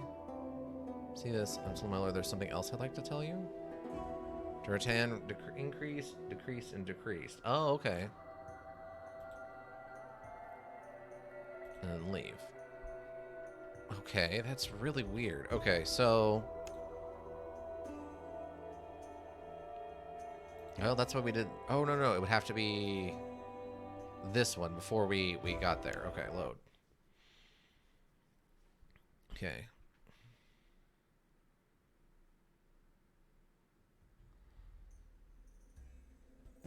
Okay, we'll just go back to town. That's kind of lame that they forced me to go there immediately. I literally can't go do anything else.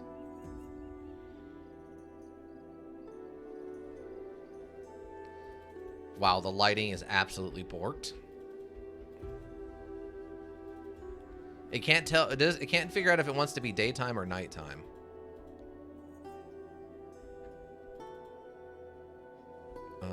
Okay, so I need to go to the inn, which is over here. And I guess lure him into... Alright, let's talk to him. Just lure him to an abandoned house. I'm confused. What is this hovel? Explain yourself immediately. You aren't getting it, are you? If you stay here, you will die. Do you want to wake up every day wondering if the day is the day? Do you want to live in fear, never knowing when the assassins will strike? Made a mistake coming here. If you want to live, leave now and never come back. Persuasion? Probably a streetwise. Thinks that you made a mistake accepting Lord's invitation. So, hastily, he asked me to correct it. I'll leave, says Kunj quickly. It's clear that he took your threat seriously. You will never see me again. There's an eagerness in Kaz's eyes, but it's not the eagerness to leave. He thinks he's outsmarted you, so he'll probably go to Adius the moment you leave him alone. Even if you drag him through the gate kicking and screaming, he's too close to the prize to just leave.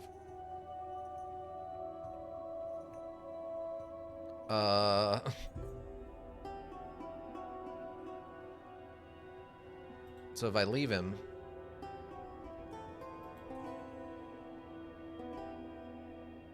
You were back at Fang's house. So is this just an instant fail? Nothing else for me to do. Curious is no longer a problem. Do you think it would ever get better?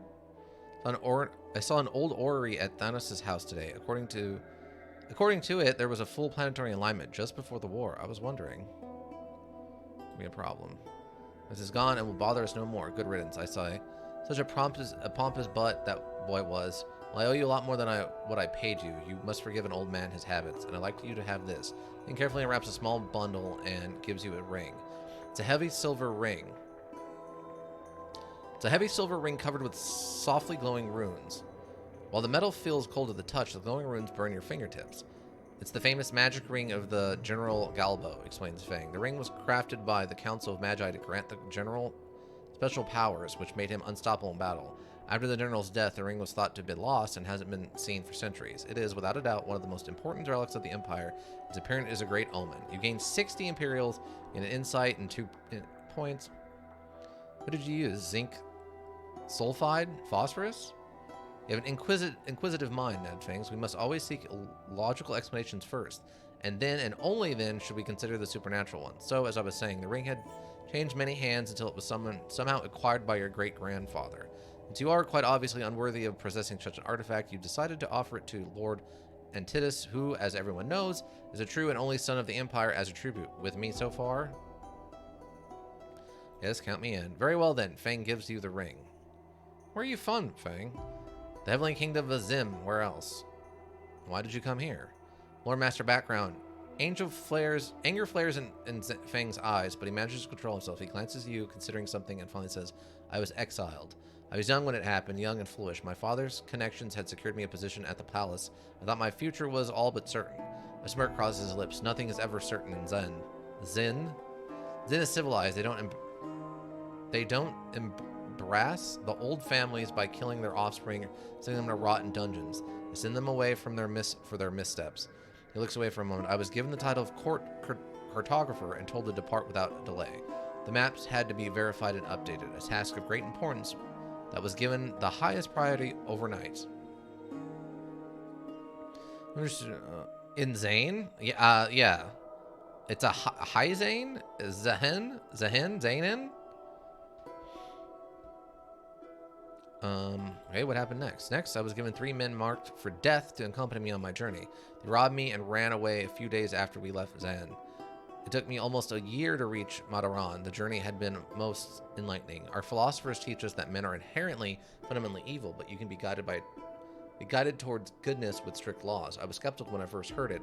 My journey made me a believer. It showed me a life for what it was, a daily struggle to survive, and our lives for the day we were born from as long as we can. No cost is too great if it buys you yet another day. So how did you end up here? My master was killed and I had to leave everything again. This time I didn't waste any time, though. The memories conjure a thin smile on Fang's lips. I think I've heard a story about the previous Loremaster getting miraculously sick and dying within days of your arrival. Most unfortunate. Who is your master in Mataron? Master Inarin. He was he was a foreigner like me. He took me in, taught me how to work with the artifacts, how to read people. He had a nose for artifacts. It's like he knew where to look. He even dared to venture inside the Abyss. It's what got him killed. See, the Abyss always claims its victims one way or another. The Abyss? You've never heard of the Abyss? They say that during the war, the Quanti Magi had cast a spell so horrible it took a bite out of the city, vaporizing an entire district. You can still see the crater and the ruins, but if you get close enough, the magic will turn your guts inside out. They say the very laws of nature have been twisted, which is why nothing grows or lives there.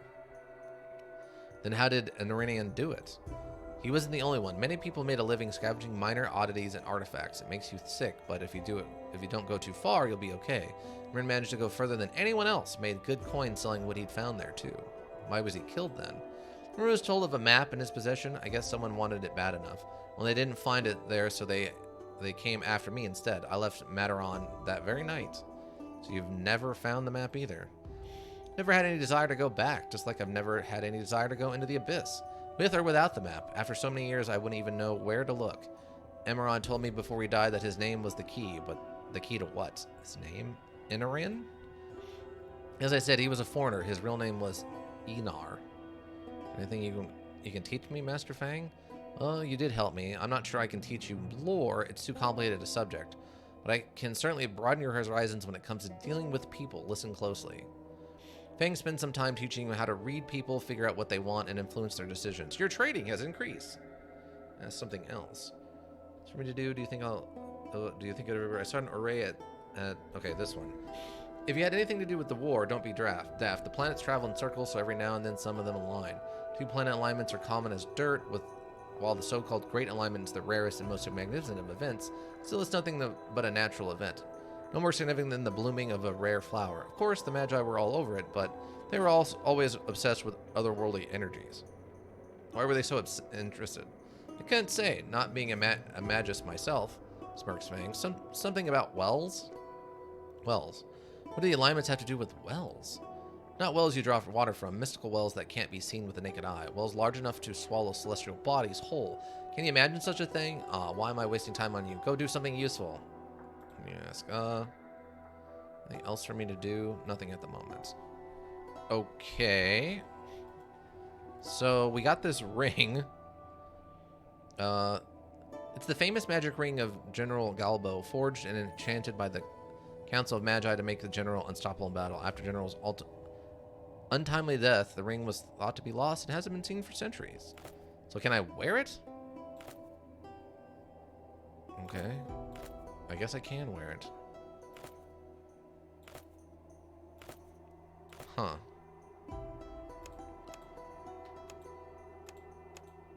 Okay, well. I have a ring. Ooh, what's this? Climb the vines? You failed to climb the vine. Okay, I don't have enough dexterity to get up here, I guess, to these treasures? I guess if I can figure out a way to increase my dexterity, that will be great. Slave, customer. I can pickpocket the thing. Not really interested in that. Customer, merchant. I guess I need to go talk to what's-his-face and tell him about the other thing we figured out. He is? I was expecting you. He is? Deeds speak for themselves, don't they? Come, let's not make the old man wait. Follow Dollar? Then the Hall of End is sign of wealth and power. To believe that you acted out of... Oh, okay. Wait for him to turn and then approach. Lord Lieutenant's gestures and a man steps from behind the throne. It's your old friend, Kaz, is smiling triumphantly. Then you acted out of ignorance, considering the conversation first and final warning. Lord, please allow me. Talk later, Shade of Swirl. I need to talk to Master Celius first. Leave. Oh, okay, so... Okay. So...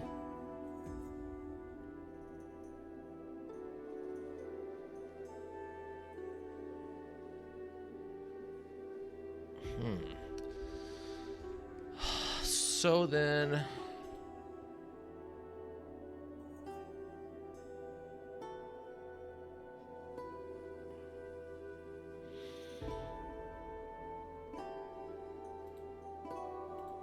I need to load this one, I guess?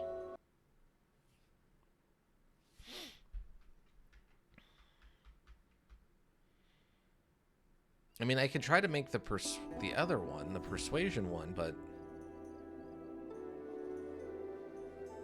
Oh, not this.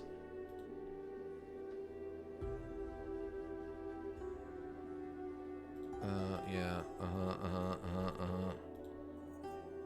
Leave. Okay. Alright, so... Bandit camp, mining outpost. So this is this one. Load this one then.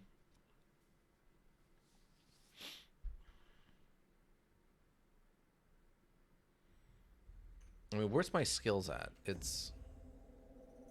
I mean, I guess they're both the same, so I could probably use persuasion.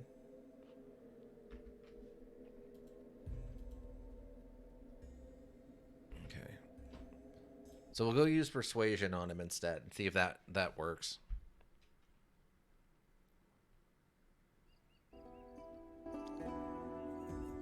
So street smarts makes it seem like he's going to leave, but he doesn't actually leave. Whereas maybe persuasion will actually just get him to leave.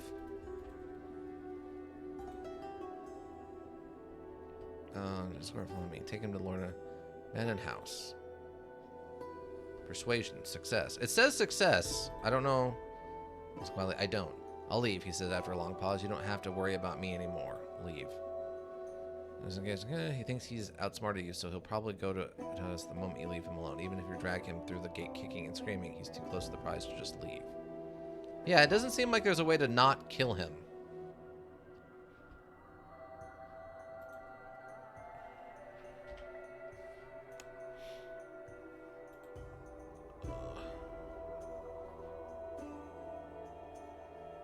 Whalep?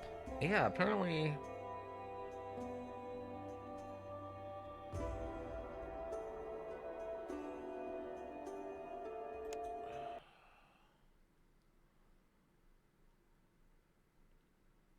I mean, I can tell Fang I convinced him to leave, and then Fang would just be mad at me. Never done this part without killing him? Well, we learned something then. So both of these things, he just refuses to take the hint, huh?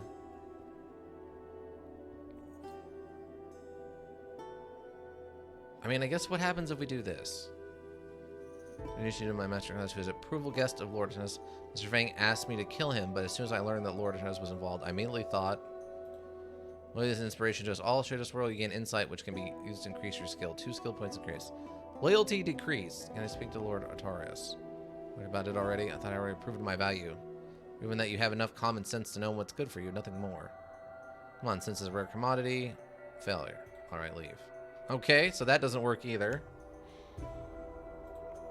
Alright, so yeah, I guess we're just gonna have to neck stab him.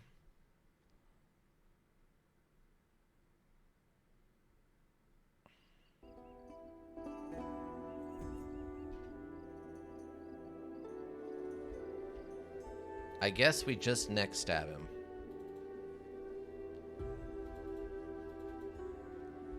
I mean, I guess the other option is we just lose loyalty with Fang, right?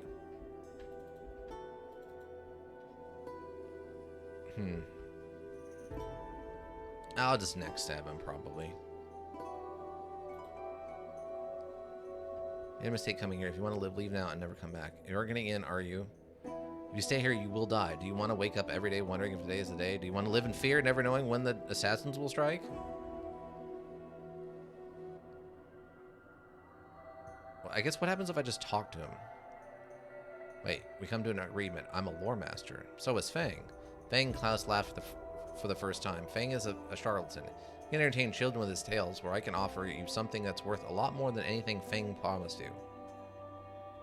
I gave him my word. Your life ends here. I'm listening. I can open secrets of metal transmutation to you. This is pompously.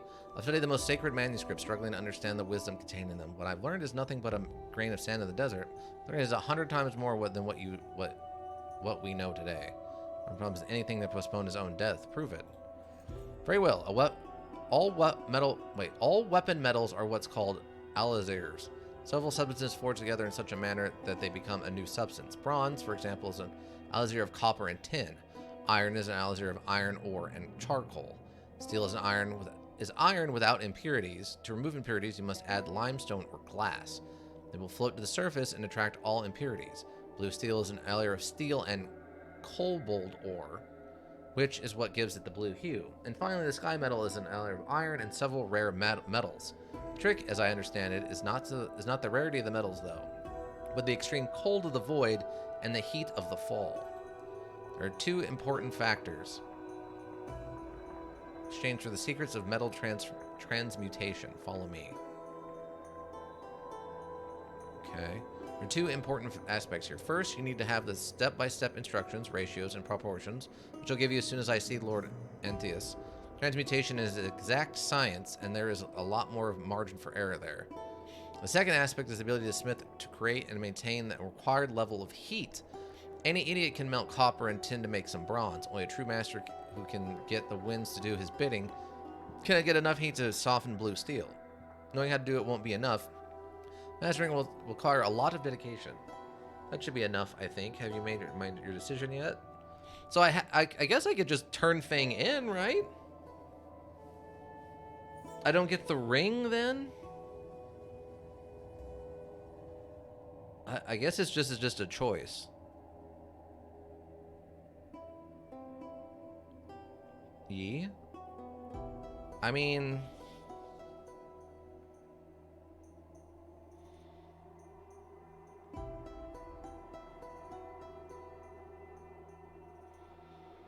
how much do I care about Fang?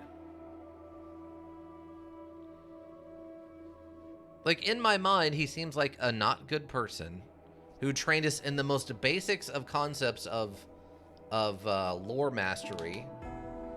And I guess we won't get the ring from him?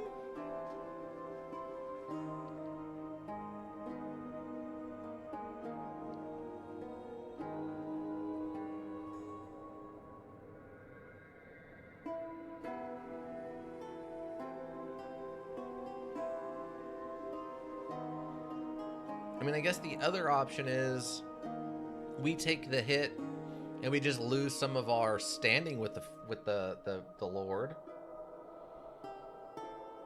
And then we get the ring, keep Fang. I mean, are we gonna...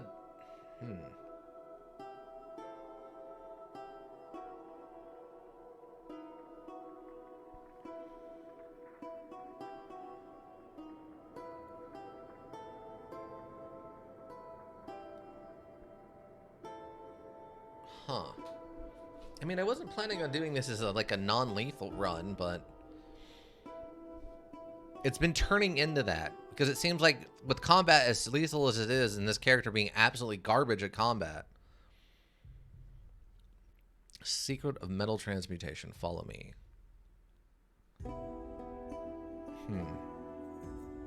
I don't really like Fang. I mean, let's see what happens when we do this. What do you want? I introduced myself to kill him, but as soon as I learned that Lord was involved, I immediately thought, can I speak to Lord? I thought we already approved my charisma. Killing it without thinking. All I was asking is 2 minutes of Lord's time. Failure, prove around. Okay, all right, leave. All right, let's go see what happens if I go talk to. Okay, the loyalty decreased, I guess. Let me go talk to Fang and see what happens. Or Feng. Is he here even? Oh, I guess he leaves? Or maybe he got arrested. Oh, we can go to the roof.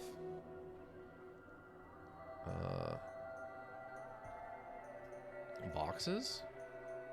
They're filled with worthless junk. Go back down. What was the point of coming in here?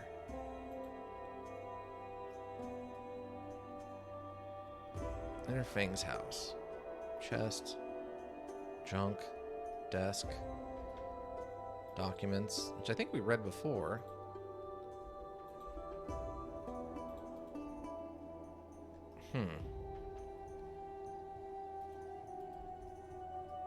Yeah, I guess maybe he gets arrested?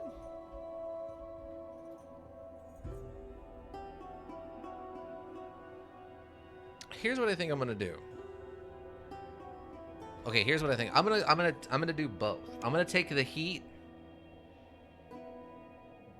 I'm gonna take the heat and lose my standing with the family because I don't plan to join the house or whatever.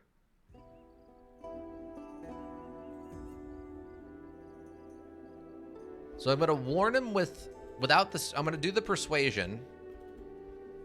That way it doesn't seem like I'm actively threatening him. I'm warning him like, hey, people are out to get you. You need to leave. I'll probably still take the negative hit.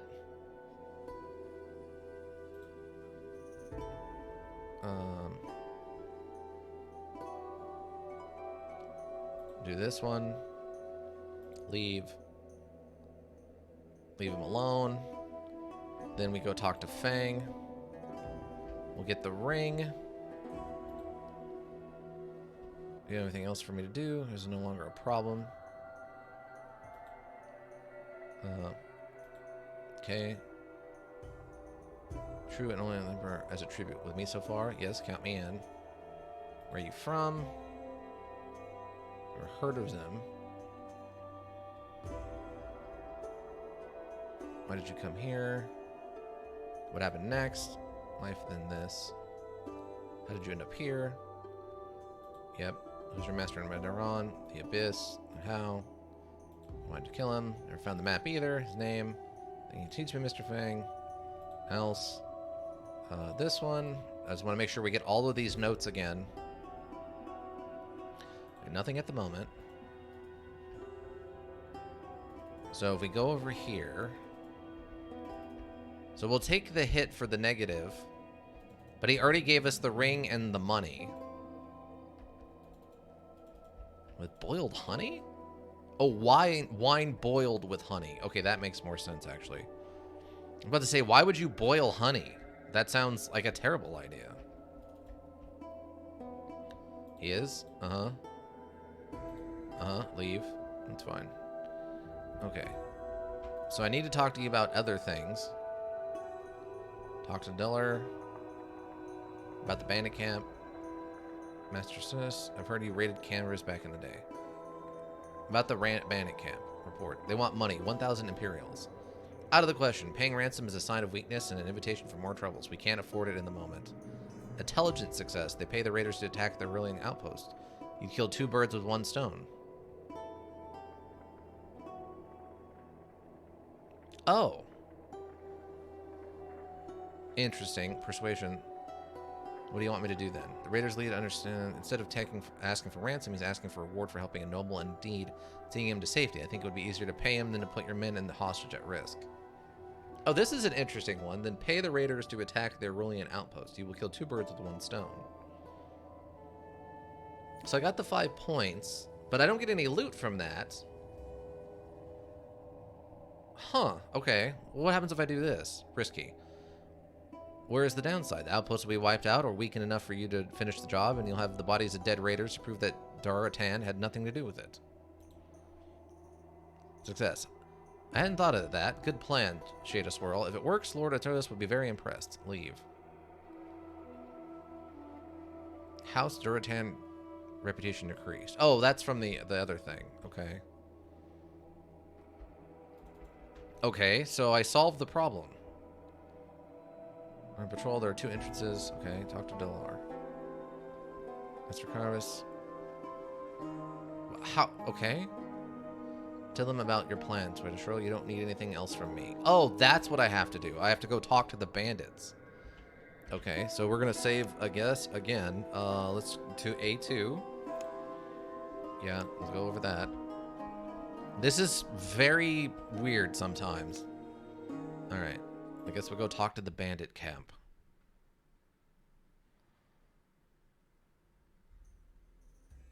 See if this worked. I'm wondering if the plants ever grow back or each one is just a one-time thing. I offer to you. There is a mining outpost in need of raiding and pillaging. Do you do it best? Loris will gladly pay you 1,000 Imperials. Everything you find at the outpost is yours as well. What do you say? Raider shake his head. I work for no man. Get me my money or the hostage dies. One time? Oh, okay. Just realized they used to be mine gold there in the old days. Are you sure you want to pass on that? Situation. Trading. It's a good offer. Antilos won't pass the ransom. If you kill the hostage, you'll give Antilos no choice but to send his men after you. They'll hunt you down to the last man as a lesson to others. Or you can do it towards as a favor and actually earn your pay. I mean, my persuasion and my streetwise are the same. The trading is interesting. All right, we'll do it. It's better than sitting here and doing nothing, and my man do need some exercise. Take the hostage, show that we're dealing in good faith. I suppose we don't need him anymore. Gain a new insight in the liberal arts and trades. 6 civil points. The raider with the outpost is, and take the prisoner to Deller.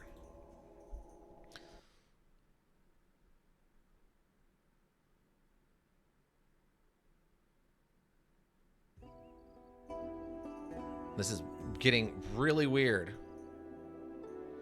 You escort Tibius back to Tehran all the way to the Durham compound. Approach Deller. So you did talk to them into it. I'm impressed. I've heard about making friends with enemies of your enemies, but using one enemy to get rid of another, now that's something you don't see every day. In fact, I like to see it with my own eyes. You gain an insight, 12 skill points, you receive 100 Imperials, prestige increased, House Daratan reputation increased. Follow Delar to the Aurelian outpost. Oh, we're going to watch this actually happen. Okay.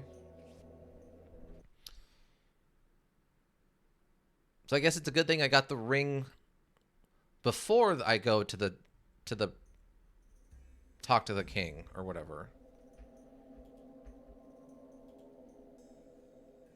Oh, there's a bunch of just dead people here. Okay. Oh, there's Delar and Espinez. I cannot apparently loot these bodies.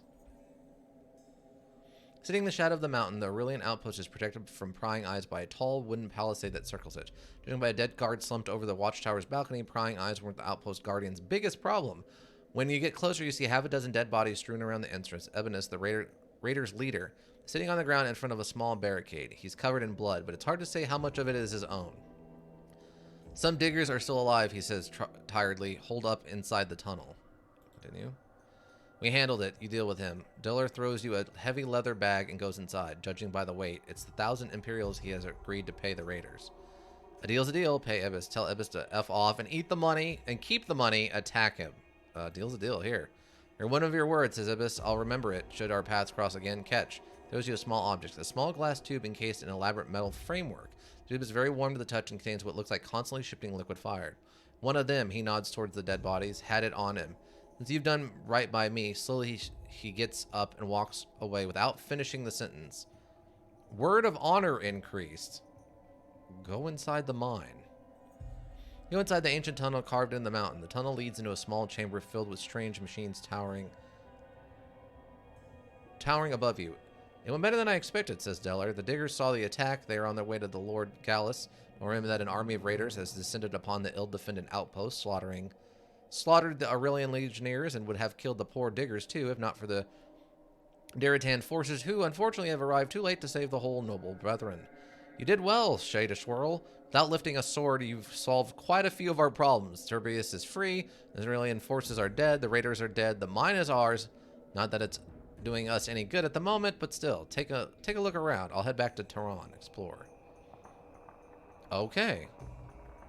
Well, this has gone really in a different direction than I was expecting. Okay. Examine the machinery. Barrels. Oh, we can loot the barrels. Barrels. What do we got? We got rock oil, a thick flammable liquid that seeps out of the fissures in the ground. It is believed that when the underworld comes close to the surface, its fiery rivers makes springs ooze rock oil and gas instead of clean water. There are many who would experiment with such dark materials, and thus there are many who would risk their lives to gather it and sell it at a profit. Base reagent. Nice. Sulfur.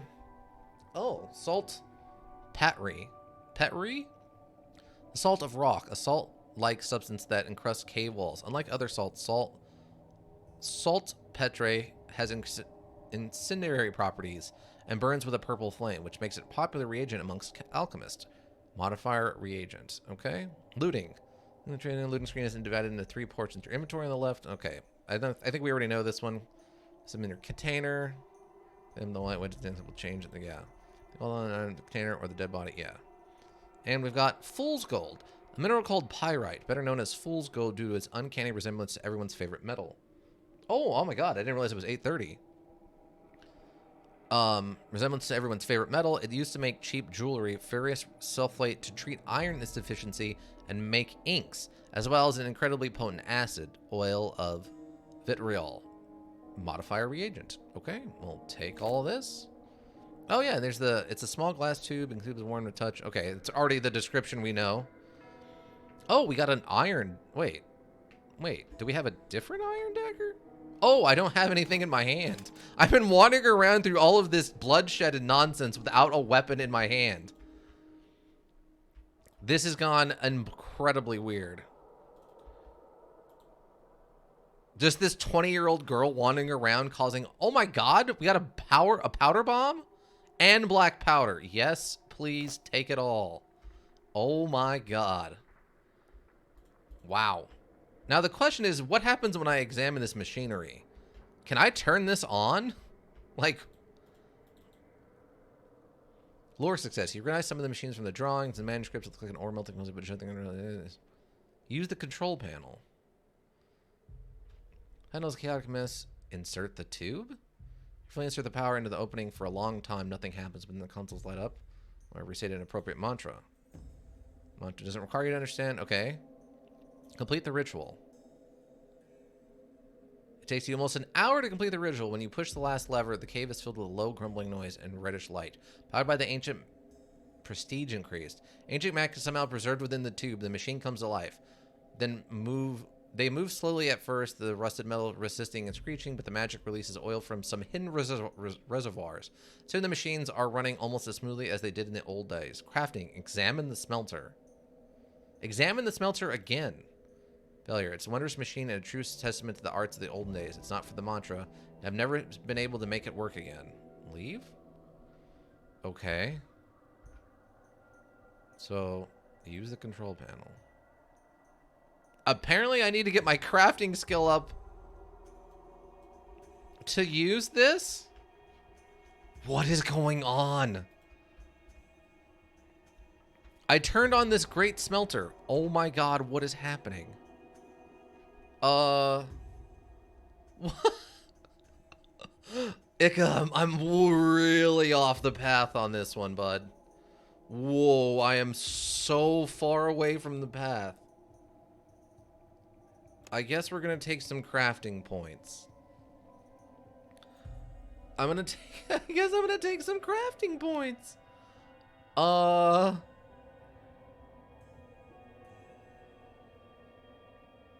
This is just starting, though? Oh my god. Okay. Crossbow, throwing.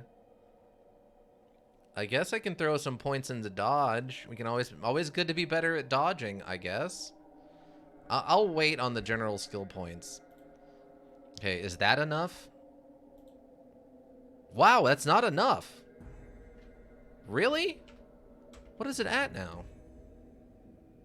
It was crafting, right? Hold on. Yeah, crafting. Oh my god. Okay. What? Like...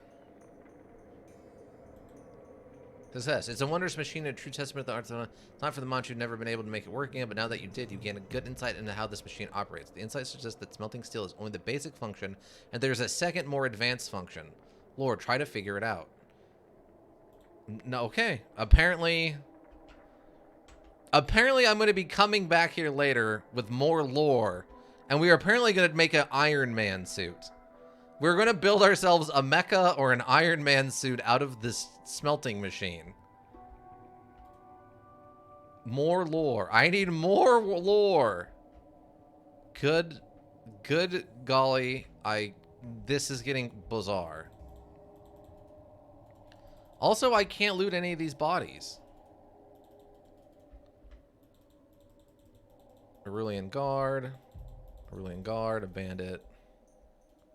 Yeah, I can't loot any of these bodies. Oh, but what is a prestige? Oh, manipulator. You talk the raiders into attacking the Aurelian outpost for you, killing 2 birds with 1 stone. It's a trait we have.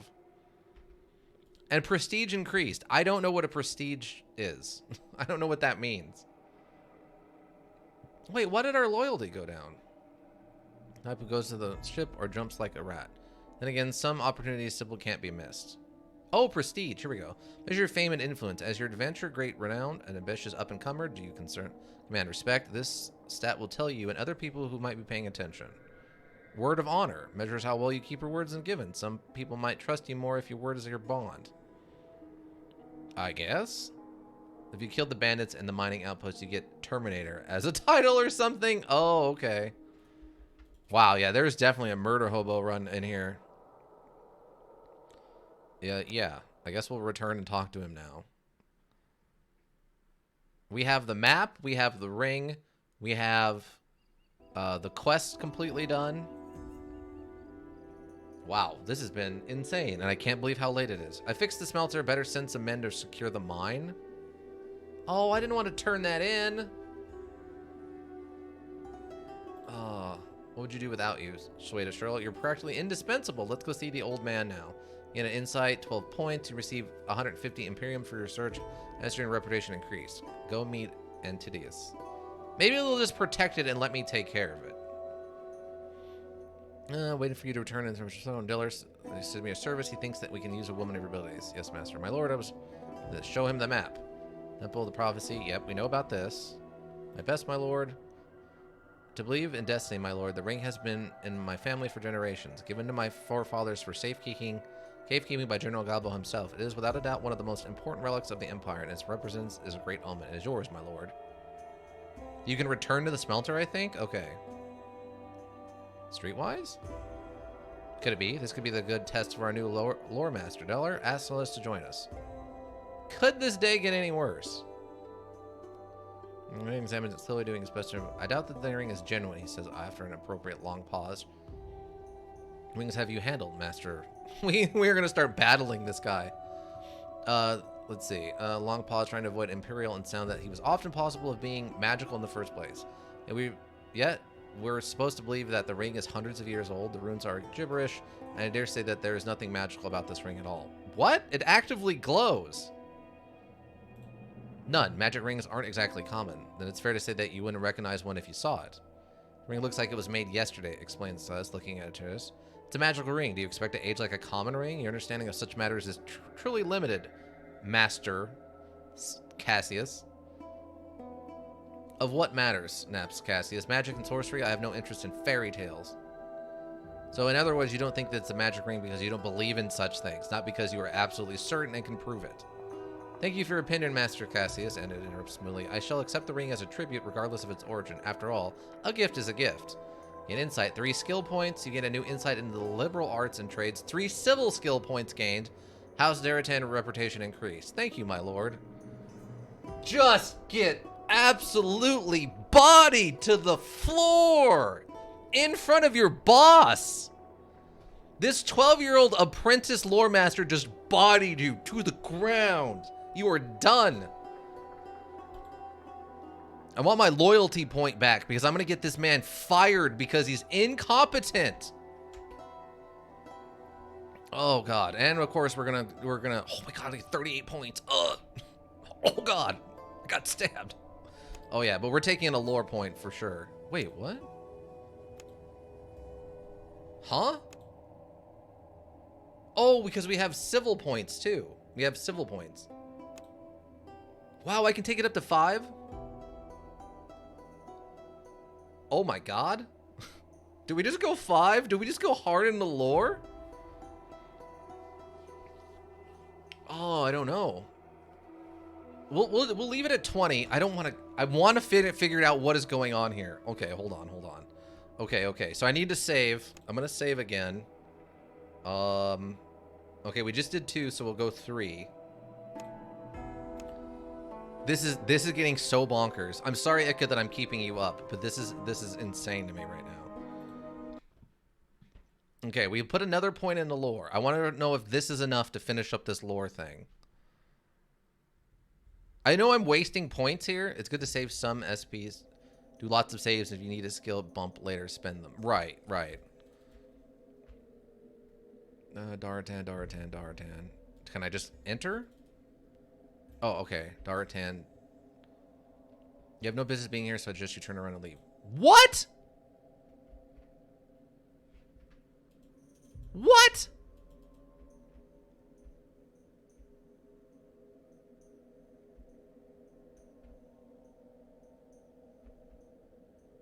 Are you kidding me?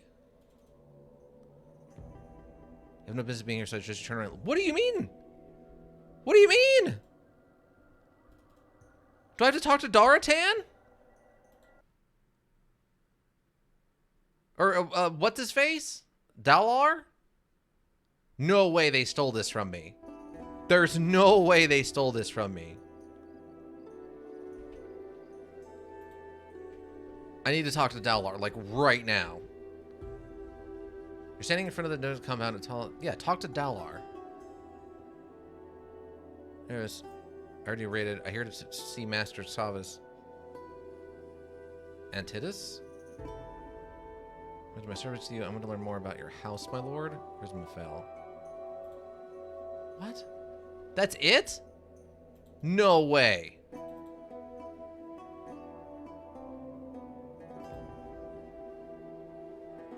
I'm gonna see you. Okay, follow him? Again, mistress, I had some questions. Questions, I bet too late to see my wisdom now, don't you think? Name is me, I'm personal lore master. Come back when you're a woman of note, then I'll answer some questions. Maybe if you pledge loyalty? Maybe. If they... Oh my god. Talk to Dalar. Okay. Take me to them. There's my service to you in your house. I swear my fealty to you, my lord. Reputation decreased. Something else I want to tell you, leave. Wait, what? Didn't I just say there's something else I want to tell you and then I left? Talk to Dalar. I want to do this. No, I can't even... No. They bamboozled me.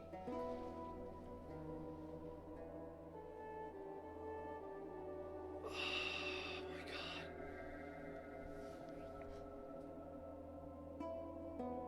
Check the mine again? Okay. Hold on. I need to... Hold on.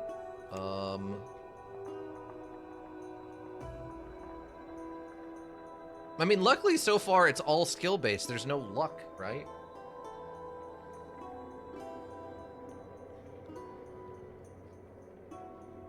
I just don't want to get locked into something and not have a way back. I would be yelling at these people to let me back in there. It would be that that meme of the talk show host. I can't remember what his name is though.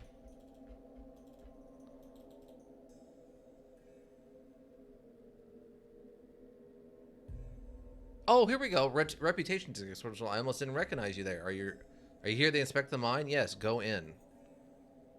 The only luck is in combat. Apparently, I needed my reputation with them slightly higher.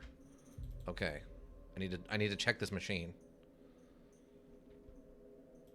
Yeah, or to try to figure it out. Oh, it's still not high enough. Oh, okay. What I'm gonna do? Hold on. What I'm gonna do is if this is worth it. If this is worth it.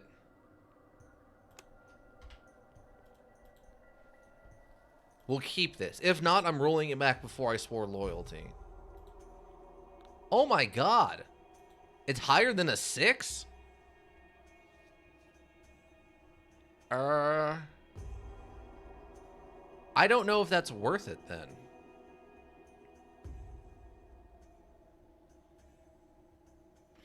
You know what? Here's what I'm gonna do. This is gonna be the last thing I do, then we gotta call it, because it's almost 9 p.m. now.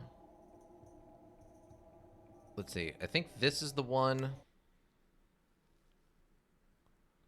We'll just hold on to the item. I could hint at what happens. Technically, you could swear loyalty later on and do it again. Right, right. So...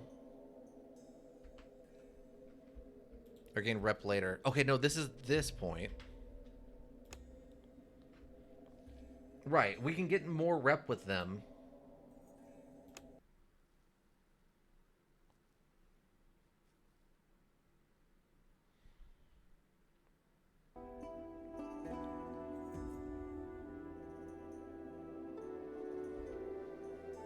Okay, what's in my inventory? Oh no, I've already used the thing here, so... okay, let's try 2.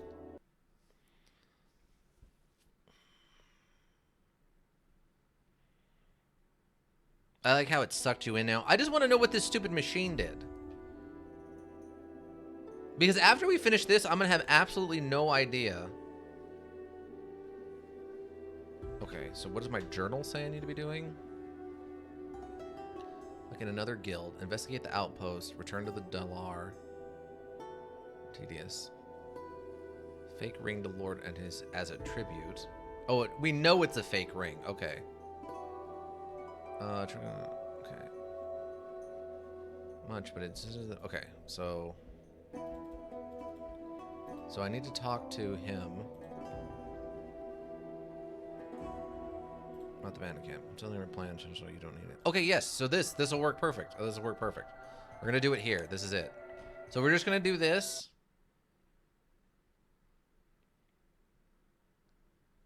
I swear, if they get me again, I'm gonna be very upset.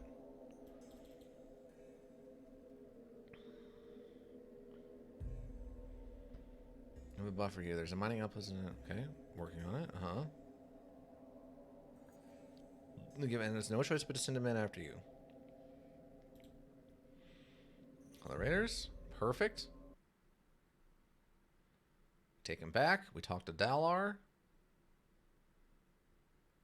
There's a lot of loading screens. A lot of loading screens. Coach Dalar.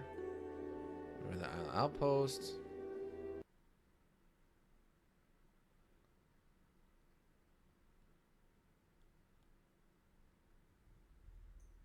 Oh my god. Okay, so we can do this again. We do... oh, we just need to talk to... oh, it's gonna happen. Continue. As a deal's a deal, pay as a business. Go inside the mine. Explore. Okay, cool. And we still have the MacGuffin. Okay, sweet. Sweet, sweet, sweet. So as long as we don't interact with this, we should be okay. Take that. Close. At least we always have that save right before this. Take all. Perfect. And then we can go turn all this stuff in. As long as I don't touch the machine, we shouldn't have to turn anything in, and we should be okay. Right? How do you think of this module supposed to compare to Dead State? I like that there's more story and stuff going on, but I kind of feel like... yes.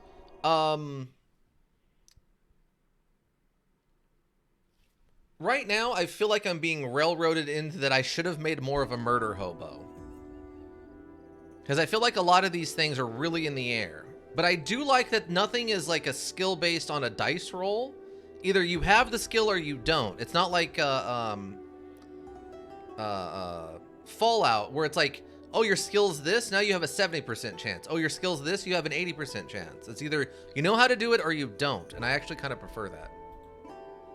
Worry about it, you'll get enough. Get to see the old... okay, yeah, we didn't fix it. Yes, Master, my Lord. See this? The Temple Prophecy. Continue, continue, continue. Do my best, my Lord. Your phone? What's wrong with your phone? What is in my phone? Okay, we'll do this. Any worse? Treat wise. How many dimensions have you handled? That's fair. Okay. In other words, you don't think it's a magic ring. Thank you, my lord. Perfect! I dropped it and the cam app opened. Oh, well, that's fine. Okay, so we still have this, so we can still go back and do this. Our reputation went up, right? I want to check something. I want to check. So did they put guards here or no?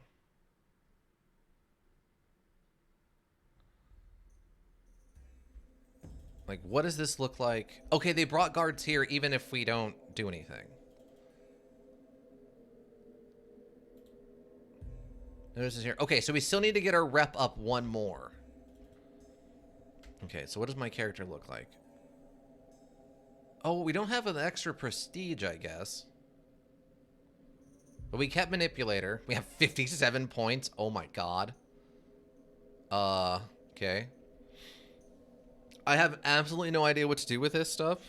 Maybe like just 20 and 20 is 40.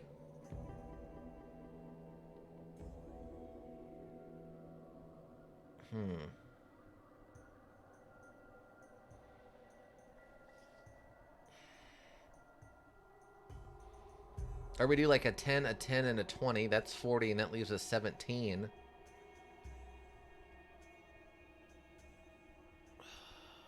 I don't know. I'm getting tired. I can't do this right now. Okay, so what we'll do is we'll save this. We'll make a new save. Post mine. We'll do that post mine and save that one separately. There we go. Okay. Okay. Oh my god. Yes.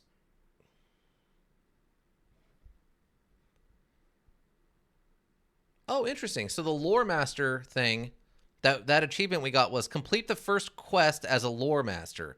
26.7% for that.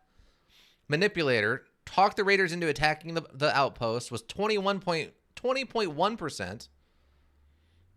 Liegeman, pledge your fealty to House Daratan, swearing to serve Lord Antidus, which is 25% for that. Died in the first fight. Is life always this hard? 48.4%. Before percentages? Oh, wait, like... I wanted to save the mine thing separately, like have its own save. And then before that, the only thing I was kind of talking about was the, I like that the percentages weren't used. You have the skill or you don't. So there's no like having to luck into convincing somebody. You either know how to or you don't. I don't have to sit there and like try to keep re-rolling or something for it, you know?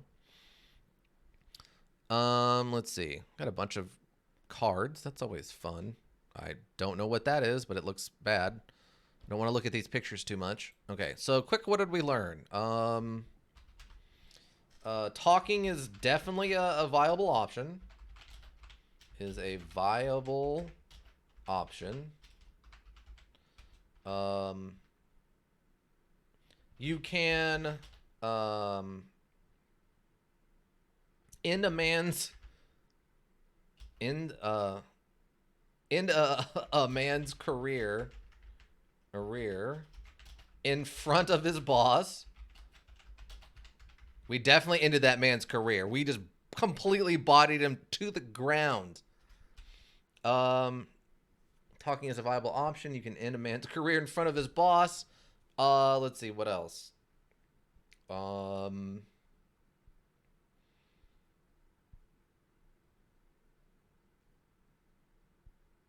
What's another good one?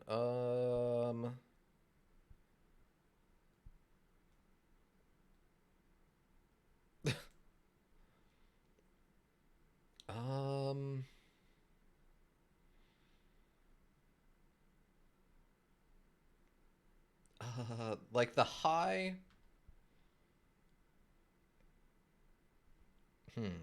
Some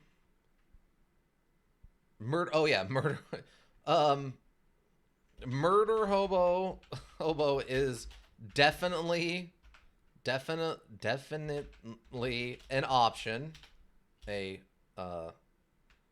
obvious. I'm gonna go with obvious option. Obvious option here. They are very clear about you being able, and I like that. I like that, hey, your character has the ability to insta-kill somebody because they have training in insta-killing people.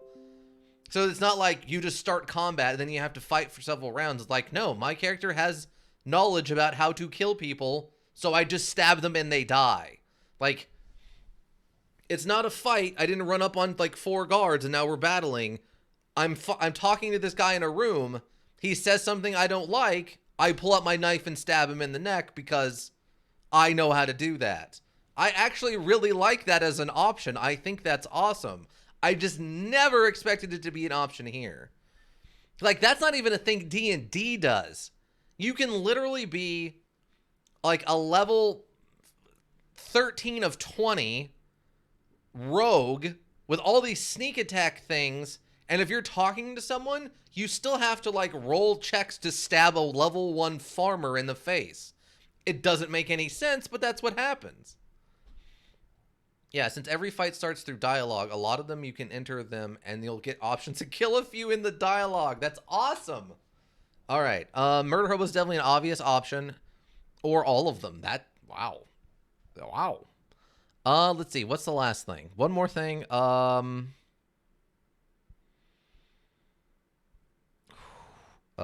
we learned that alchemy items, alchemy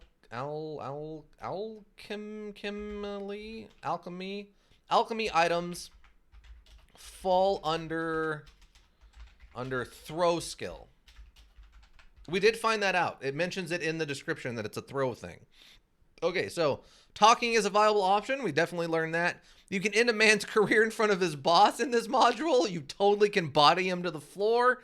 Murder Hobo is definitely an obvious option. They definitely give you options to use your Murder Hobo skills. Alchemy items fall under the throw skill. Got it. Got it. Done and done. Let's see. Scheduling. Nay, they aren't. What do you mean? It said in the description for like bombs and stuff that... Are you... But why did it say it's a throwing skill?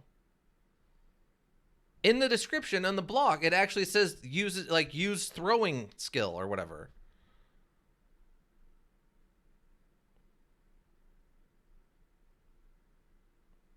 Okay, well now I'm gonna have to send a fix. We're gonna have to say evidence of more testing regarding alchemy throwables. Throwables.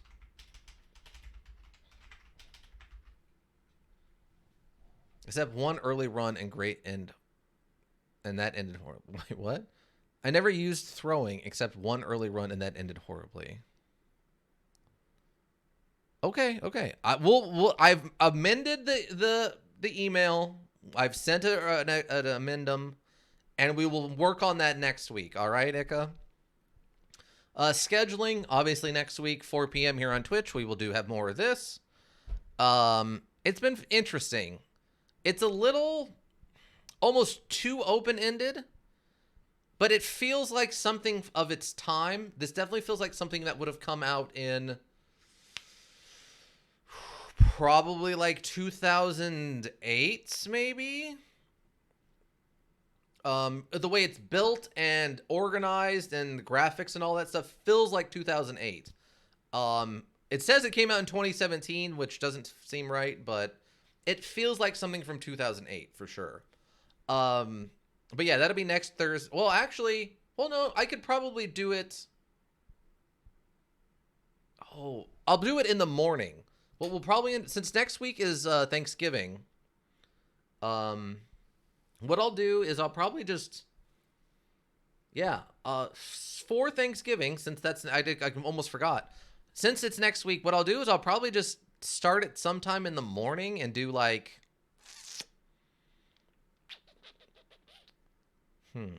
it's hard to say for sure. I'll keep you updated, but I'm thinking what I'll probably do right now is probably start at like 10 in the morning and then go to like 2 and then probably go do my Thanksgiving stuff. But we'll play it by ear as we go thanks to the holiday, the American holiday of Thanksgiving. But then Saturday, 2 days from today, 3 p.m. for the immersive, aka no face cam horror stream. We have Vivietta. It's a throwback. Oh, nice. Oh, nice what? Hmm? But yeah, it's a throwbacks RPG Maker style Super Nintendo graphics where it looks like we're some kind of groundskeeper at a haunted house. I don't know. I'll be able to see that. Oh, the Thanksgiving thing? You mean if I do it in the morning? But yeah, that'll be Saturday, 3 p.m. here on Twitch, of course. And then oh, okay, cool. That works out. And then Sunday, since we finished up the Talos Principle this last week, we have now moving on to Chicken Police, which is we started last Thursday. I wasn't sure where to put it, but it's definitely a Puzzle Sunday thing. It's been fantastic. It's been very fun. The characters are well written and interesting. Voice acting's been good. The world lore has been amazing. They've got so much lore in this world. Yeah, that'll be Sunday, 3 p.m. here on Twitch, of course, for the Puzzle Sundays. Tuesday.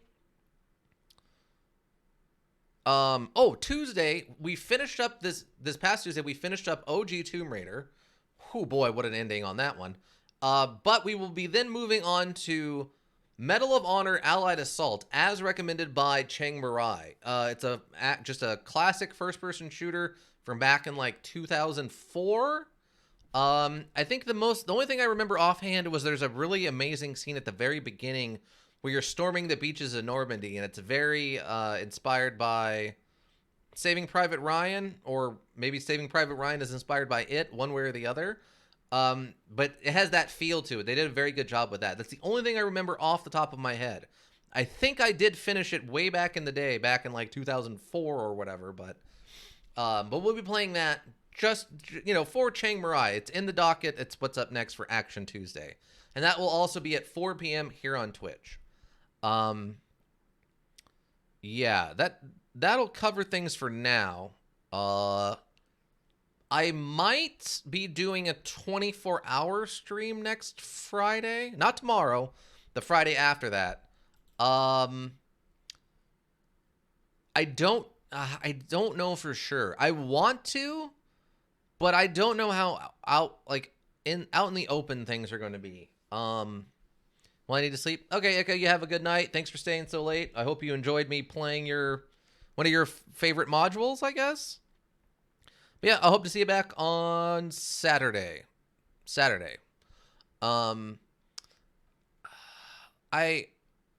remastered Crisis 2 and 3? Okay, I guess. Whatever you say. Oh, and there's another Dark Pictures anthology, The Devil in Me. Fun. So right now I'm thinking maybe a 24-hour stream of maybe one of the what do you call it? Assassin's Creed modules. If one of those is I have to imagine there's at least one of them on Steam or something. Assassin's Creed, Odyssey, Origins, Black Flag, Unity, Creed Syndicates. I think Unity was one that was actually considered good, right? Arno, a young man who embarks on an extraordinary journey to expose the true powers behind the French Revolution. Brand new co-op mode, you and your friends will also be thrown in the middle of a ruthless struggle for fate of a nation.